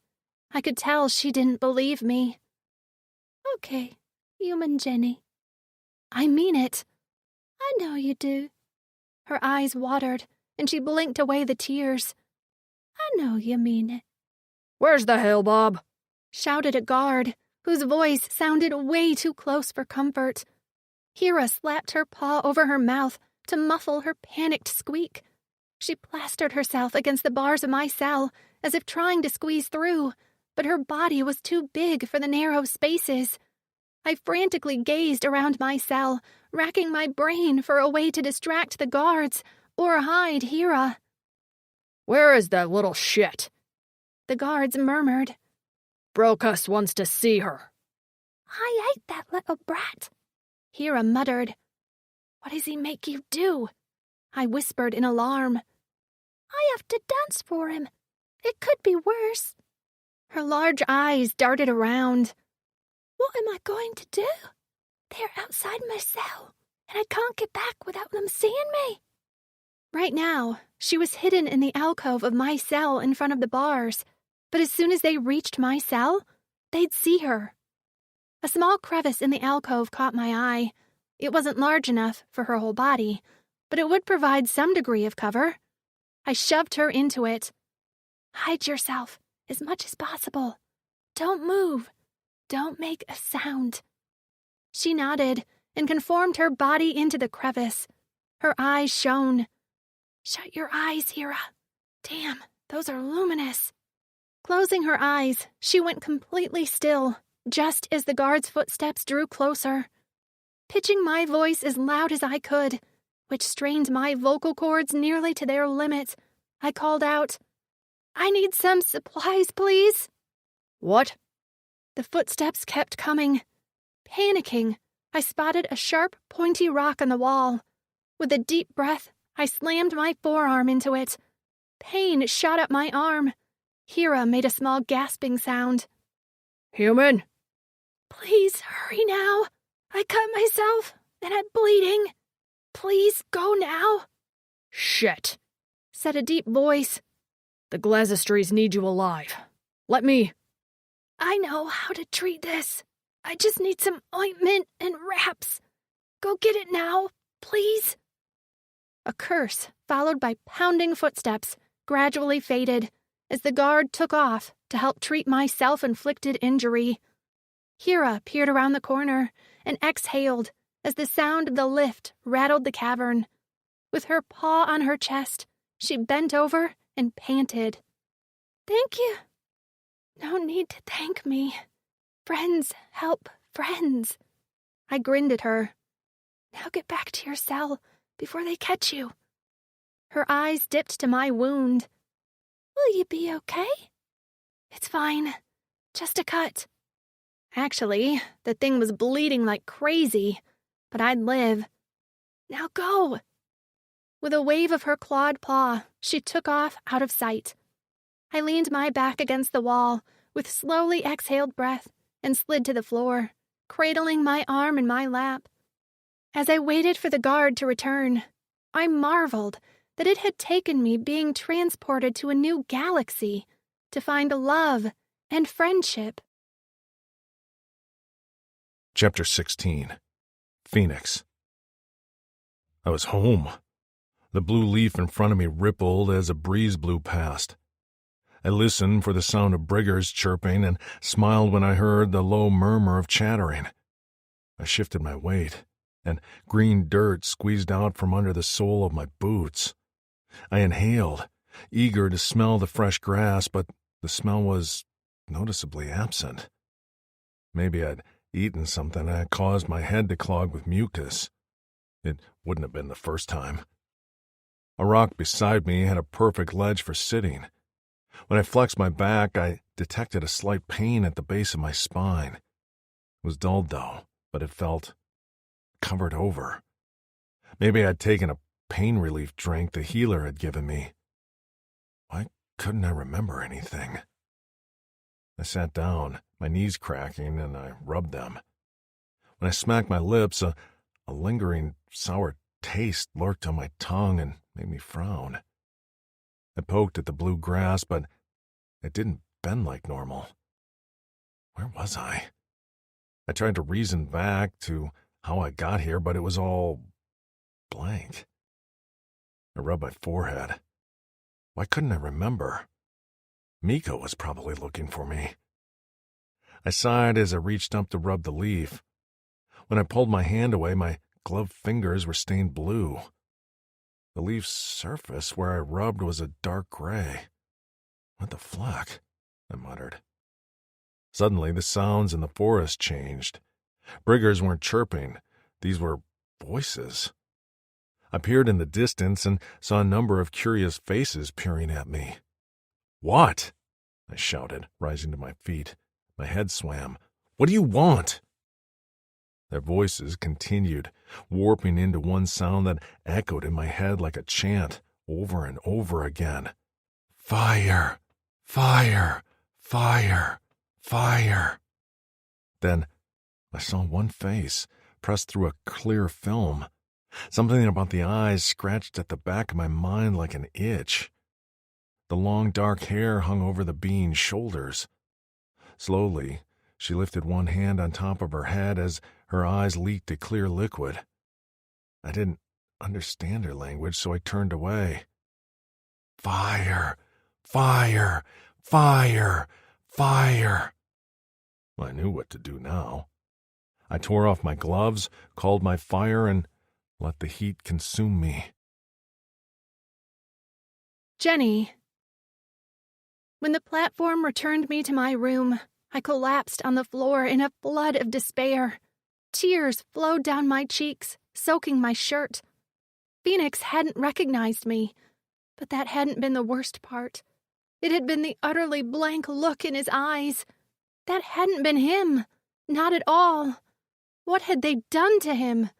Was he in pain or completely drugged out? I sobbed and clutched my chest, heart breaking into 1,000 pieces on the floor of my cell. I'd never felt this alone.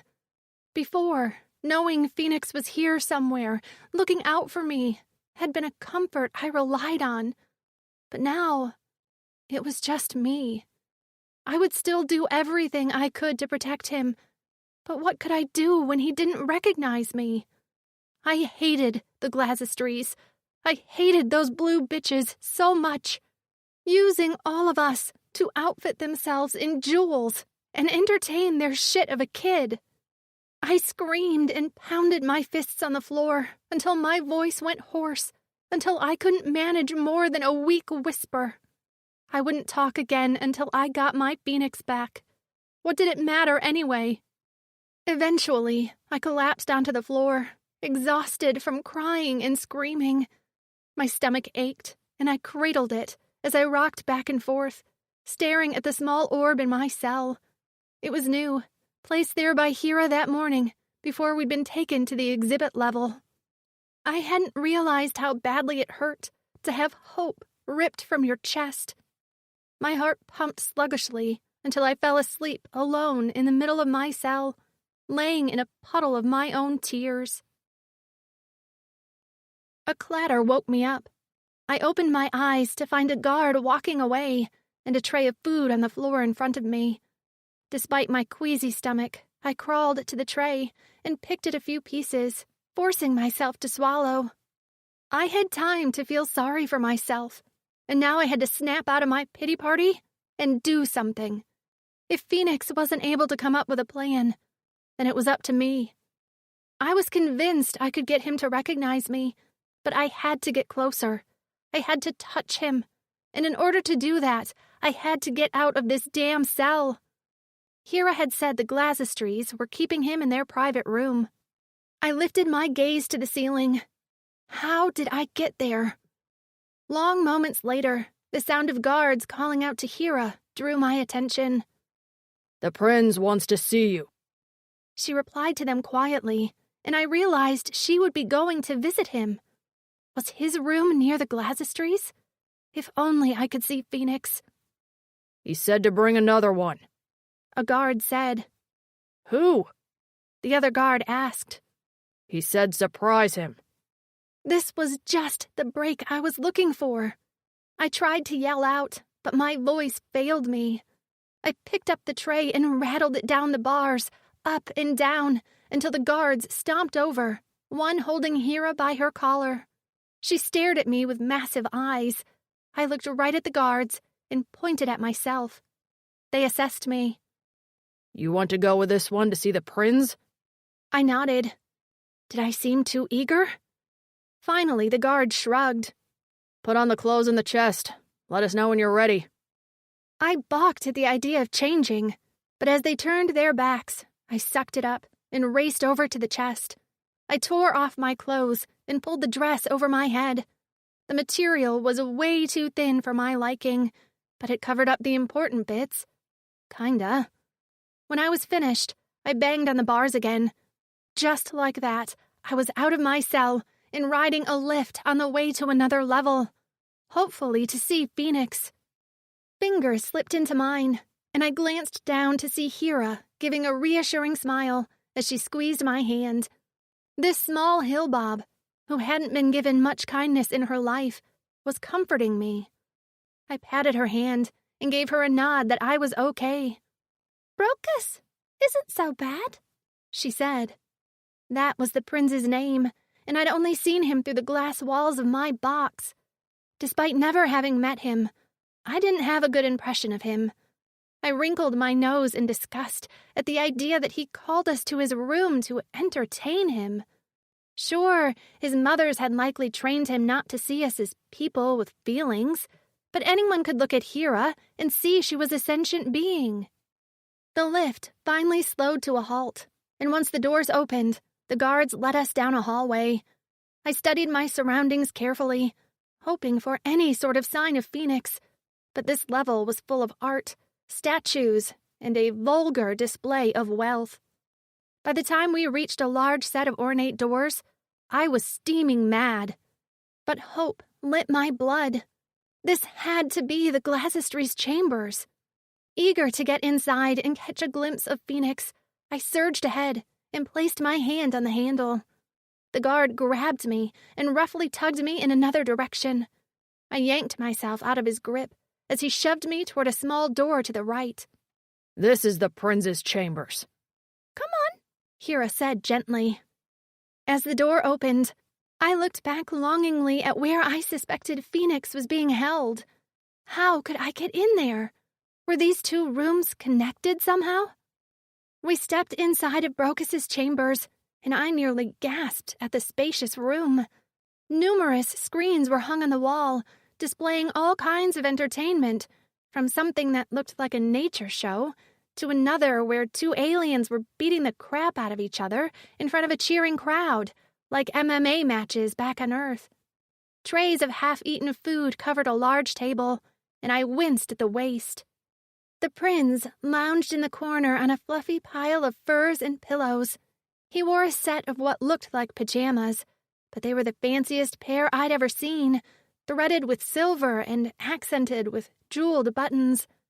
He sat up as we entered. The guard remained behind, standing at attention at the door. Wondering what was going to happen next, I stood next to Hera in the middle of the room. "The human!" Brocus clapped his hands together and climbed off the bed. His hooved feet clicked on the floor as he approached us. I resisted leaning back as he got close. Did he have the same ability as his mother's? Could he make me see my worst fears and inhale my soul like smoke? I shuddered as his beady eyes perused me. He looked young because of his height, but his eyes held a lot of knowledge and a little bit of cruelty, which led me to believe he was far from a child mentally. Seemingly content with what he saw, he relaxed on a cushion on the floor near the food and began to pick through the trays. "Is it true you don't speak?" Hera frowned, but I quickly nodded. "The Rogastics did tell us that when they offered you for sale. I still don't get why my mother's purchased a damaged human. Couldn't they have found one with all its abilities?" I just barely held back my death glare. "What else can you do?" he asked, chewing a juicy piece of fruit. "I can wring your neck. I can pull your hair, you little brat. I can find FENIX and watch him destroy this entire place." Glancing around, I looked for something I could do to entertain him. Large doors, not the ones we entered, beckoned to me as I heard the muffled sound of voices. That was where the Glassistries had to be. I waited for the deep rumble of another voice, but nothing came. "Well?" asked the prince. "Oh, right. I was supposed to be entertaining. I sighed and began to feel a little desperate when the large doors opened and the twins sauntered inside. I craned to get a glimpse inside their room before the doors closed, but I only caught slightly the hint of a barred cage before they swung shut. I huffed in frustration. This plan wasn't working. How could I get in that room? A private viewing of the human. She's boring, pouted Brocus. The Glassistries drew closer, and Hera pressed closer to my side. Her body trembled. She is, they said as they studied my face. And now that the Drix has no memory of her, I'm not sure why we bother to feed her. The visitors like her, though, Brocus said. The Glassistries sighed. She is a draw for some weird reason. We've gotten a lot of offers for her, too. We will most likely sell her. I gritted my teeth as Hera made a small noise. Ah, and your hill bob, they said, sneering down at her. I like her, Brocus said in a whine. Do your dance. Let my mother see. With an audible gulp and a wobbly smile, Hera separated herself from me and performed a little jig. With closed eyes, her smile turned serene, almost reverent, as if she transported herself to another time as her legs moved in a blur while her arms waved and flourished. When she finished, she took a deep bow, and Brocus clapped his hands wildly. Hera's eyes opened, focused, and her smile immediately dropped. See? Brocus said to me. Why can't you do something like that? I wasn't a dancer or an entertainer. I was a psychologist, for fuck's sake. The only dancing I'd done was a Zumba class once or twice. I tried to recall the moves and moved my legs stiffly to an imaginary beat. By the distaste evident on Brocus's face, he wasn't impressed. I didn't blame him. He took a cup and whipped it at me in anger. The metal chalice hit me in the arm, and I gasped as pain shot through my biceps. I glared at him, thinking my dancing hadn't been that bad. Hera let out a shriek and ran to my side. In her hurry, her foot kicked the discarded chalice, sending it spinning across the floor to slam into Brocus's shin. Ow! He cried. The Glassistries let out a terrific scream and lunged for Hera. Every instinct in my body fired, and I threw myself between them and the small hill bob. I didn't doubt for 1 minute they wouldn't kill her. Suddenly, Hera let out a wounded cry, and I turned to find Brocus with a long, thin reed in his hand. With a vicious snap of his wrist, he whipped Hera on her back. The resounding crack echoed in the room. Hera cried out in anguish. I didn't think, not about me or the consequences, but only on protecting my friend. She was in this mess because of me. I tore the reed out of Brocus's hand and shoved him. He flew back, his small body colliding with the table of food. Trays went everywhere. The boy cried out in pain. And suddenly, time seemed to slow to a halt. I stood holding the reed. Hera cowered at my feet, staring up at me in awe. Brocus lay on the table, cradling his arm. And the Glassistries? I slowly turned to find them frozen with their bulbous eyes, firing at me with retribution. Oh, shit, I thought to myself. You're not worth another meal, they shrieked. Their joined hand rose and swooped toward me in a vicious arc. Pain exploded in my cheek. Blood filled my mouth, and the last sound I heard before I hit the floor was a mighty roar and rattle of chains. Chapter 17. Jenny. The Glassistries were pissed, and I learned very quickly that when they were pissed, they also got excited, like anger fueled their cruelty, which meant, well, it meant pretty shitty things for me. I hadn't been able to talk since screaming my heart out in my cell, but it hadn't mattered anyway. There was no defense. I'd made my choice to defend Hera, and I didn't regret it. I'd live with this choice, no matter how it ended. And judging by my current situation, that might be sooner rather than later. After the disaster in Brocus's room, they'd immediately had a set of guards usher me down to the lift. I was now tied to a rock in the cavern with a rope around my waist. I'd tried to pick at it with my nails, but it was no use. The bands were as thick as my neck. Hera stood next to Brocus, nearly shaking out of her skin. Her big doe eyes stared at me helplessly, and I tried to offer her a reassuring smile. It didn't help. She only collapsed onto her knees and shook. Brocus ignored her, instead making a big show of the sling on his arm. The little shit. I didn't hate kids, but I sure hated that asshole. A dozen guards stood in front of me, and I wondered if this was some sort of firing squad. I should have been more fearful of my immediate future, but all I could think about was FENIX. Would he wonder where I was? Would he think I let him down? I wanted to tell Hera to keep an eye on him and help him if she could, but I couldn't speak. Even a small gasp felt like razor blades in my throat. The Glazistries, after fussing with Brocus, waltzed over to me. They went all out for this. Jewels around their throats, on their wrists, and a long shining skirt. Their breasts swayed as they walked, the jewels around their nipples twinkling in the light. They lifted their joined hand to touch my cheek, and I jerked away. But I couldn't exactly go anywhere, so I had to tolerate as they brushed my skin with their cool fingers. We treated you well, fed you, and you repay us by hurting our only son. Their voices rose in intensity until I had to wince at the high-pitched shriek. Shaking themselves, they lowered their voice to a normal level.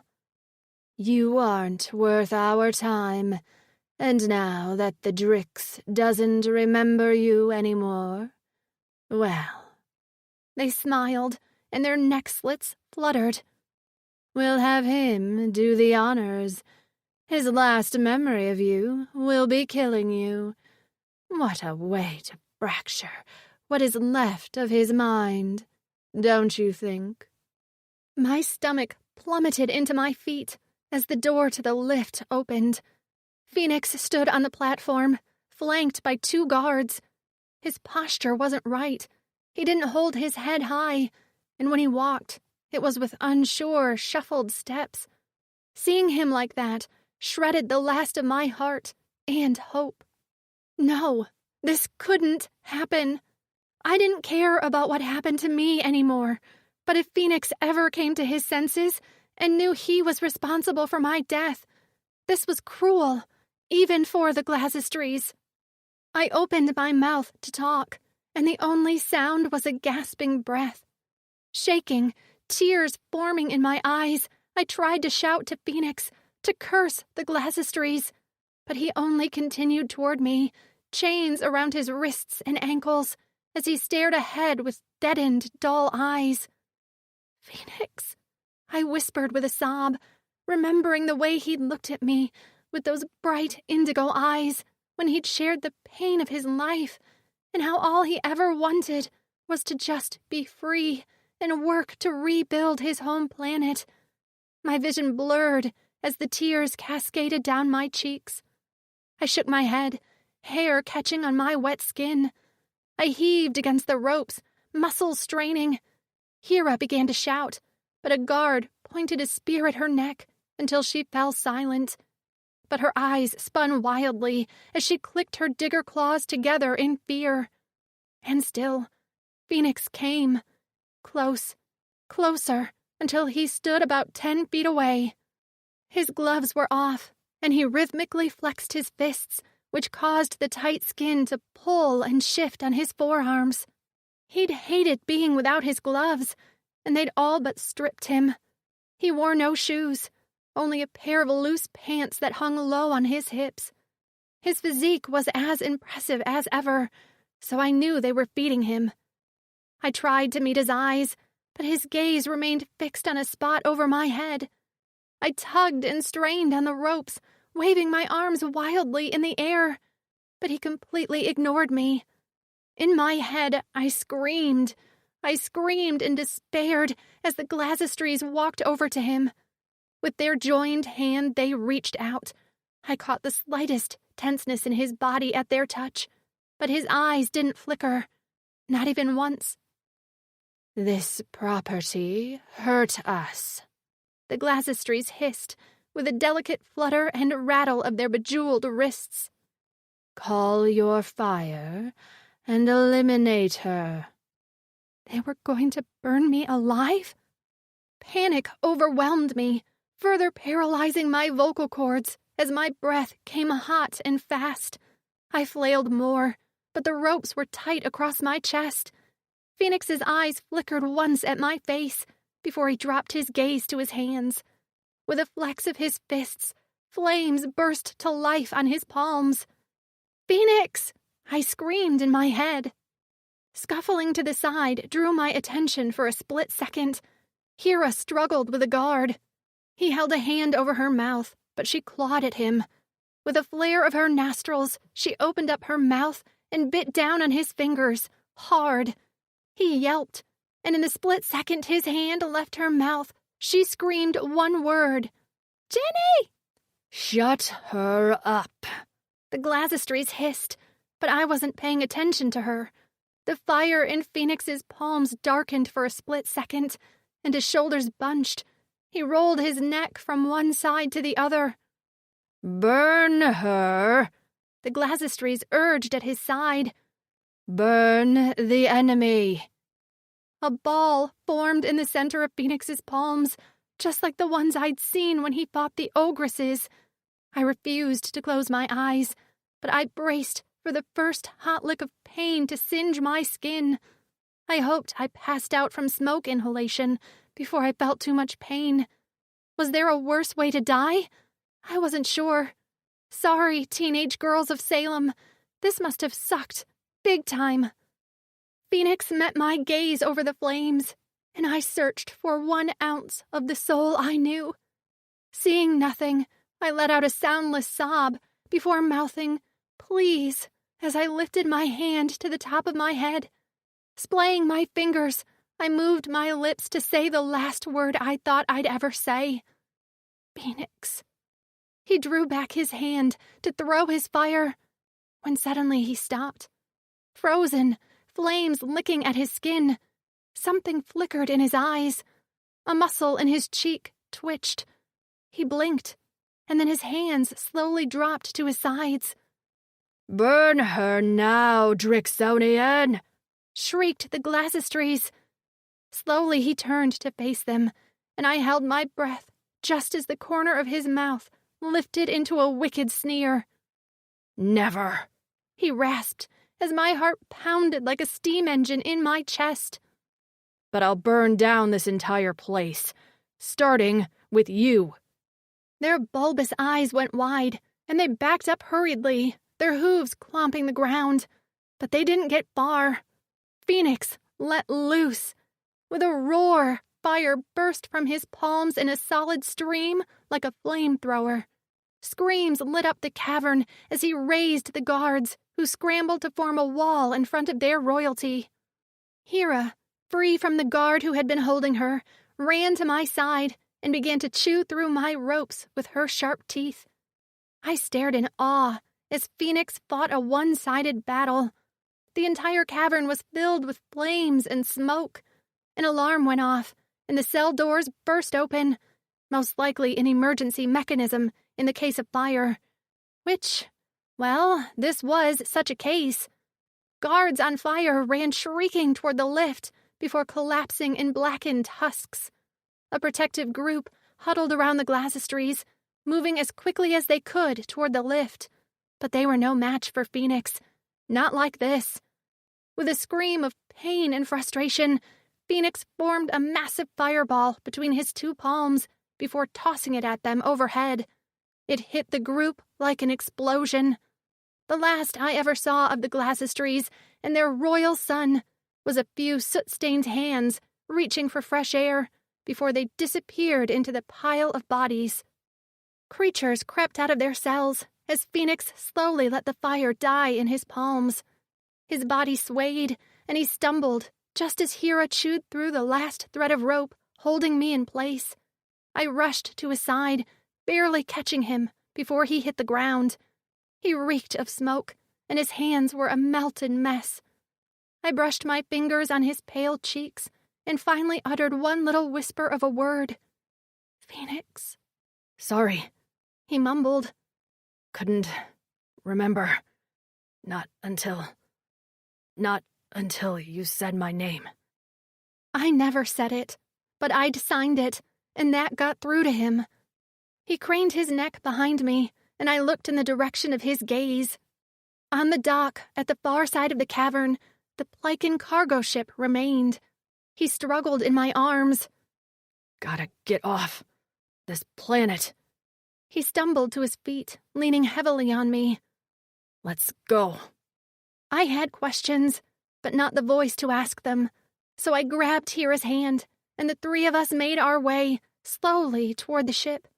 We had ascended halfway up the stairs when the lift doors opened, and a fresh wave of guards flooded the cavern. One section gathered up the freed creatures, and I watched apologetically as they were led away up the lift. They were safe, but I'd wanted to save them. Not that they would all fit on the cargo ship, but, frustrated, I focused on the task at hand. FENIX was alive, and so was Hera. That was all I could do for now. I couldn't rescue the whole world. Guards were coming at us fast, and FENIX, with a long groan, turned around and formed a wall of fire. The guards skidded to a halt as he stood, feet braced apart, body shaking with pain. Go, he shouted over his shoulder. Get on the ship. I opened my mouth, wishing I could protest, but he shook his head. Go. Grabbing Hera, we ran up the stairs and down the dock toward the ship. The ramp was open, and we raced into the ship. I turned to find FENIX lumbering after us, the fire he'd created on the floor of the cavern, holding the guards at bay, for a little bit.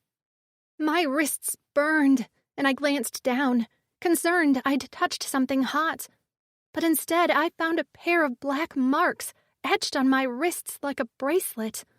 I rubbed at them, but they didn't go away, and the pain intensified. Tearing off 2 strips of fabric from the bottom of my dress, I wrapped them around my wrists. I'd deal with the injury later.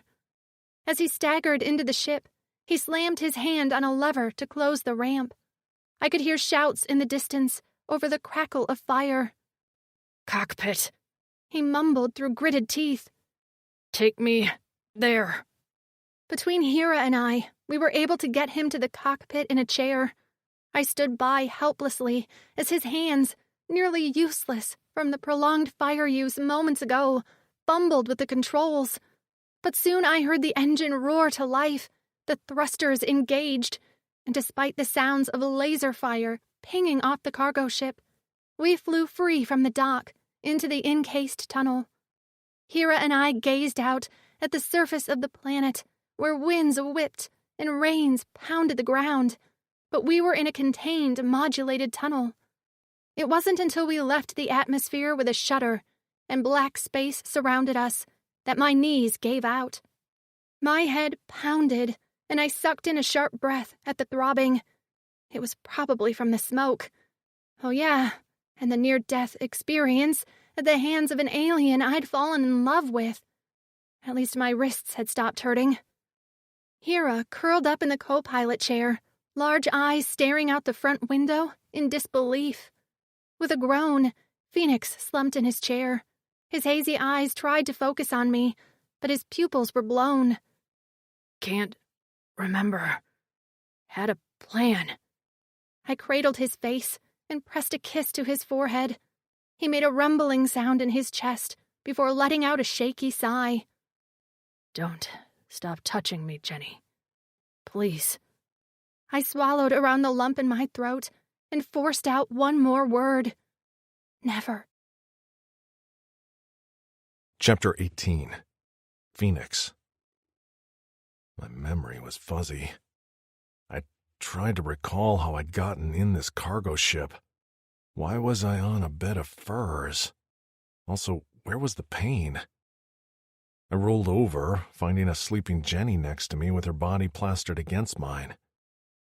Outside the port window, nothing but black space and the occasional distant star was visible. I could hear the distant murmur of the engine. Jenny stirred and lifted a hand to brush her hair off her face. Noticing bandages on her wrists, I yanked off the crude cloth strips to check her wounds, except she didn't have any wounds. I stared at the marks on her wrist, confused as I racked my brain. Between two golden bands that ran the circumference of her wrist was a delicate pattern. I knew what those were, but the answer was hidden somewhere in my wreckage of memories. I ran my thumb over them, but the skin was smooth as ever. "What?" Jenny rasped. She tucked her hands from my grip and sat up. Rubbing her wrists, she blinked at them when the marks proved permanent. She cleared her throat and shook her head as she shot me a questioning look. I reached for her again, and that was when I spotted my own wrists. Despite the scarred and melted skin, the same golden lines shone on my scales and the same pattern as Jenny's. Her eyes went wide as she thrust our wrists together. "They match?" Her voice was scratchy, and it seemed most of the progress she'd made had been lost. What had happened? I remembered high-pitched voices, chains, and lots of fire. A sharp spike of pain seared my brain, and I gasped as the room faded in and out.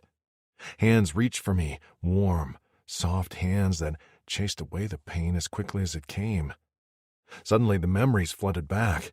Everyone. The Glazers, the exhibits, Jenny tied to a rock as I stood in front of her with my flames. I sat up and grabbed her suddenly by the shoulders. "Were you hurt?" She shook her head and gave me a kind smile.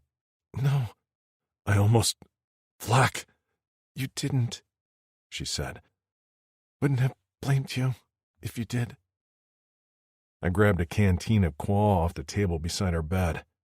"Drink, your voice is strained." She gulped down a few sips. I looked to the door. "I should get to the cockpit. I didn't even set a flight path." "Here, she rasped. "What?" "Here, the hill bob. On our way to a space station to refuel." I exhaled. "That's good. I can decide then how to get you two to safety." "Two?" she queried. I sighed as I rubbed my head. "I won't last long with no kicks." She reached for me. "But I grasped her hands in mine. "Your touch is only temporary, and it's okay. We've got the Fleck off that planet. I have time, enough time to figure out how to keep you and Hera safe." "How long?" she whispered. "Long enough." I didn't know if that was the right answer. I brushed her cheek with the back of my fingers. "I'm sorry. I'm so sorry I couldn't get us out of that sooner. They gave me enough kicks to get by, but not enough to keep my mind intact." "You remembered." A tear spilled down her cheek. "When it mattered, you remembered." I tapped my fist on my chest. "You're in here. My Cora, my blood, my mind invaded every crevice. I'm sorry I made you doubt me." "I didn't," she whispered. "Even when I thought it was the end, I didn't doubt you. You saved us." I shook my head. "No, you saved me. I don't think I could have come back without you. The memory of you was too strong to be forgotten. I'd still be there, out of my mind as their weapon of destruction." "But you're here." She shifted closer and nuzzled her cheek with mine. "With me." "Back on the ship. Before we were taken by the Glazers, did you take me inside you to ease my pain? Or because you wanted to?" She let out a small puff of air that warmed my face. "FENIX," she whispered, her eyes filling again. I dropped my gaze. You don't have to. It was both, she whispered. But even if you hadn't been in pain, I would have, she coughed, I would have wanted that moment with you. And now? She smiled. And now, we make the most of our freedom. Closing the distance between us, she pressed her lips to mine. Immediately, a different kind of warmth spread throughout my body. Not the biting heat of pain, but like turning my face to the sun. I delved my tongue into her mouth, my tongue-piercing clicking on her teeth, and she let out a little laugh before pressing her chest against mine. After a quick stumble to the cleanser to wash the soot from our bodies, we tumbled back into the furs naked. As she clutched my shoulders, I held her gaze as I ran my hand down over her pert breast to her wet cunt. My fingers slipped through her folds, and she arched her back as I plunged 2 fingers inside her. She immediately opened for me, letting her legs fall to the side. Beneath me, she was pliant, wet, and ready. I sucked a nipple into my mouth and tortured the bud with my piercing as she writhed on the furs, held in place by my body and fingers stretching her. Phoenix, she gasped. The intensity overwhelmed me, and my body felt like it had swelled as my head pounded with my want for her. Take me, she murmured with hazy eyes. Come inside me, Phoenix. Cock in hand, I pressed until my entire shaft disappeared inside of her. Her chest heaved and the veins in her neck bulged as her mouth opened and closed. Yes, she moaned in a fuller sound than I'd ever heard her make. Pulling out, I plunged back into her. Her body jolted on the furs, breasts bouncing.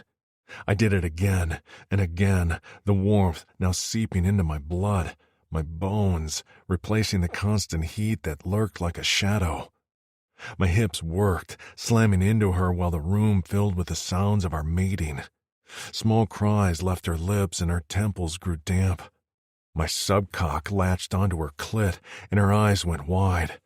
Suddenly, her body went stiff, and then she let out a cry of pleasure that gripped hold of my balls and squeezed. Spilling my release inside her, something ruptured in my head with a shower of sparks. I opened my mouth on a silent scream just as rapture consumed me. Phoenix? Came a whispered voice. Phoenix, please. Are you okay? Phoenix! I opened my eyes to find I lay sprawled across a naked Jenny. She shook me frantically. What happened? I groaned as I rolled off her. Dizziness swamped me and clutched my head. I waited for the sick thread of pain to slice through me, but the aches never came. I frowned as I pulled my hands away. The marks on my wrist were still there, and this time, when I searched through the wreckage of my memories, I found it a whole fleck of a lot more organized. There was the Aldani in one corner, while Rex, Miko, and Zekri hung out in another. Even the mines had their own place, dark as it was. There was no longer pain, but a soft melody that sounded like rainfall hitting leaves in the forest. I stared at Jenny as the melody continued, reminding me of when I used to stand in the rain as a chit, letting it hit my face as it played a rhythm on the foliage. I turned to Jenny, who rubbed at her temple almost in confusion. What? She swallowed, and her brows dipped. Why does my throat feel better? Her voice was still raspy, but the tone was markedly improved. I reached for her hands, comparing the marks on her wrists as I entered the room in my mind, the rainfall following me, where Drixonian legends were kept. I remember now, I said softly. These are locks. Locks? Fate has blessed us on rare occasions with Korra Eternals, our perfect mates. The locks are a symbol of that blessing, and in here, I tapped my head, I feel you. You're a soothing rainfall, a melody. And you're... She let out a happy sob and rubbed her throat. You're like honey. Honey? I can feel it on my tongue, a sweetness. It's a golden amber and it's coating everything. the pain," I whispered. "It's gone, and it's not from your touch. Before, I still felt it lurking to return, but this is an emptiness, a good emptiness. And I feel full, a sweet fullness. Your voice, it doesn't sound back to normal, but it doesn't hurt anymore, at least." "So we have hope," I said, barely able to believe it. "If I don't need kicks, then our future is wide open. I'll make you a happy mate, Jenny, I promise." "You've already made me happy in more ways than you can imagine." She pressed a soft kiss to my lips. "Now, let's go check on Hira. You made a lot of noises in here, and she might be concerned." I sat on the edge of the furs as I pulled on my pants. We weren't noisy, were we? She snorted as she pulled her hair back into a tie. "Hey, I didn't say we. You were the noisy one." I squinted at her. "When can we make more noises?" She rolled her eyes as she tugged her shirt over her head and kissed my forehead. "Later." There weren't many places we could refuel without proper travel documents, which none of us had. As we pulled into the dock of a sketchy station too close to Vic's Listen for my liking, I wondered how the hell I was going to bribe the guards. There were some Zens on board, but not enough to pay for fuel and bribes. On top of that, we needed supplies. The high of escaping with Jenny hadn't worn off yet, but it was stained with the uncertainty of our future. Once I had to start thinking practically about how we'd survive, reality hit. None of this was going to be easy. I wished I could talk to Rexor. Had he ever made it home safe? I could try returning to Torin, but the thought of seeing any Aldani again made my hand shake. I patted my pocket, which held the few precious Zens we had. Would have to do for now. Then figure something out. "FENIX?" Jenny's voice cut through my thoughts. I turned to her with a smile, but her expression was concerned. I tended to forget she knew what I was thinking now. No hiding anything. "I'm here." "What's on your mind?" I ran my fingers through her hair. It had been about 5 rotations since we left Vitbrix 2, and I'd cherished every moment with her. "Nothing important." She rolled her eyes. "Yes, it was." I stood up and dropped a kiss on her forehead. "Stay here with Hira. Don't let anyone on the ship but me." "What a bummer. We wanted to send out party invites." She deadpanned. "What?" "Never mind." Gazing out the front window at the station, she bit her lip. "Are you sure this is safe?" It was absolutely not safe, but then I was a Drixonian with the ability to call fire. As soon as I step foot off this ship, I'm the most dangerous thing here. She lifted an eyebrow. "That's some confidence." "It's the truth." After giving her neck a squeeze, I opened the ramp and disembarked, hiding my distinctive hair with a hooded cloak and covering my hands with gloves. After making sure it shut behind me, I continued to the guard booth where a green Waldjura lounged with her slimy foot propped up on the window ledge. "Papers," she toned in a low voice as she kept her one eye focused on the tablet in front of her. I placed a few Zens on the table at her side. She went still, and her eyeball shifted in its socket to take in the Zens before lifting it to me. "Papers," she said again. "I don't have them." "Then you'll need to leave before I call security." I placed down another few Zens. She remained nonplussed. "Papers." "Look, I don't—" "Papers." I blew out a breath and placed my hands on my hips. "Does it make a difference if I tell you I can light this entire booth on fire with a flick of my fingers?" Her gaze darted to my hands before she reached for a button on the tablet. "Wait! A little short, Drix?" A deep voice boomed next to me. A blue-eyed bronze warrior with a spiked bat strapped to his back slapped down a bag on the table that landed with a heavy thunk. Abandoning her button, her face shifted to a bright yellow as she let out a squeal and ripped open the bag. Digging a curved claw inside, she stabbed a sticky cake and shoved it into her mouth. Chewing happily, she ignored us. He beckoned me into the station with a jerk of his chin. She doesn't care about Zens. She just wants Velvups from Rinyan 1. I stared at him. Thank you, but do I know you? His blue eyes glowed as he grinned. His long white hair was pulled back into a braid, and the sides of his head were shaved. White swirling tattoos covered his chest and neck. I mean, I only saved you from all the Aldani. Kind of offended here, Drix. Saved? What? His gaze drifted from my face down to my gloved hands before returning my face. He cocked his head. When's the last time you were on Corin? Corin? Not since I was born. He took a step closer to me. You're one of those, aren't you? What? You're one of those stolen warriors they're always talking about. Have you ever seen a warrior like me? Bronze skin, blue eyes, less good-looking, goes by the name Kazel? No, I'm sorry. He sighed. It was worth a shot. Anyway, where are you heading? I didn't know how much to trust this warrior, but he had helped me out. I'm not sure. Well, let me give you some information. Free of charge because I'm in a good mood, which is rare. The Drixonians resettled on Corin. Heard there's a winged one and a spiky one with a big mouth. He turned and I grabbed for him. He glared at my hand on his arm, but I didn't let go. Who are you? How do I know you're not lying to me? You don't know. All I can say is I'm not. And as for who I am, I'm Bosa, a Kaluma warrior. He tossed me a bag, and when I caught it, the contents clinked. Get home quickly. I hear they're looking for a warrior with a terrible orange haircut. I reached up to feel that a lock of my hair had slipped out from under my hood. And then he disappeared.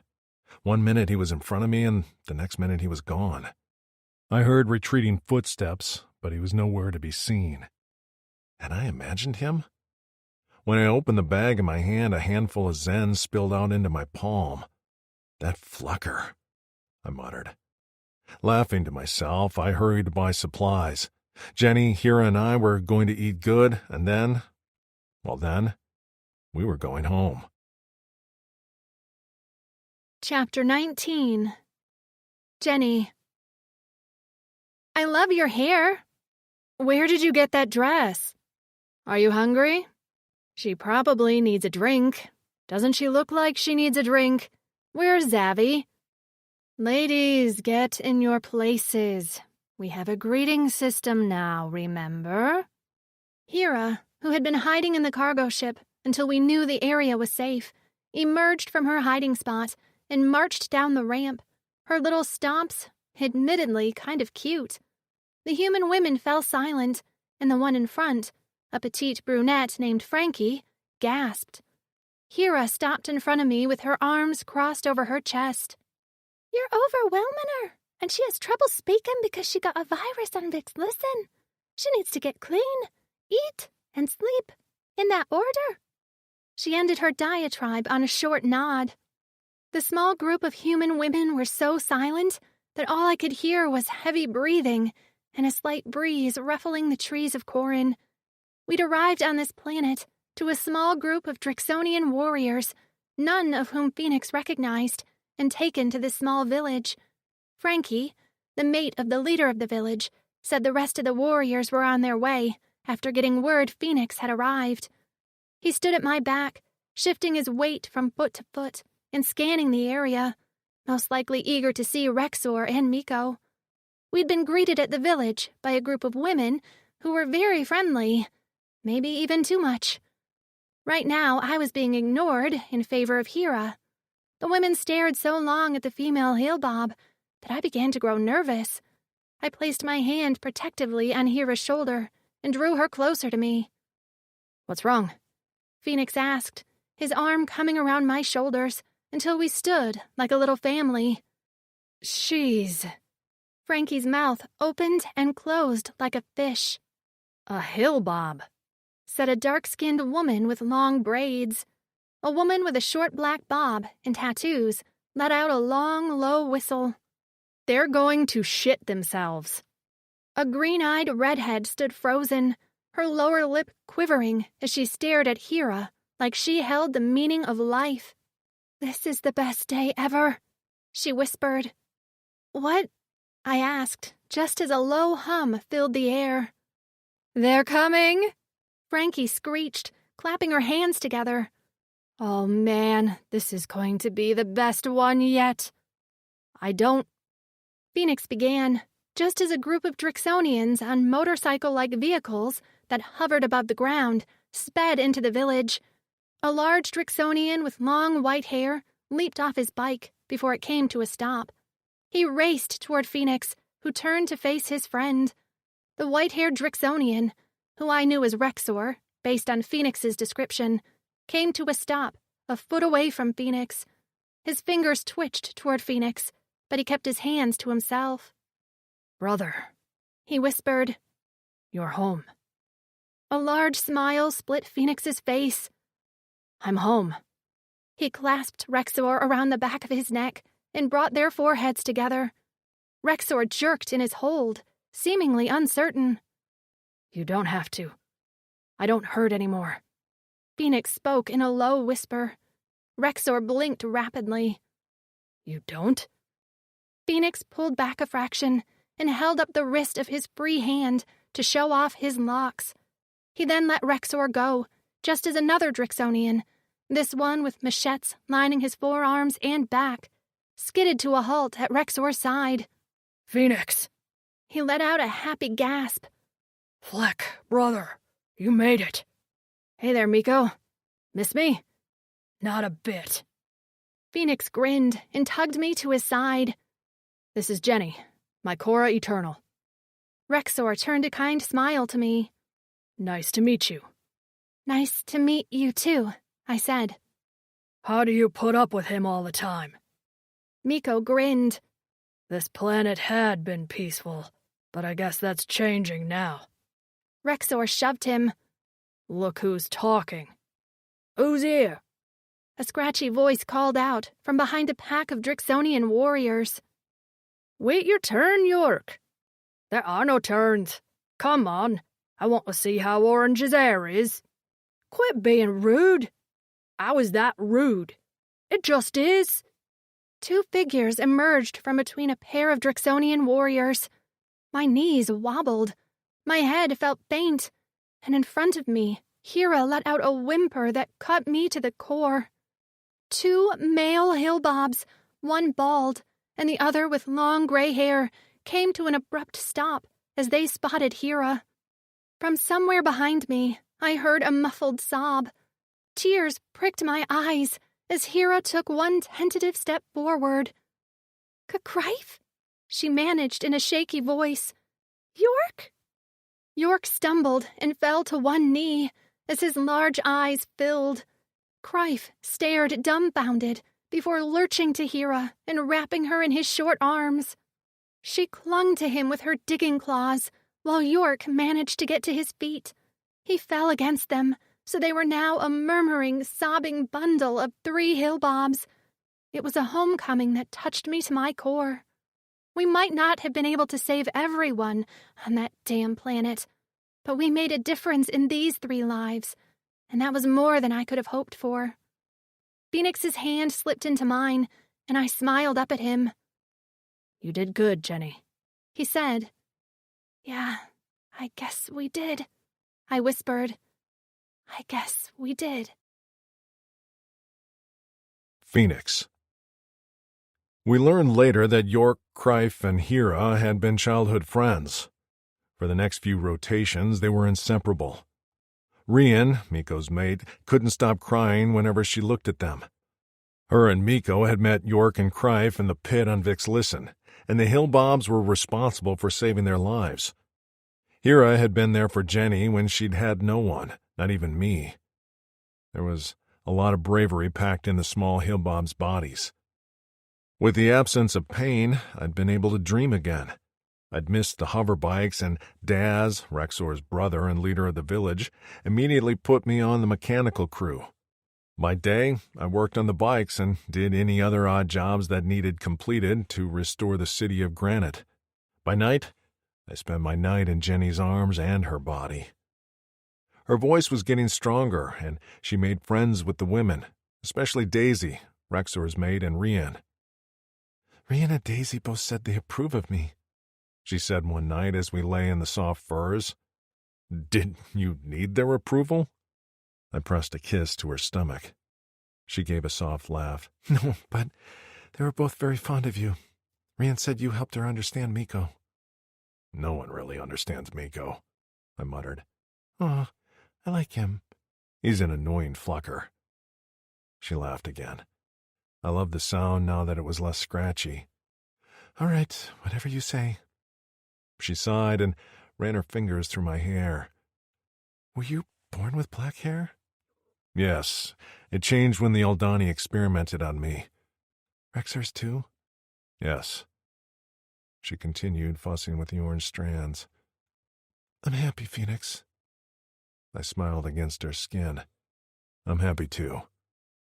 Do you think about Zachary? My stomach flipped. Every rotation. Do you think he's okay? I hope so. He deserves to be happy too. He does. I lifted onto my elbows to look into her brown eyes. But he has to realize he deserves to be happy. I didn't until I met you, until you showed me I could dare to dream again. Real life is better than the dream now, don't you think? I do. I pressed a kiss to her lips. Stay in this real life with me, Jenny. Always. This concludes FENIX by Ella Maven. Narrated by Oliver Highpoint and Rachel Woods. Copyright 2021 by Ella Maven. This unabridged audiobook is published by arrangement with Ella Maven, Carib Corbusiero Literary Agency, and was produced in the year 2024 by Tantor Media Incorporated, a division of Recorded Books, which holds the copyright thereto. Please visit Tantor.com for more information on our growing library of unabridged audiobooks.